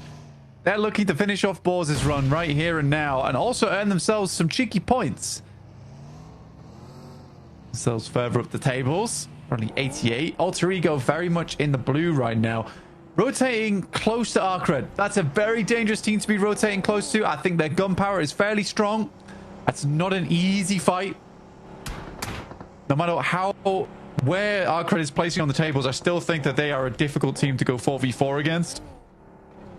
Absolutely. Next circle's coming on in as well. You can see Alter Ego there. 90 Globe and down towards... I mean, there is a prison on there as well, so maybe they're having flashbacks. North Circle shift... Well, not really North Circle shift, but keeps Chumacera in. Weibo Gaming and Inner Circle. This is an opportunity here to make yourself a little bit of a legacy. Extend your leg room, lean back the seat, and maybe claim one of those top 2 spots, because those are the 2 teams sitting dead central on the north boundaries of Chumacera. So stressful. Oh, Circle moves over towards that northeast side. That's very rough. Bawz, though, finding Zeus. Very bad news. On 3 now for Flash. At this early stage of the game, that is really distressing for them. Alter Ego on a weird rotate for them as well on that south side. Still making the way through. 9Z Globen. They're on that south side. They have eyes on. They will be chasing, stalking Alter Ego through this circle. Snape is late behind, but looks like at least Rosemary has eyes on.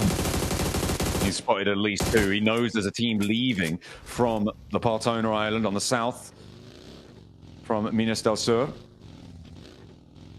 And we'll be able to fold back. So a little bit more information gathered, and Alter Ego managed to dodge past the first obstacles. The blue zone still tagging at Snape a little bit, but he should be safe onto his north flank. And they're going to move into the position over Chumacera, but getting through or around Chumacera is going to be difficult for them. Weibo don't need to do that. And that is a huge advantage to be in the center of the circle already. But the concrete, it's fairly isolationary right now. Weibo's still on this eastern side, and it's fine. It's fine. For Alter Ego, on the other hand, there's a lot riding on them. I'm surprised they don't really feel that much pressure, because it's about time Bigatron was allowed to pass the torch of the most dominant Indonesian team we've seen since then. And I think this Alter Ego certainly looks like it to me. They absolutely look like it. Getting into grand finals, I think at that point they can lift that torch. We'll see how well they can do here, as they have pretty much slipped unnoticed on the south side of Minas del Valle over towards the south side of Chumacera. Doesn't look bad. Really doesn't look bad for them. Little boy creeping up. Rafinha knows all about it, though. In the watchtower, he is vigilant. And Rafinha, I mean, Neil Zada pulling some stunts over on the sand dunes in the distance, and little boy maybe more preoccupied with that. Rafinha has a nade in hand, and he knows this roll-up's coming in.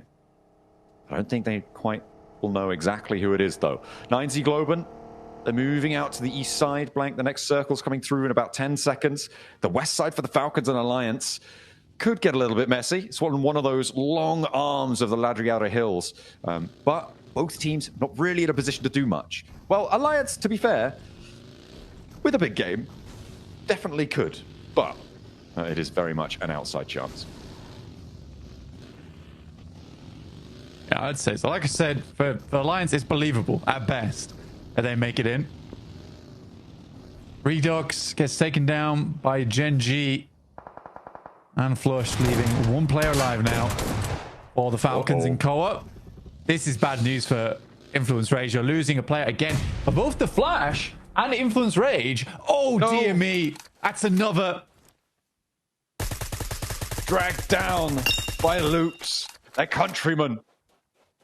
The pain inflicted, personal at this point, and now Loops are looking to try and convert for a couple more points, but Federal is on the hunt at range. Vitin is knocked, is flushed now as well. Barato Boy runs down Law, breaking all sorts of speeding regulations there. Going over the course of his countrymen again. Over to Federal. There's the spot they were looking for. And Influence Rage are drawing to a close. The sunset on their ascension is here. One player off on a mission. Diego, with not much more he could do. But let's hope. Let's pray that he can find it. At least we can say no collusion. Very true. But that is horrendous. That is horrendous. I'd be big mad. I would be big mad of the game. But them's the rules. Them's the rules. That's nasty stuff, though. Diego as a solo. I mean, Loops are almost certainly coming down this angle as well. May very well be that they're on the hunt entirely. Weibo now with Arc Red to their south. Potential for Arc Red to want to push on in as well. But they may actually prefer to go through Chumacera, go a little bit further west. Weibo are really balled up in this one, so a difficult crash if they want to go for it. Not likely to be super third-partied, though. Again, we've had some pretty messy fights towards the beginning of this match, and it's starting to slow down again a little bit. It really is going to start to pop off as we get through to stage 5, stage 6. Most teams are way more concerned with getting those higher placings, so they're less likely to go for these pushes. Now, Arcred again versus Weibo. Another fight that I think that Arcred could win. Especially with Sook making some weird rollout over towards the blue.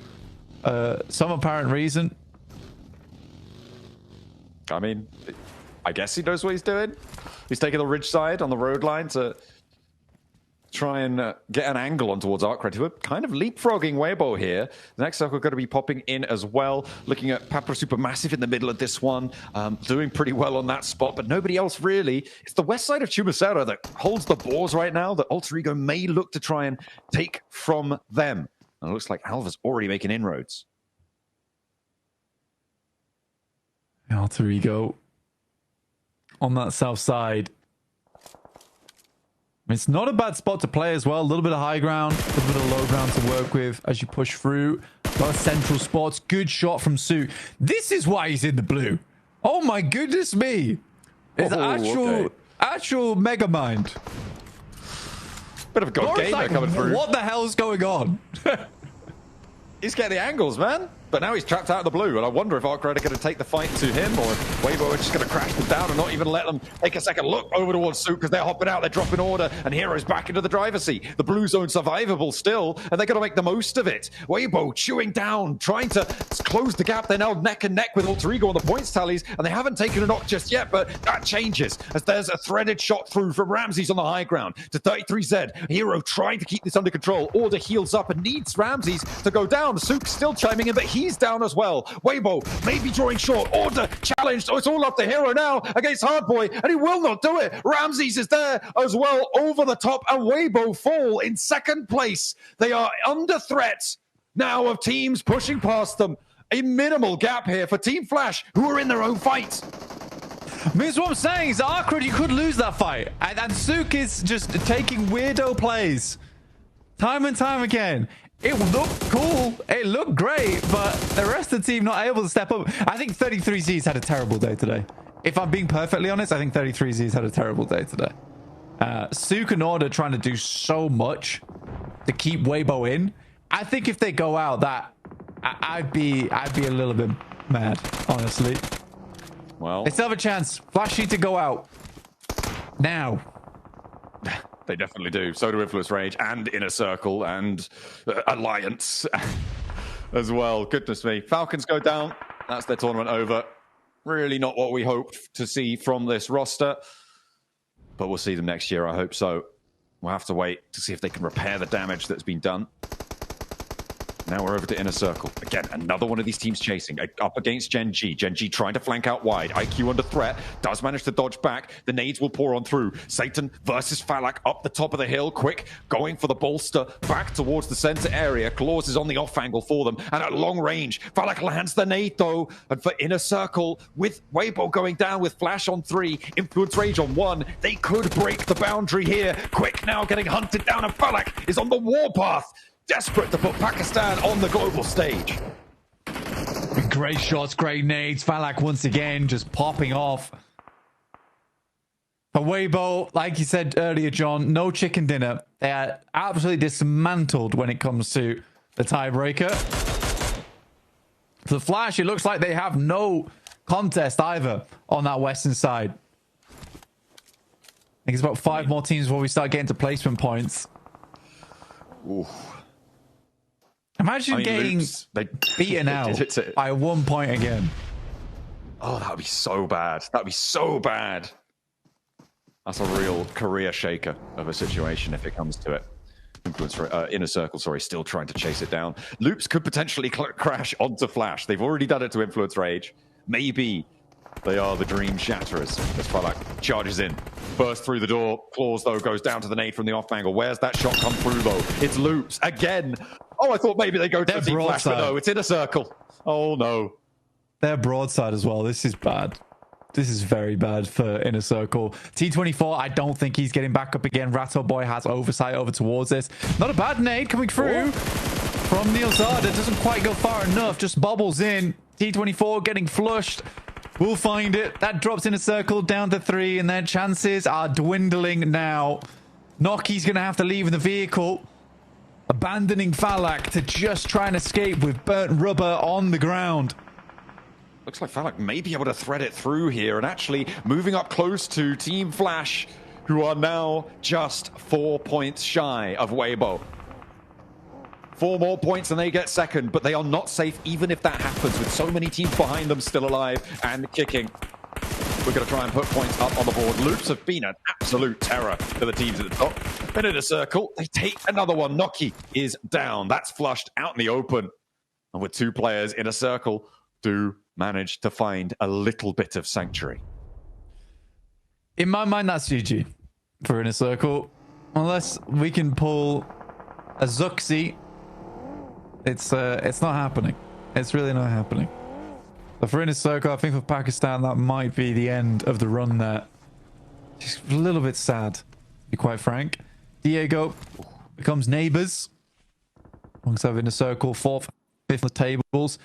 Flash biding their time. Next circle will push them out, though, likely. Right? Oh.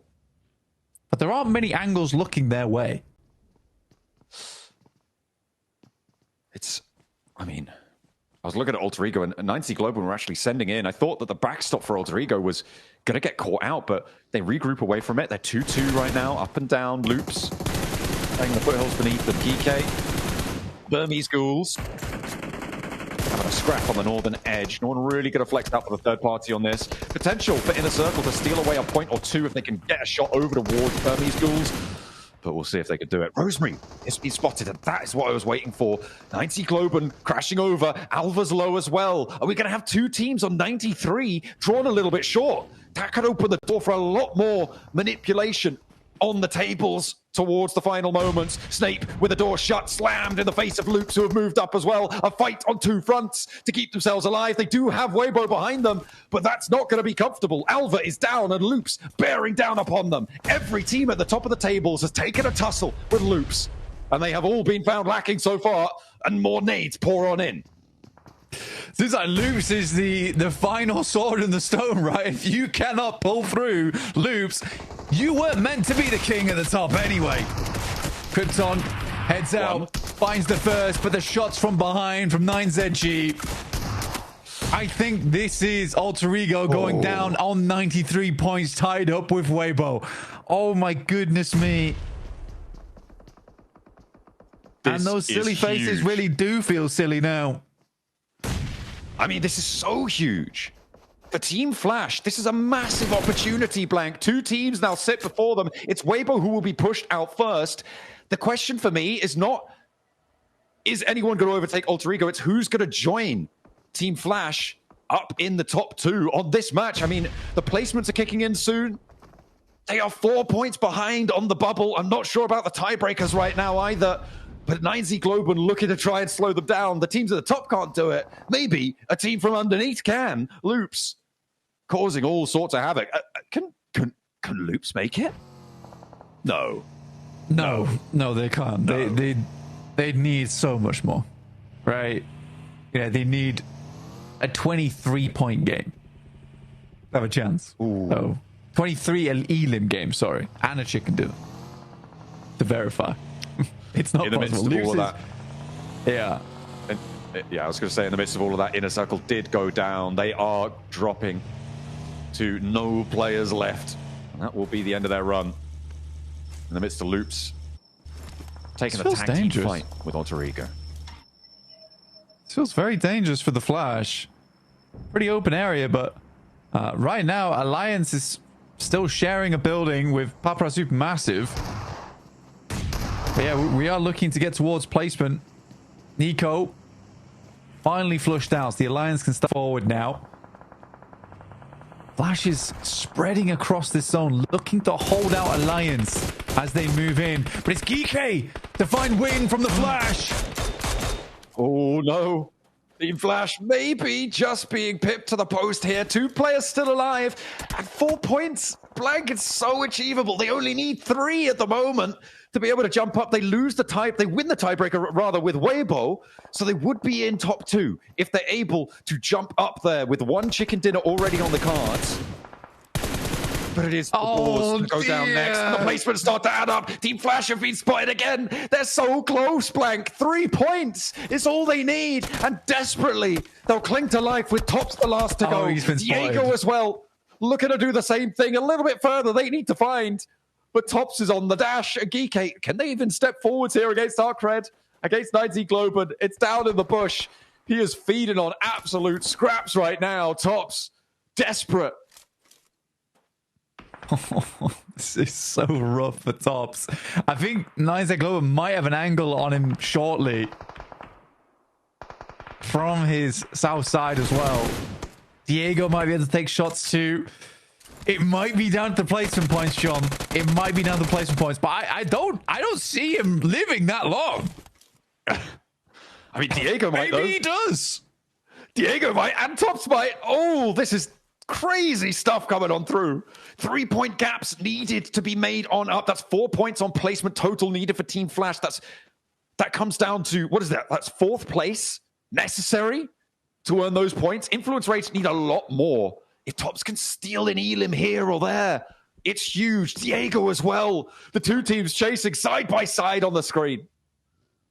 Yeah, this really does feel like last chance with 2 solos. But I think Geeky knows where he is. They have a rough idea of where he moved across to. He's making great use out of this crate for the time being. But it could all come crashing down any second. Any second now. He's got so many angles he needs to clear away from.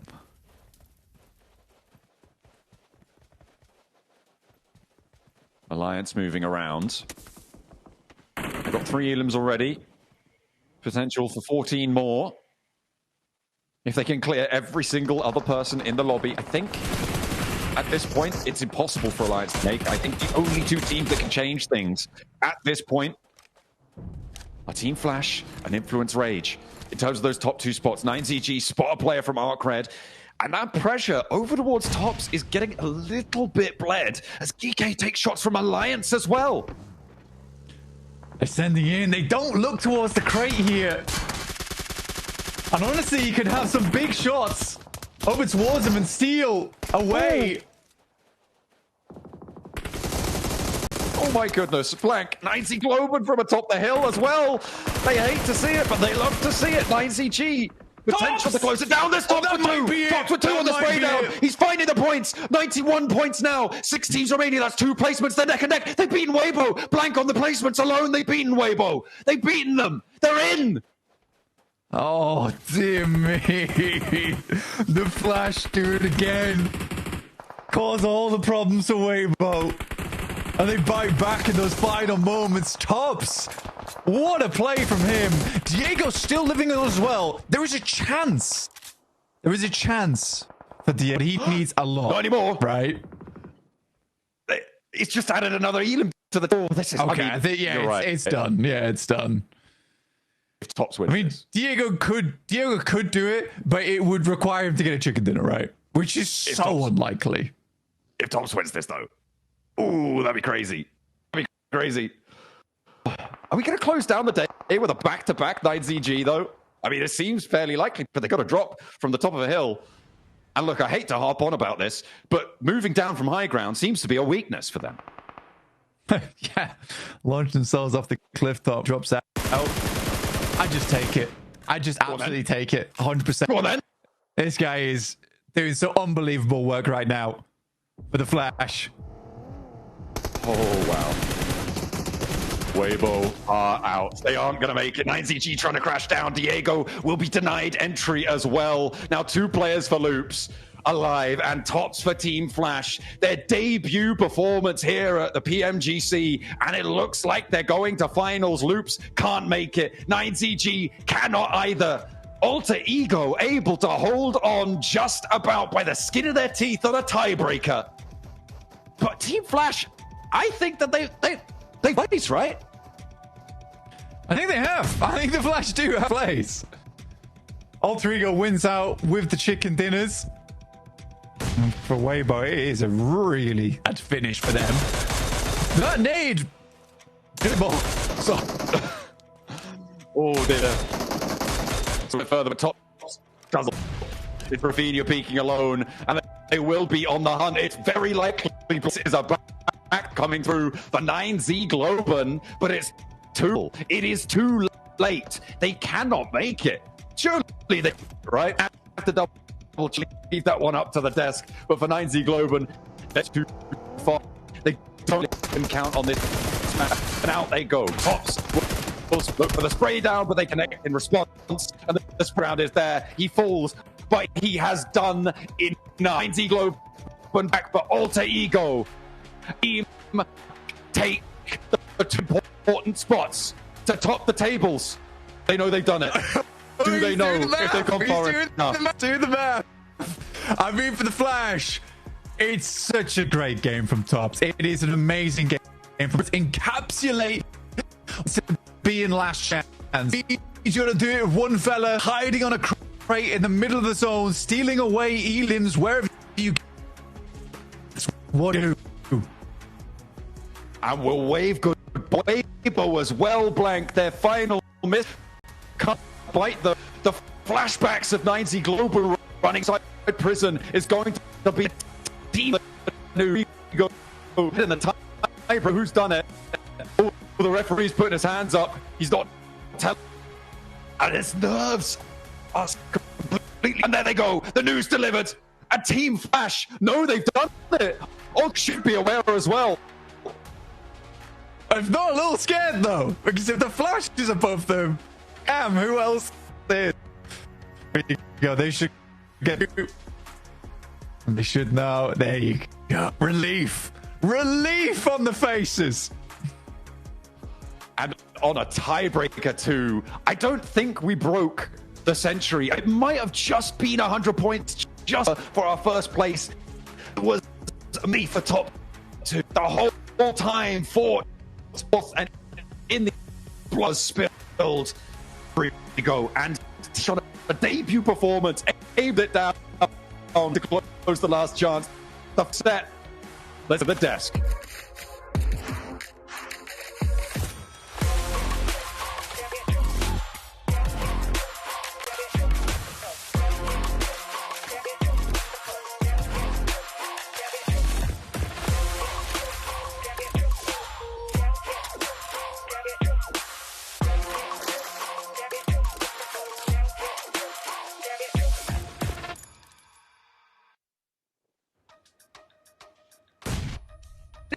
Is how we dish up the last chance. When Top folding out right there towards the end, literally hiding in plain sight. Max, you saw him hiding behind that crate. He was blowing on the smoke a moment, just going, please stop bringing attention to me. And he clutches it up for his team. What a way to sneak in to the grand finals. Who would win? WBG full squad or one crate boy? The crate boy of top wins, and he qualified into that one. We'll have to see exactly what point difference was. The fact that Tops is completely invisible to GK Niptura, and they just go ahead of him, and he gets an instant backstab, snatches those points. One of the most clutch qualifications final games I have ever seen in a long time. Oh, absolutely. And it goes to show you that there is power in the solo, right? The game is not over just because you're alone, just because your team got taken out early. Flash did not have the beginning of the game they wanted, not the beginning of the game we were looking for, and yet they still do it. They still get a second place. They still get into grand finals. They are through, and it's all thanks to Tops.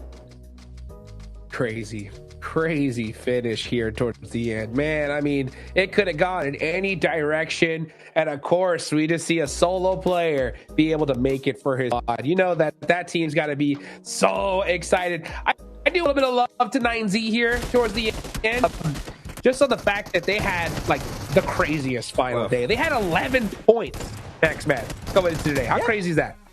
Yeah, and good day from 9Z Globan. Woke up a little bit too late, but in the early stage was also wild. Falcon hot dropping onto Wolves. Instantly, the run of Wolves was down in the first 2 minutes of this game. Madness happening from the very beginning of this match until the very last few seconds. He's drifting over there, getting himself a little bit of a Tokyo Drift moment. But this game, so many sick plays. But looking at this Weber replay in particular, Niptura, why in God's green earth are we seeing Sook out in the blue trying to go for some wacky off angles when you're on the brink of making it to the finals? Sook, why? Can we just extend that to Inner Circle? Why are you so slow? It was looking so good. You did so well, and then you just get stuck here and you decide, oh, we have time to loot. You need that 4 times. Thank you very much. And then GK come over the top of the hill. Stop it. I'm so sad. I'm so sad. I wanted to see them in finals. It was such a good fight too from the circle at first, but then they get too greedy for that solo. Or you go for the solo earlier, or you just let the circle do its job. I don't care which decision you make, but you've got to try and play around that as much as possible. And then, of course, Tops does fall down. But Weibo, not even a second place curse this time around. Dropping down even further, it seems, as you go over the rotations of these teams. And again, 9Z